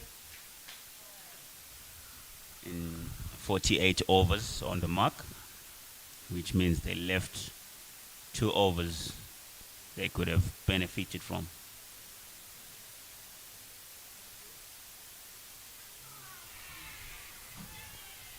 Edge taken. Very good catch there by the slip fielder. Panashe Guatringa, after getting hit in the head, fails to kick on and go. His wicket falls. He goes for 16 of 26 balls.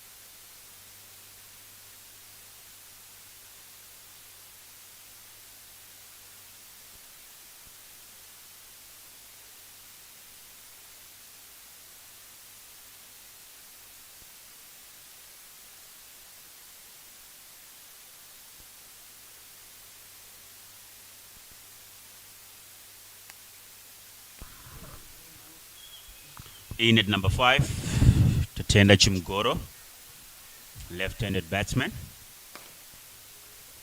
Got a quick 82 last week against Rainbow.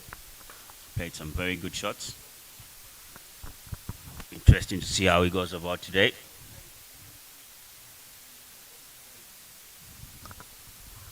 Takashinga 2 needing 207 runs of 201 balls.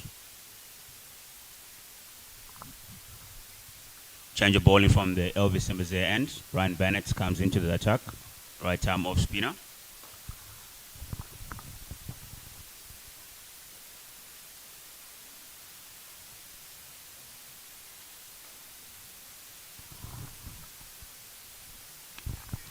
Up in the air. Won't get there to the man deep. Just falls short to the man in the deep there, Jared Basson. A very loose ball by Brian Bennett. Baxon Gopito not able to capitalize on the free one that he got.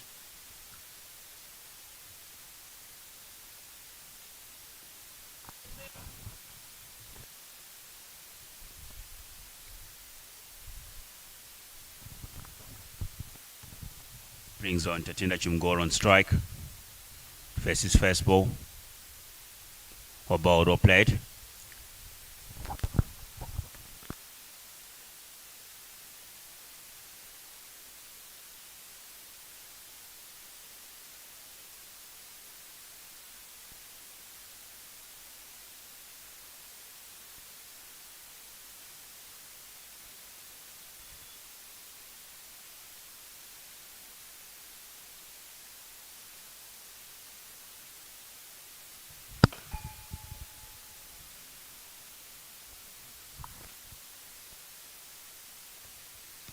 Played off the back foot, straight to cover.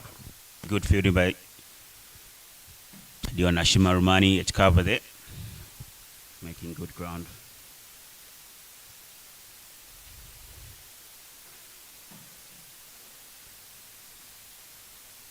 Oh, well bowled. Very good ball. Good way to end the over by Brian Bennett. Takashinga 290 for 3.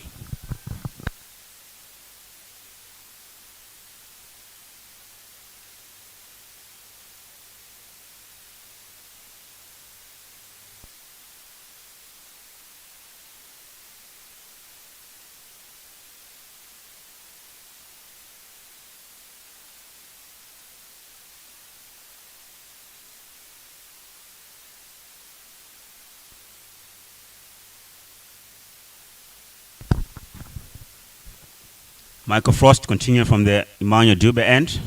Left arm spinner. About well played.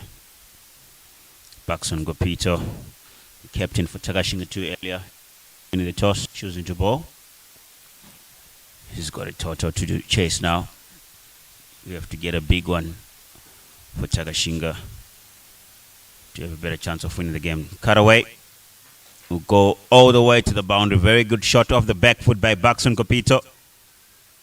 Good looking shot. At least Michael Frost finding some width there for Baxon Gopito to play with. A bit disappointed with himself.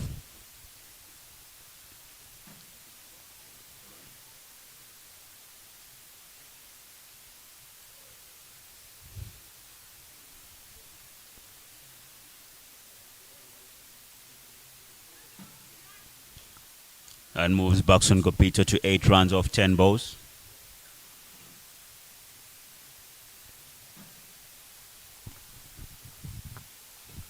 How about good comeback by Michael Frost after being hit for a boundary the previous ball. Comes back with a dot ball.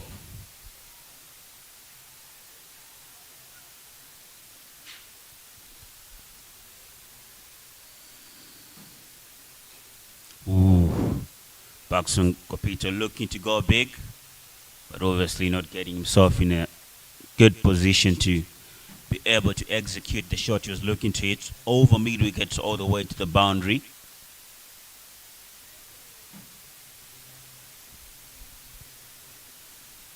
It's Bodem. Michael Frost gets through the gates of Baxon Capito. Was looking to go big again, trying to for the gap there, but over himself in a very good position. Gets bowled out for 8. Takashinga 2, 94 for 4.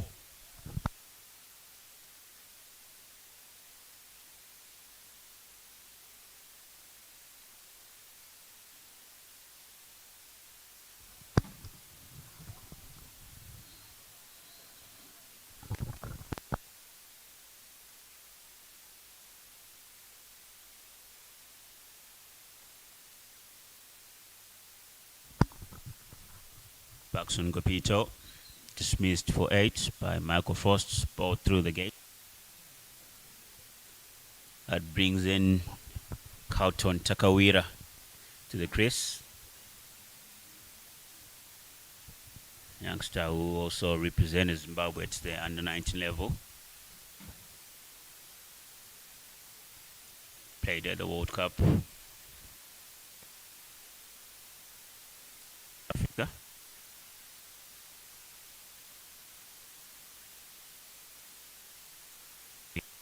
Takashinga a decent chance of winning this game. Currently, they need 201 runs off 187 balls. Michael Frost already on 3 wickets in his 4th over.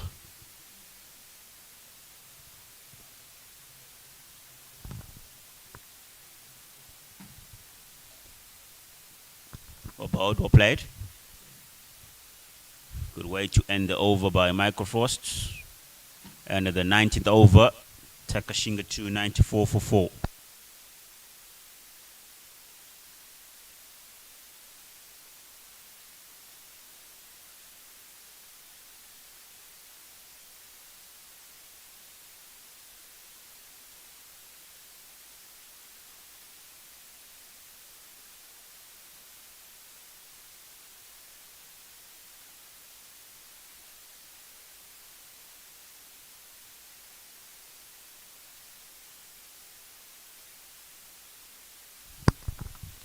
Brian Bennett to continue from the Elvis Imbazia end with the right arm off spin.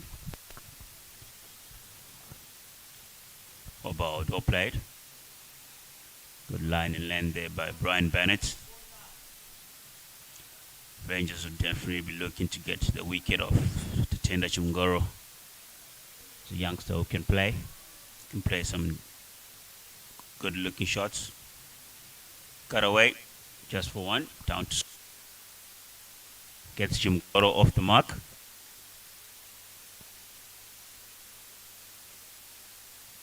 Two batters at the crease. They will definitely look to restart here and have a partnership going. If Takashinga thinking of winning this game, they will need these guys to at least have a partnership of 100 to get them closer to the target that they are chasing.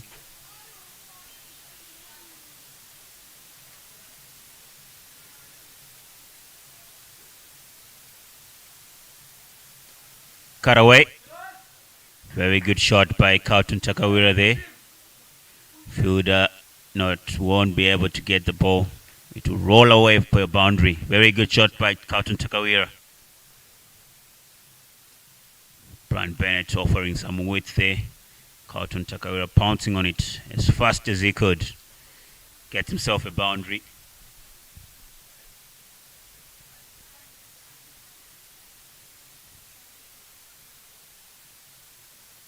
About Kauton Takawira. Good reply by Brian Bennett after being hit for the previous ball.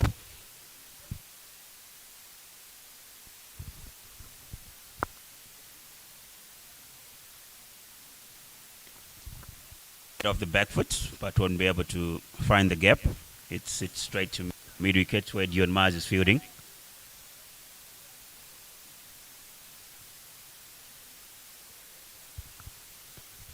Driven down the ground, down to long on for 1.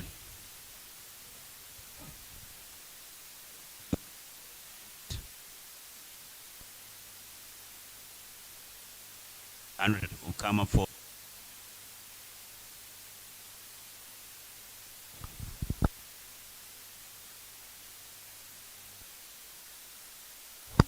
once again. We take this opportunity to thank our live streaming partners. Thank you, BC, Snowflower, Linglong Tires. Your continued support is muchly appreciated.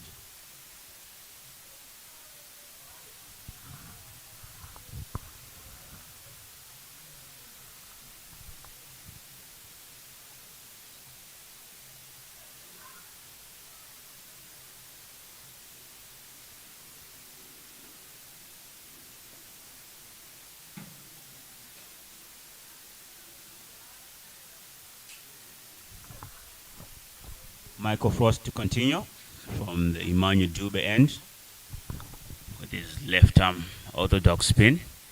He's already picked up 3 wickets already. It is 4 overs, gone for 10 runs. Stringing them dots in. How about off the pad through the vacant square leg region. Just camp for one day. Actually came off the bat and went to hit the pad.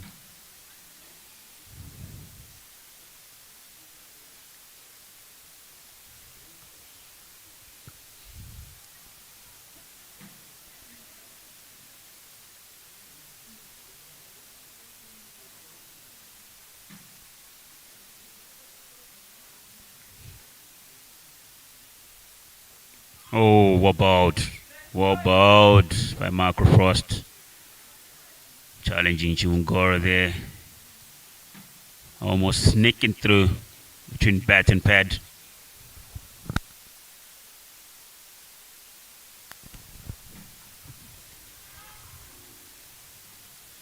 Up in the air. Oz all the way for 6. Very good shot by Chimungoro. Going over the top, over the bowler's head. Hitting nice and straight. Straight as an arrow. Proper matchup for him there.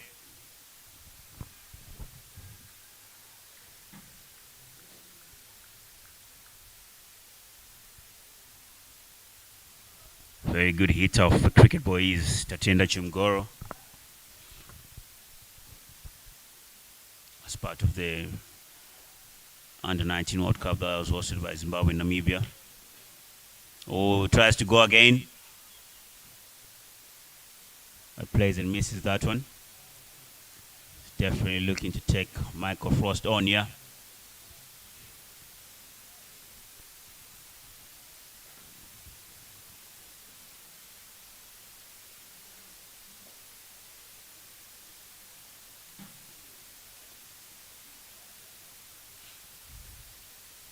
No bowled. Inside edge. Down to 45. We'll come back for 2.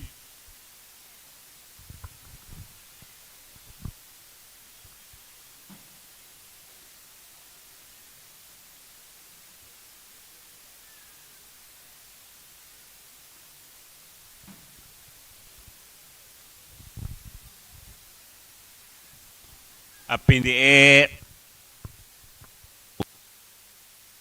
They'll come back again for 2. Just went to over point. Tatenda Chimungoro looking to take Michael Frost on here. That ends the 21st over.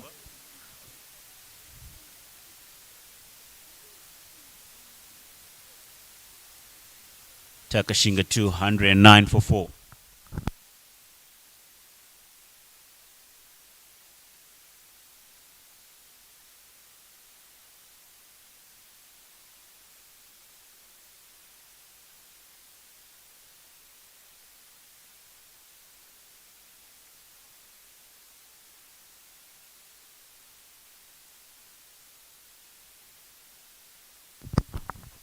Brian Bennett continues from the Elvis Mbizia end.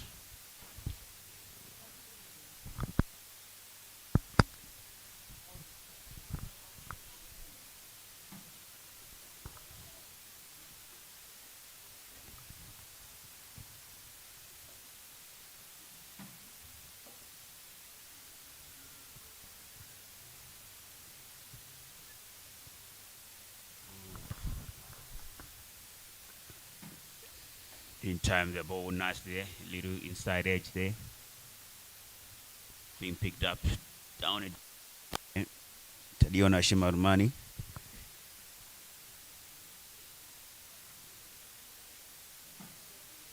Brian Bennett slowing the ball down, forcing the batsman to manufacture a shot. Use his power. About who played? Looking to get a quick single, and a quick call off no by Carlton Takawira. Tachinda Chumgoro looking to rotate the strike there, but obviously not hitting the gap as much as he would have loved to.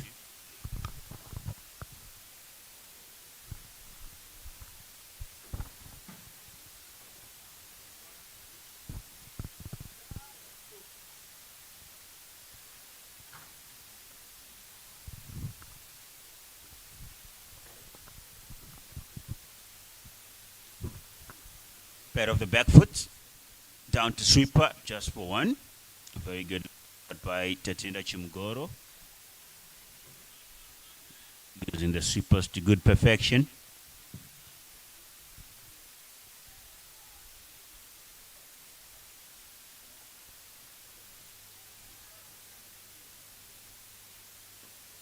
Driven down to long on, just for one.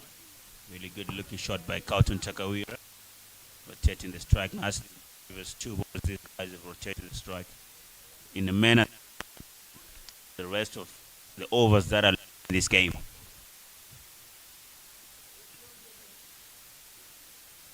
Strike rotation is very key. Over extra. Very good shot. Very good shot by Tatenda Chumgoro. Over extra. And the 22nd over. Takashinga 2, 116 for 4.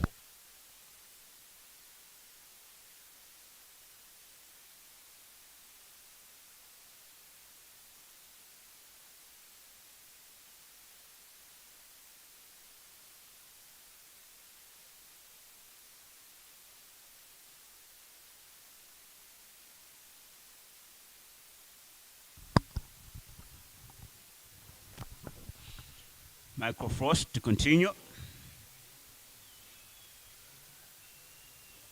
From the Manu Dube end. About or played. Very good shot by Carlton Takawira. I always love seeing batters playing that solid forward defense. It really shows that you're seeing the ball and your eyes are on the ball. Oh, edged.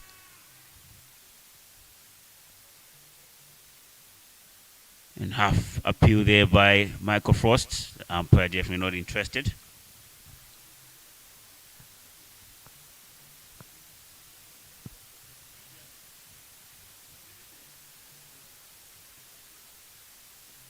Bowled. Very good ball. Good line and length by Michael Frost, forcing the batsman to come forward and play with the vertical bat, which is something as a spinner if the batsman is playing with a vertical bat and you're hitting your line and length nicely, you'll be very, very impressed.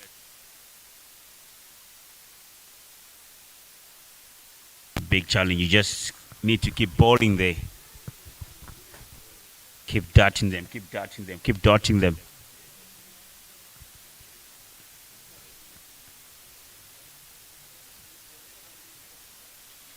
About or played, very good. Good cricket. Good bowling from Michael Frost. Good batting also from Carlton Takawira, but I just think he just wants to see Michael Frost off here. Oh, well bowled, well played. Michael Frost looking for that pad. End of the 23rd over. Takashinga 2, 116 for 4.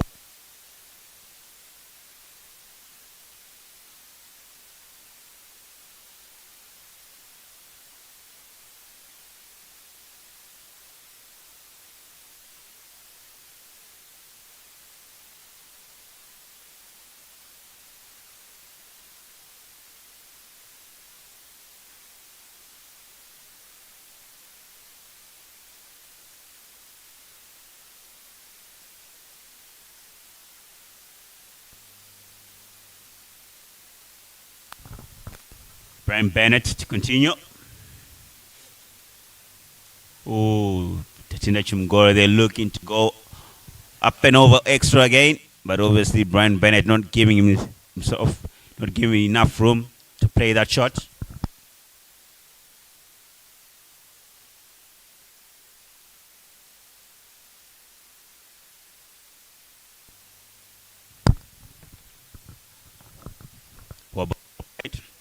Good line in length by Brian Bennett there, forcing Tatinda Chumgoro to come forward and defend that. Tatinda Chumgoro, a good hit off the ball.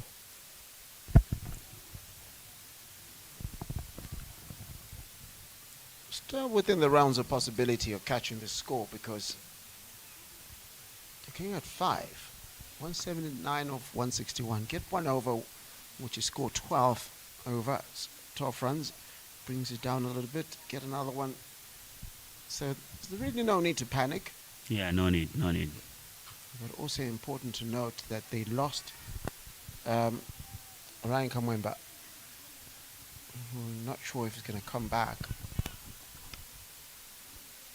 Definitely all they need here, Larry, is a partnership. Currently, the partnership is 22 of 26. And as you just said, if they get an over, they'll get 12. Another over, they get maybe 6. For now, it's all about building a partnership from what they have at the moment. A big partnership here will be able to win the game for them. You should be able to take it ball by ball.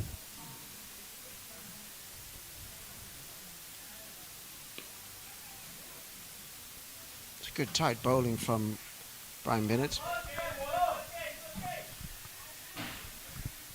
And it's really evenly matched sides, both of them.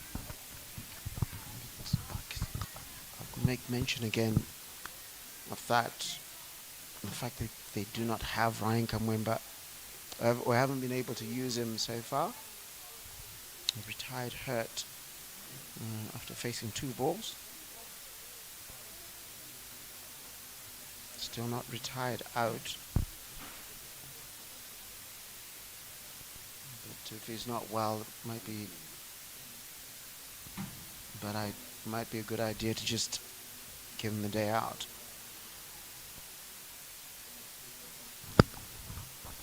Change of bowling from the Manu Dube end. Alex Lenman into the attack. Right arm medium pacer.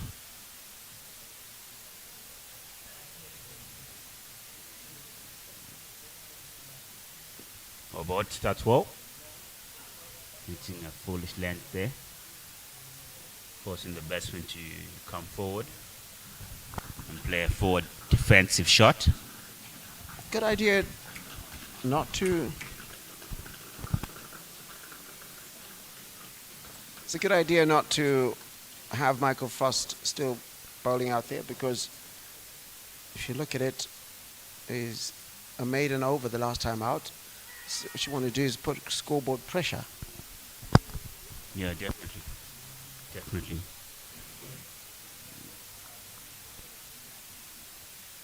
Two dot balls already by Alex Landman as the bowling side. Defending the score that they are defending. You definitely want to be bowling enough dot balls, and at a certain time also you want to be getting the wickets, because if you are able to bowl enough dot balls continuously, you give yourself the opportunity to be able to get a wicket. Single taken there by Carlton Takawira. So they won't mind that. Just a single. Yeah. Doesn't dent their chances, because now they need 179 of 153. The equation just gets more complicated for them. Other 178 of 153.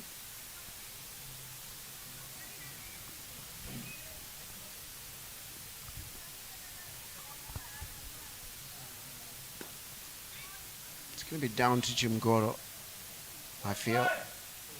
That he's going to have to take the game away. I know there's still 25 overs after this with the halfway mark. but you've got to essentially find a way for him to take the game away from this Rangers attack. But it's easier said than done, I'll tell you that. And I'll tell you for free. You see, he's attempting to get his levers under it and smash the ball to the boundary, but not quite able to get under it. Yeah. He's looking to go big there, but obviously looked like he leaned back too much. Nasha Maruman is spending a lot of time at the boundary. Not often for keepers that you have them on the boundary. But carry on. Yeah. Yeah, I was just saying, Jim Gora there, he was looking to go big, but didn't get himself in a good position, solid position to be able to hit it up and over as he was looking for. Just the inside edge there, down to vacant tip square leg region. He'll come back for two. Carlton Takawira still hasn't got the timing off the ball here. And that brings us to the end of the 25th over. Takashinga 2, 120 for 4.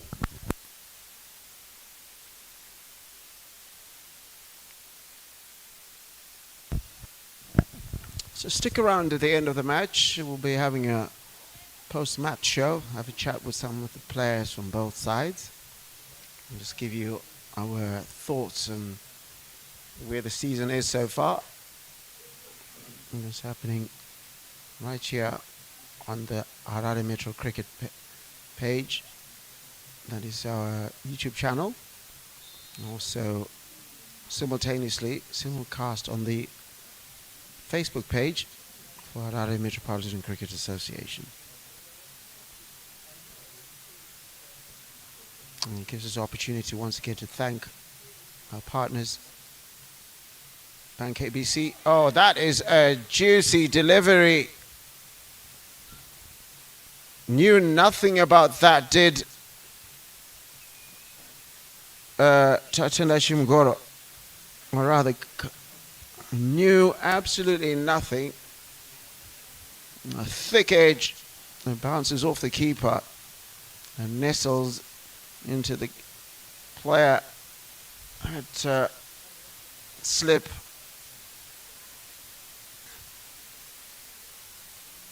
And that's the end of that innings. Innings that started with Plum with a 6, and then there was a 4, but failed to carry on after that. 14 of 22 balls.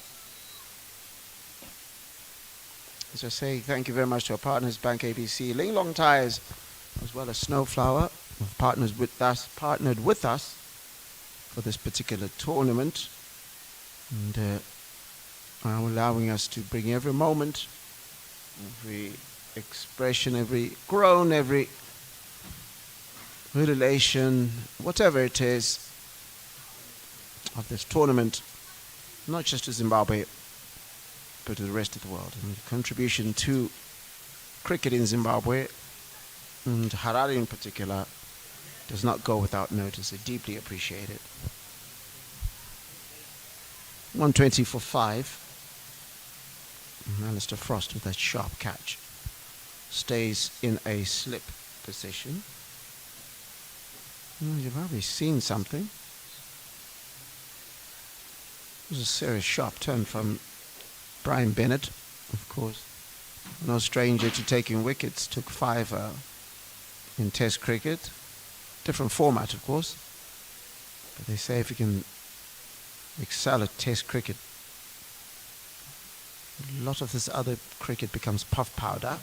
Not necessarily puff powder, really, but becomes a little bit easier. Test cricket being the hardest form of cricket. And speaking of Test cricket, Harare is going to be hosting Bangladesh for a test and 3 ODIs in a few weeks. So,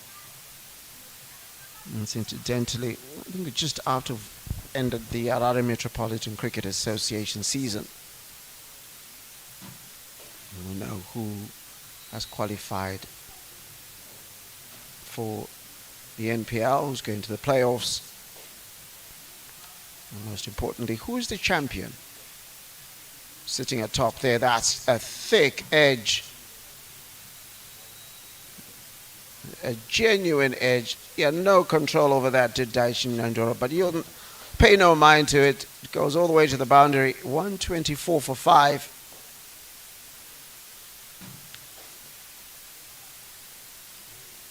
Knew very little about that.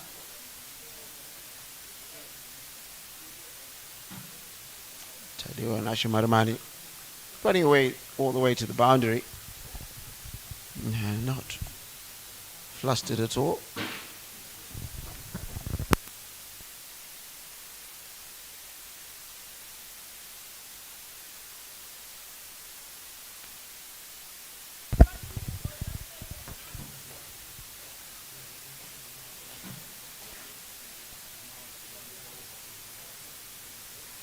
It's good cricket, yeah. Highfield, Takashinga Cricket Club. And to say thank you to them for hosting us and all the grounds that have hosted the tournament so far. And quite a good outlay of grounds that have been integral to this experience.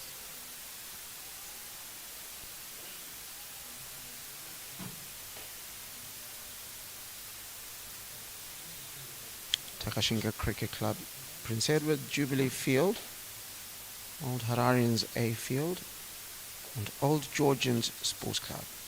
Played host to matches so far. After this, there'll be still another round of matches. Very good wicket-to-wicket delivery from Alex Landman. 71 of 144, the equation it's gotten a bit more complicated. 7.13 required now. The first wicket fell. They were going at about 6 and over. It's now beginning to get a bit more complicated. Carlton Takawara is still out there. I need to start getting a move on. It serves them nothing to just be out there. If you want to get those 3 points. What you don't want to do is have a situation where you end up needing 9 or 10s per over. And even worse, you wouldn't want to be in a situation where you need 9s and 10s and over. I've only got 2 or 3 wickets left in the shed.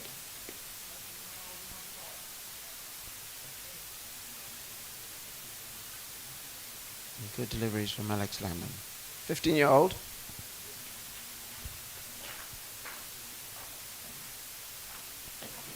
Just conceded 4 runs. And to be specific, it's conceded off 1 ball.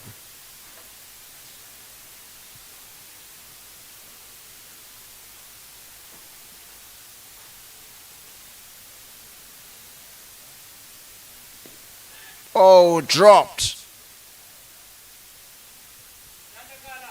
It was one of those at a good pace for him to collect that, but isn't able to hold on to it. There's definite clear chance there for Alex Landman, and to be about him to take that out of his mind right now, the disappointment of a dropped catch.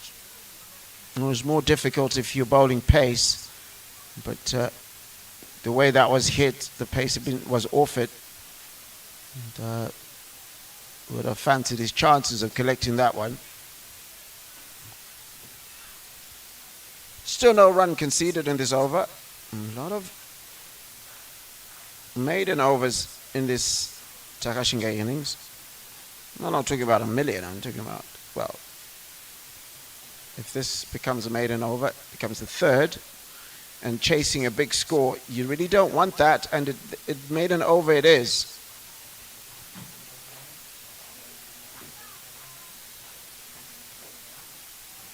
Required rate quickly creeps up just when you as you go past the 25 over mark. With every over, that required rate goes up exponentially almost with every ball. The every ball, it has gone up by 0.05.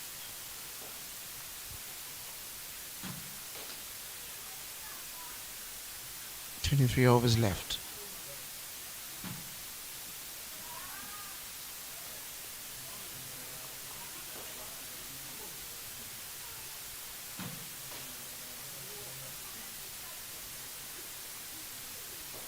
Brian Bennett continues. He's gone 1 for 18 off his 5 overs so far. So getting at 3.6. Just what Jonathan Campbell would have wanted from his star player. Oh, that's gone off his bat and into his helmet. And that's going to have to be a quick check. Mandatory. Just to check if he's fine for a concussion check. And quite rightly so. Might have been just been cushioned by the bat connecting with the ball first. 124 for 5 as Daichi Nyandoro gets some attention.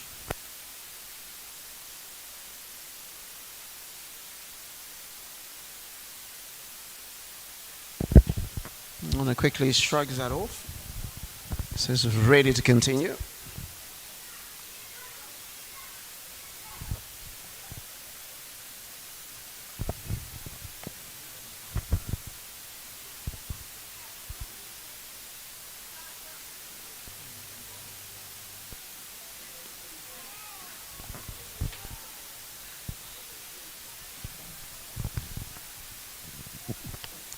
Doesn't look too bothered by the ball crashing into his helmet.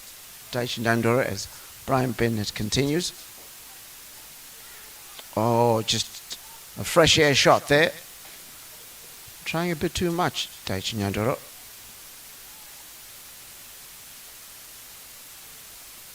Almost trying to manufacture a shot. That's how tight this Rangers bowling has become. And that brings us to the end of the over, and it's another maiden over.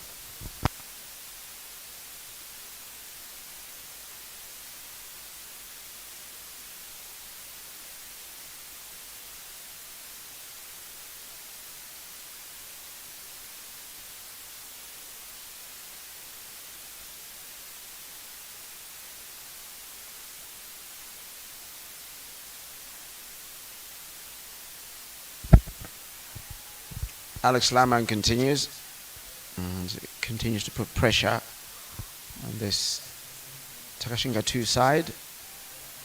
In all sorts of trouble now. Not able to find a score. That's a miss hit. But it falls into a vacant third man area and collected on the boundary. Just the single. Come with a lot of relief because they haven't been able to score any runs so far. And when I say any runs, I'm talking about 2 maiden overs in a row.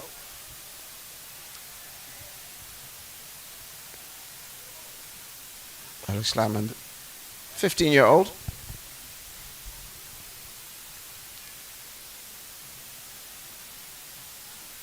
Carlton Takawira still out there.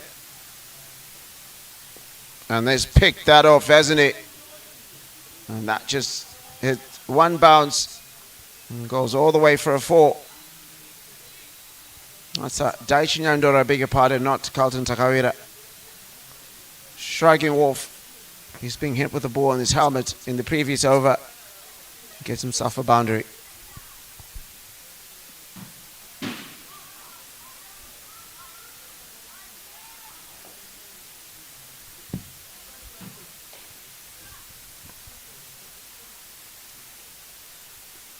Oh, swings at that one.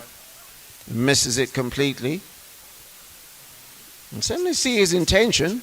He wants to get as many balls to disappear to the boundary or even over it as possible.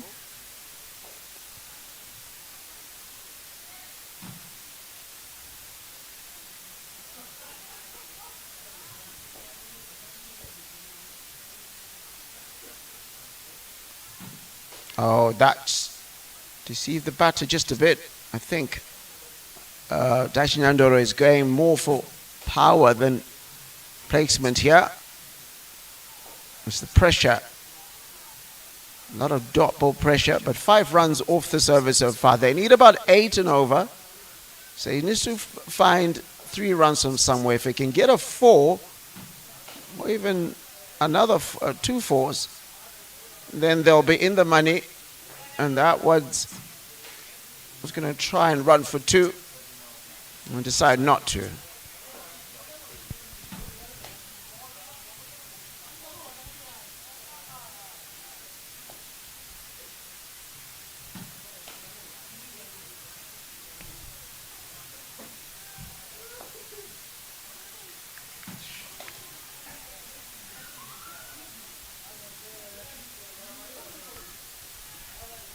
Final ball of the over. Carlton Takawira swings, and it's nothing, and it's protected on the boundary, so they'll just be the one off it. Seeing what the umpire gives, is going to give leg buys, and that's the end of the over. 131 for 5.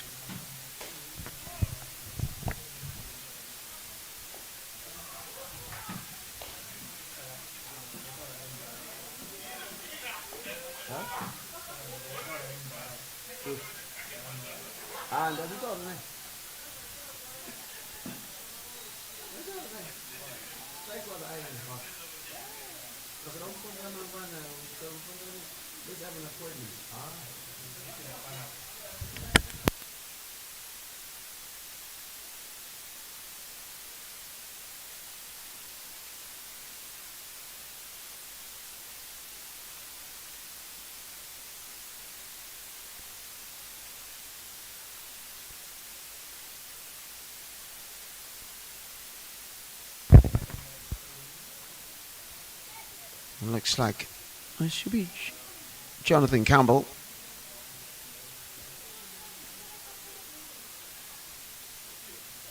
Yes, it is Jonathan Campbell. That's left hand, bowls right hand.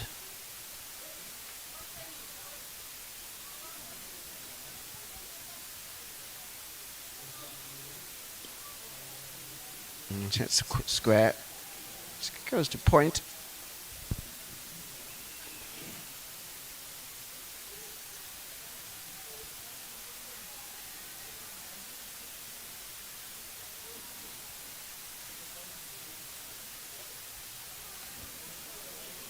Shuffling of the fielding, that does happen a lot in club cricket, maybe because there isn't that punishment that comes with international cricket, where if you don't have a certain number of fielders, or rather you don't get to your targets within a certain period, that is in terms of over rate, and then they reduce the number of fielders they have on the outside. Not quite as stringent club cricket. So you find sometimes a 50 over match could go well past 1:30 in terms of the first innings. And then going close to 6 p.m. with the second innings.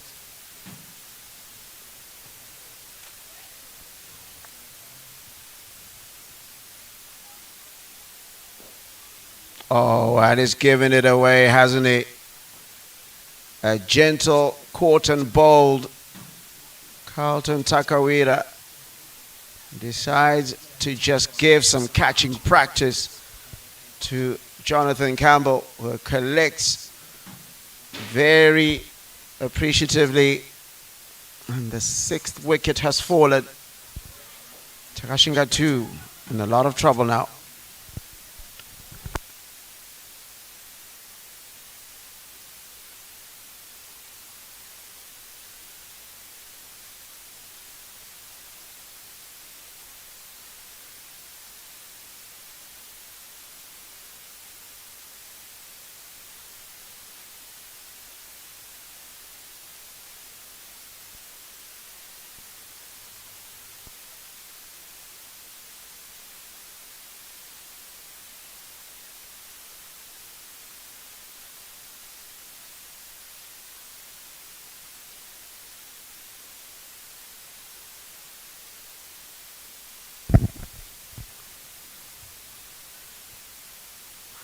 133 for 6.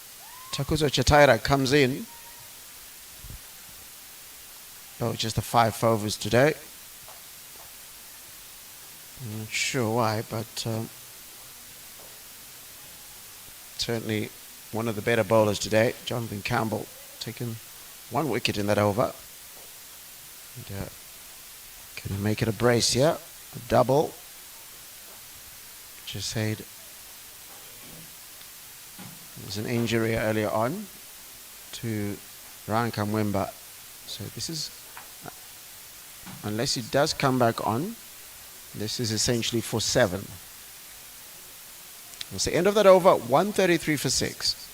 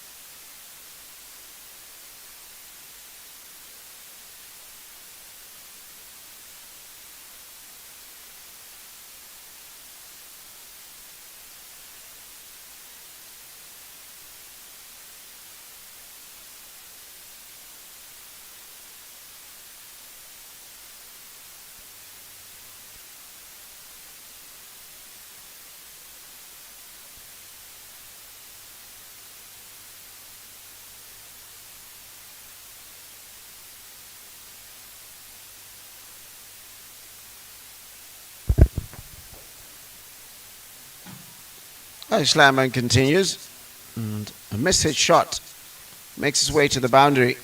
It's off the inside edge to backward point.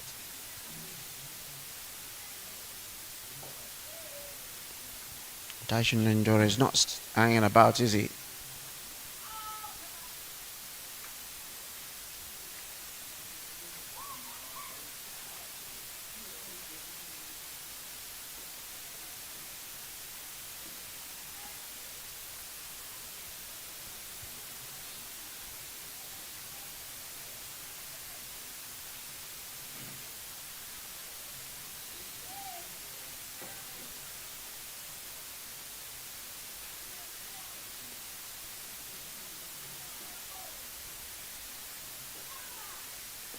And another one over the top, but Tadiwanashi Maramani is going to feel that and send it back. It's fielding at a long off position. And that brings Takuza Chataira to the crease. Going to face his first, well, it should be his second ball, because it did face the first ball off the bowling of Jonathan Campbell.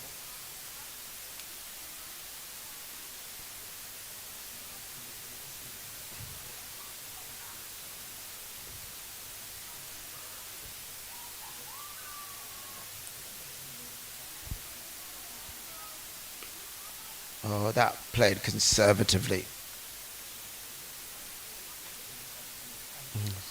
Coach and captain will be like, yo, let's get some runs here.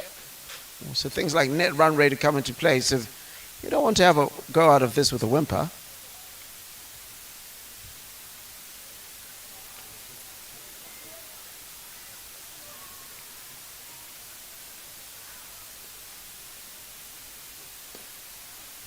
Oh, driven down, but with very little intention.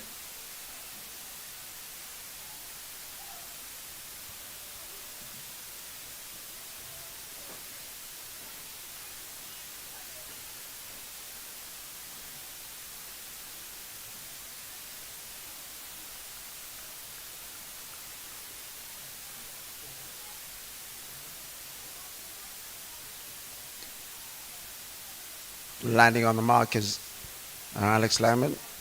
They've been dispatched for 4 off the first ball.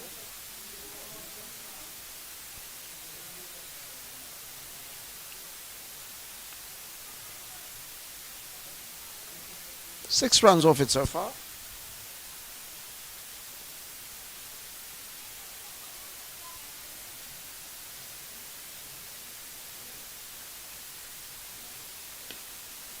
and 6 runs. It will be 138 for 6.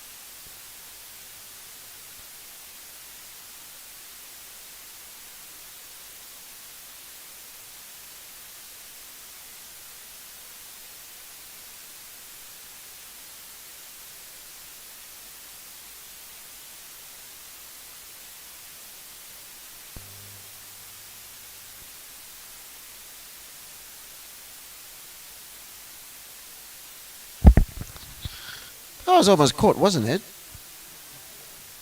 And it just went through the fingers. Not quite getting his hands in the right position to catch that one. Chatara also decided that he's going to have a go here. And why not? There's a call, there's a loud shout, and he's gone. He's given it. An attempted reverse sweep.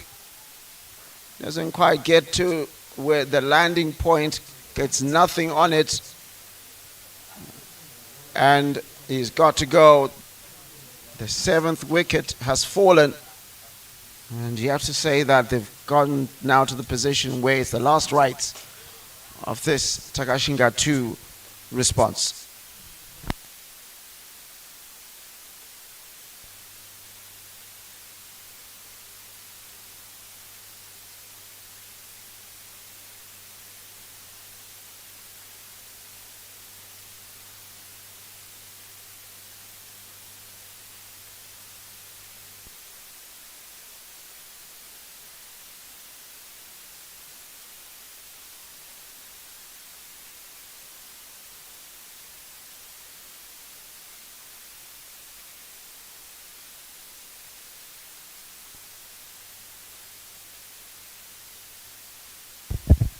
Tanyarodze Kagumba comes in. Fallen to Jonathan Campbell, gets his 2nd wicket. That's the captain for Rangers. 2 for 4. And still one more ball left in this over. Got a wicket with the penultimate ball of his first over. And does the same thing with the 2nd over. 140 for 7. Might actually be 140 for 8 because of the injury to Ryan Kamwemba.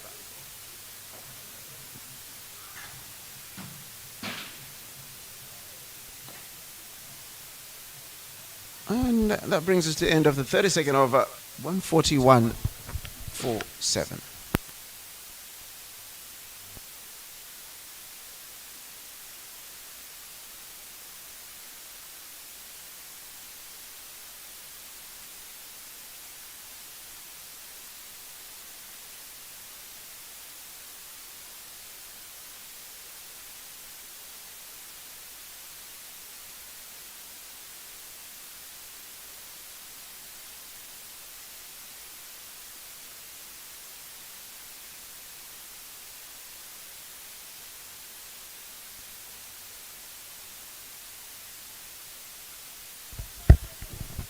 Mike Frost returns to the attack.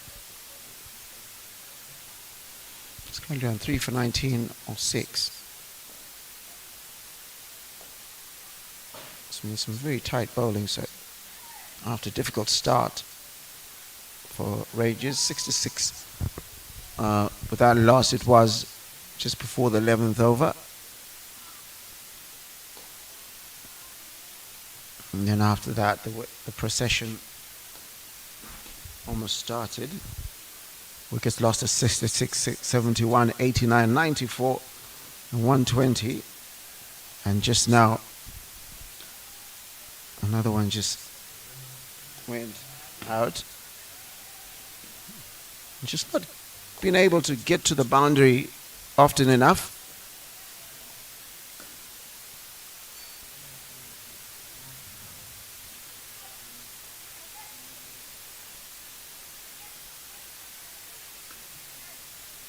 And just not been able to get as many runs as they should, because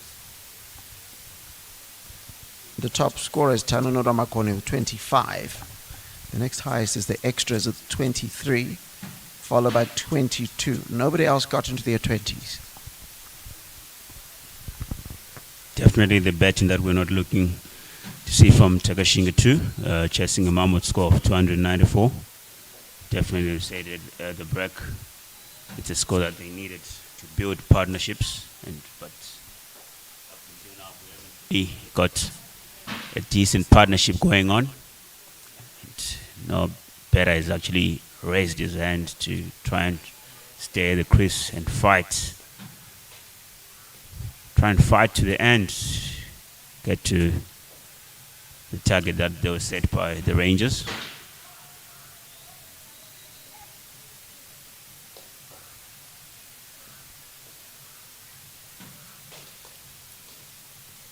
Well played. Michael Frost has actually bowled well today, Larry. He's been hitting a very, very good length, also forcing the batters to forward most of the time, even on the back foot. Maybe because he's an Arsenal fan. Here we go again. You put it out there. He's got to be a champion bowler. Do champion things. End of the 33rd over, 142 for 7.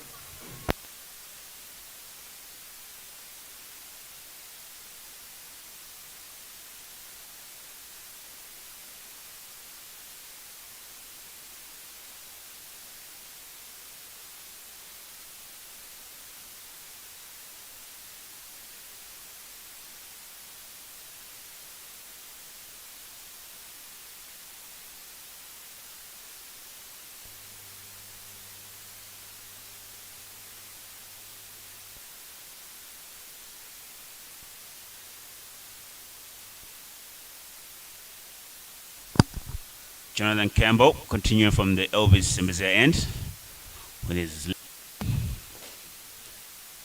bowling his third over. What's happened so far is that that's just been picked up and almost got a catch there. Well attempted. Well attempted efforts. Most importantly, did not allow it to go through for a 4. Definitely, but certainly goes down as a drop catch. Didn't quite get to him. You think so? I think he got. If you got to it, then that is a drop catch. As I always say, if you get to it, you've done 90% of the work. Okay. Hardest part is getting to the ball. If you've run that well, yep, and got a full hand on it, and that's been smoked in the air. Has it got enough legs? Yes, it does. Gets to the boundary. Takudza Chataira showing he's not just a bowler, knows how to hit the ball a bit. You did say earlier on that there might have been something. You can see he was walking with a slight limp. Slight limp, yeah, definitely.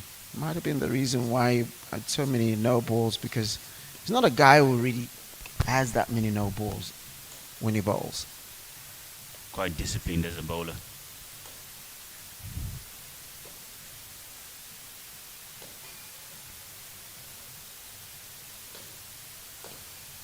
Played off the back foot, but won't get any run. Hit it straight to Brad Evans at cover. That brings us to the end of the 34th over.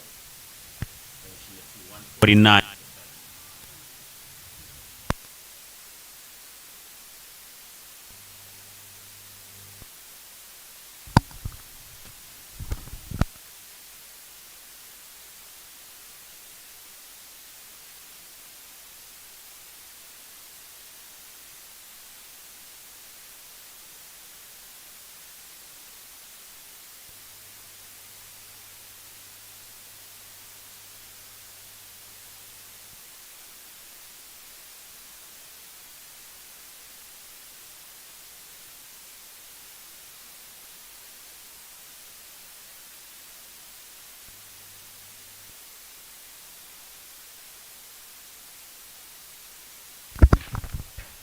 Mike Frost continuing from the Emmanuel Dube end with his left arm spin.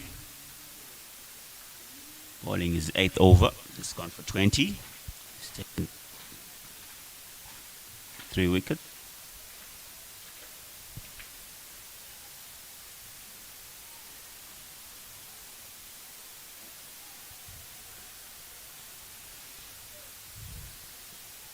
Cut away, down to sweeper. Just for 1. So, quick question. Is Rainbow the only club you've played for? I've played for... I actually played for Hararians Sports Club when they're still in the first league. Played for Royal Cricket Club also.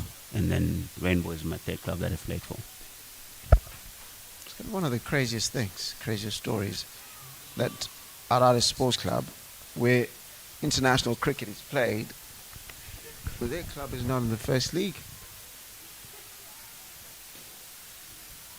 Yeah, it's quite interesting. Very, very much interesting. But all I remember when we were there the other season, I think 2011 season, we actually did win the league, and it was called the ZPO by then, Zimbabwe Premier League, I think, which is now obviously. So we actually had a good team that time. Sikandar Raza, Raza Akram. Edge taken. Very good catch by Brian Bennett on second slip there. Chakuzo Jatara looking to go straight over the top, but didn't get the timing right. Gets off his edge. Wicket. 40 for 8.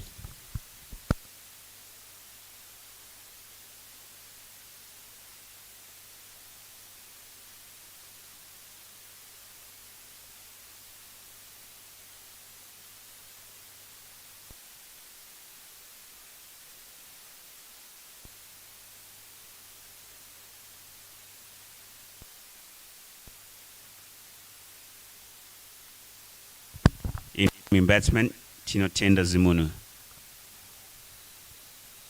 replacing Chakuzo Chataira.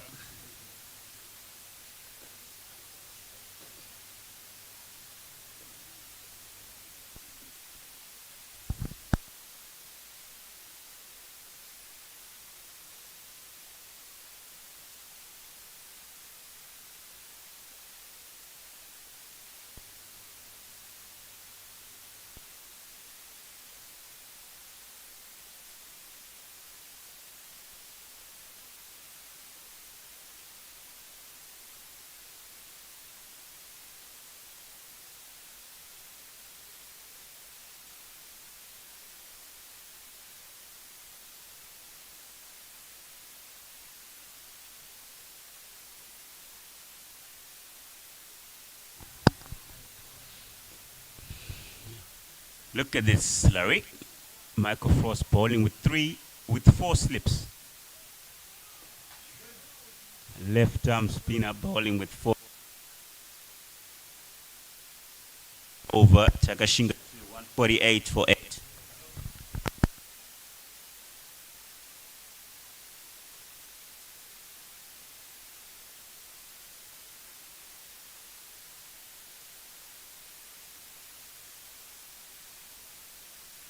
I think in this result, as much as Rangers have bowled very well and in parts batted well, I think Takashinga too will be disappointed by particularly their bowling effort. Not so much the bowling itself. A lot of the bowling was good, but the catches that just weren't taken. Yeah, the drop chances, it will always cost you. Because if suddenly you're chasing 190, the way you play is different. And definitely, yeah. If you're chasing 295, always behind the curve. You need someone to score big to be able to chase that down and have partnerships going on. But if you're not gonna have guys who are gonna stay at the crease for as long as possible, the very high chances you'll be on the losing side. Going back to the story about Hararians Sports Club there early, oh, look at that. Doesn't quite get over. And Jonathan Campbell cleans up the tail. Just a sense of just having a look at whether this is going to be called game over. Yes, it is. As the players shake hands. Win for Rangers. Continue the dominance over Takashinga 2. Win by 146 runs. Just to give you a good texture, having won the toss, Takashinga 2 decided that they were going to have a bowl and conceded 294 in 48 overs. DMI is top of the score. It's a 69, 44 from Jared Basson, 38 from Alistair Frost, 3 for 66 from Jim Goro, 3 for 45 from Tanya Kaguma, and 2 for 72 from Carlton Takawira. But it was their batting effort that also let them down. Takashinga just 295, Tanura Makoni, Tinashe Nunzi, 22 of 20. They're only the notable performers with the bat, which they didn't actually get anyone going. No partnerships there going. In the bowling, for the bowling card, Michael Frost, pick of the bowlers for Rangers, 3 for 20 in 6.2 overs. Jonathan Campbell, 3 wickets in his 3 overs. Other than that, yeah, it's been a very good bowling display by the Sogo Rangers, being asked to bat first in the morning, setting them a score of 295 to win, and be able to come and defend it. It's a very, very commanding victory by Sogo Rangers.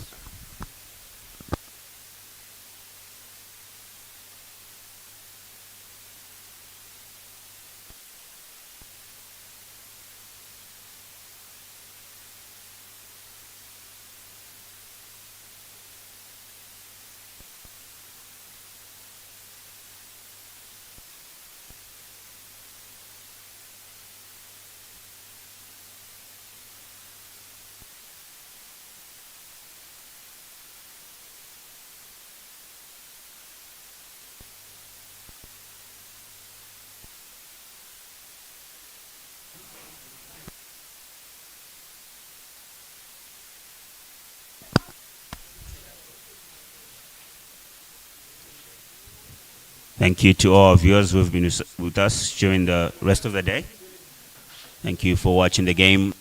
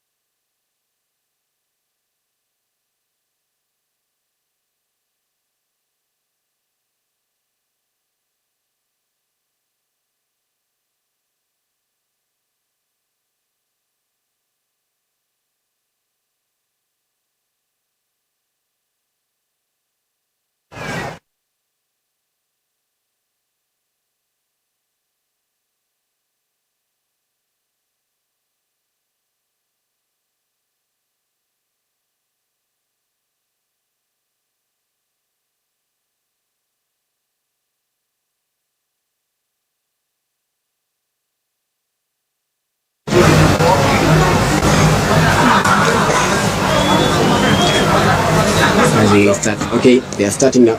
Okay, alright, so warm welcome to the post-match show for Harare Metropolitan Cricket Association First League, in which we've just seen a big result happen today. My name is Larry Kwidirai. I'm joined here by Kudamyele, the 2016 Vine Cup winner. That's what we call this competition as well. First of all, your assessment of the match? Yeah, obviously, Takashinga 2 winning the toss, electing to bowl. Obviously, they didn't take their chances early up, but the Rangers used better ball, got themselves into a comfortable score that they defended well. And one of the things that they failed to do was the catching, as well as the number of no balls early up, as far as Takashinga 2, wasn't it? Yeah, definitely. The extras really killed them, and they could have done better with their catching of the extras. Big innings from Dion Myers. Probably left 100 out there. Yeah, he did. He did leave 100. He'll be disappointed with himself because he was batting very nicely.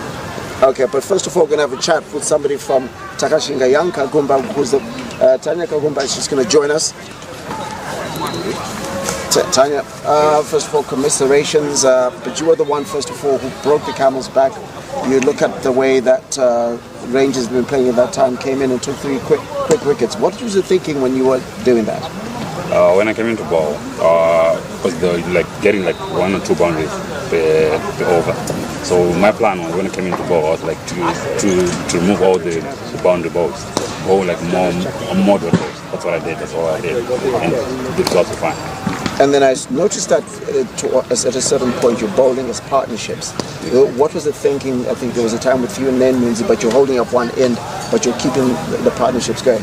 Yeah, like I said, it's like more dot balls will create more pressure because they're getting lots of boundaries. So I said to my teammates, let's bowl more dot balls because they're getting boundaries, they're getting 6 or 7 runs in over. Is there a wicket you took particular satisfaction in getting? Who's exactly. wicket? Yeah, Bennett wicket. Bennett wicket. Yeah, I was there about that wicket, to be fair. Not the result you wanted. What is it that you learned from it? I just learned not to drop catches because we dropped 5 catches. They would have been 190 all out, I think. So we dropped 5 catches. But they'll argue that you only made 148, so I don't know. I know. Yeah, it's because it's a big score. You're looking at it 290. The youngsters will be oh, it's a big score. Because if you take a look at the last past games, we've been chasing 190, 180. So 290 was for the youngsters, was a big score. Final question. First of all, how Ryan Kamwemba is doing after he wasn't able to bat, and then secondly, what next? Because you're now going to go into the second round of the tournament. I think we just changed a few things because of our bowlers. And fielding wise, you have to do catching practice. We need catching practice because we're averaging 2-3 catches every game. So we need catching practice. And then on Ryan, he's feeling much better now because he had a headache. So it's feeling much better now. Okay, catch you later. Thank you. We won't drop you, don't worry. It's fine then, thank you. Okay, that's from the losing team. From the winning team, Luke Van Zyl, 19 years old and already picking up victories. First of all, congratulations on the win. Give us your assessment of the performance out there. Yeah, I think it was amazing with the bat. Dion starting us off well. It was really good, getting us off to quite a good fly. And then, in the ball, obviously Mike Frost had a great season so far. Really, really good to be a part of the team and learn from such wide guys. And also Brian Bennett following him up there. Yeah, just amazing. And bowling with some amazing seamers there with Dion Myers and Brad Evans. It's just been unbelievable. First turnovers, it looked like, when you're bowling, the couple of wides and so forth, extras for days. Then at the end of the turnovers, they're going a 6 and over. What was the thing that you or the senior players say to each other to keep going? Yeah, I think they just sort of looked at it and said, guys, we need to get back on top and consolidate. The past is the past and let's focus on the future. Yeah, and they just sort of let it go and let's focus on the next ball. How does it feel playing in a team with that many seniors, some national team players? What are you gleaning off them? It's amazing. Just all the expertise, the high standards. They've just set the bar so high. You have to come up and join them. It's been an amazing experience. Just one question for me. You guys have only lost 1 game. Going into the second round of the season, what are your plans going ahead? Yeah, I think just keep doing what we're doing, focusing on the basics, and then moving forward, focus on the basics again. Just reiterating that. It seems like all the boys who've taken wickets or batted well have just focused on the basics. The Jared Bassons and Mike Frost have all just been focusing on the basics. Brilliant. So no fear, going to carry on focusing on the basics. Yeah. You always keep saying cricket is a very simple game. If you keep doing the simple things well, you're probably going to get some good results. We look forward to seeing you not just in this tournament, but obviously the NPL as well. Thanks. Okay, all the best. Cheers. So now let's look at I know today was the end of the first 7 matches for some of the sides. I know your side's still got to play some matches. What's your assessment of the side so far? Of course, we've got at the top 2 teams that have lost only 1 match. That is Old Hararians, Gladiators in the lead. Rangers have lost 2 and they've just come back. But you've also got the traditional giants like Takashinga 1 and 2 who are struggling at the moment. But what do you see of the makeup of the league this season? So obviously, if you see the teams that are right at the top, there are things that have done well. Just like Lukman said, they've done the basics right. Like Gladiators, they are a very, very balanced team. Rangers, they are also a very, very balanced team. Obviously, the teams that haven't really picked up, like you see Takashinga, Uhuru, even Rainbow, they haven't picked up because they haven't got guys who've been scoring runs. You get to the top when you get guys who are scoring runs. You get to the top when you've got guys who are taking wickets. Yeah. There's going to be a period after the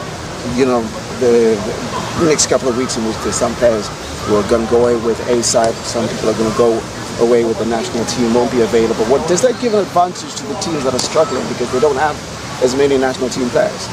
It necessarily doesn't give an advantage, but obviously because some of the teams are going to lose their bigger players, well, it's not a big advantage, but it's just a little added advantage because if the guys who are scoring runs, if they're going to go away, it really gives the teams that are left with some pressure. Okay, thank you very much for joining us. My name is Larry Kwiderai. This is Kudamyede, and this broadcast has been brought to you by Bank ABC, Linglong Tires, as well as Snowflower. We just also want to thank Takashinga Cricket Club for hosting us. We're back with more matches next week. Hopefully, Kudamyede will have scored a half century by then. You've got 1 already, haven't you? There you go. I'll be getting 100. Getting 100 this time at Takashinga. At Takashinga. Sharp. All the best, guys. Cheers.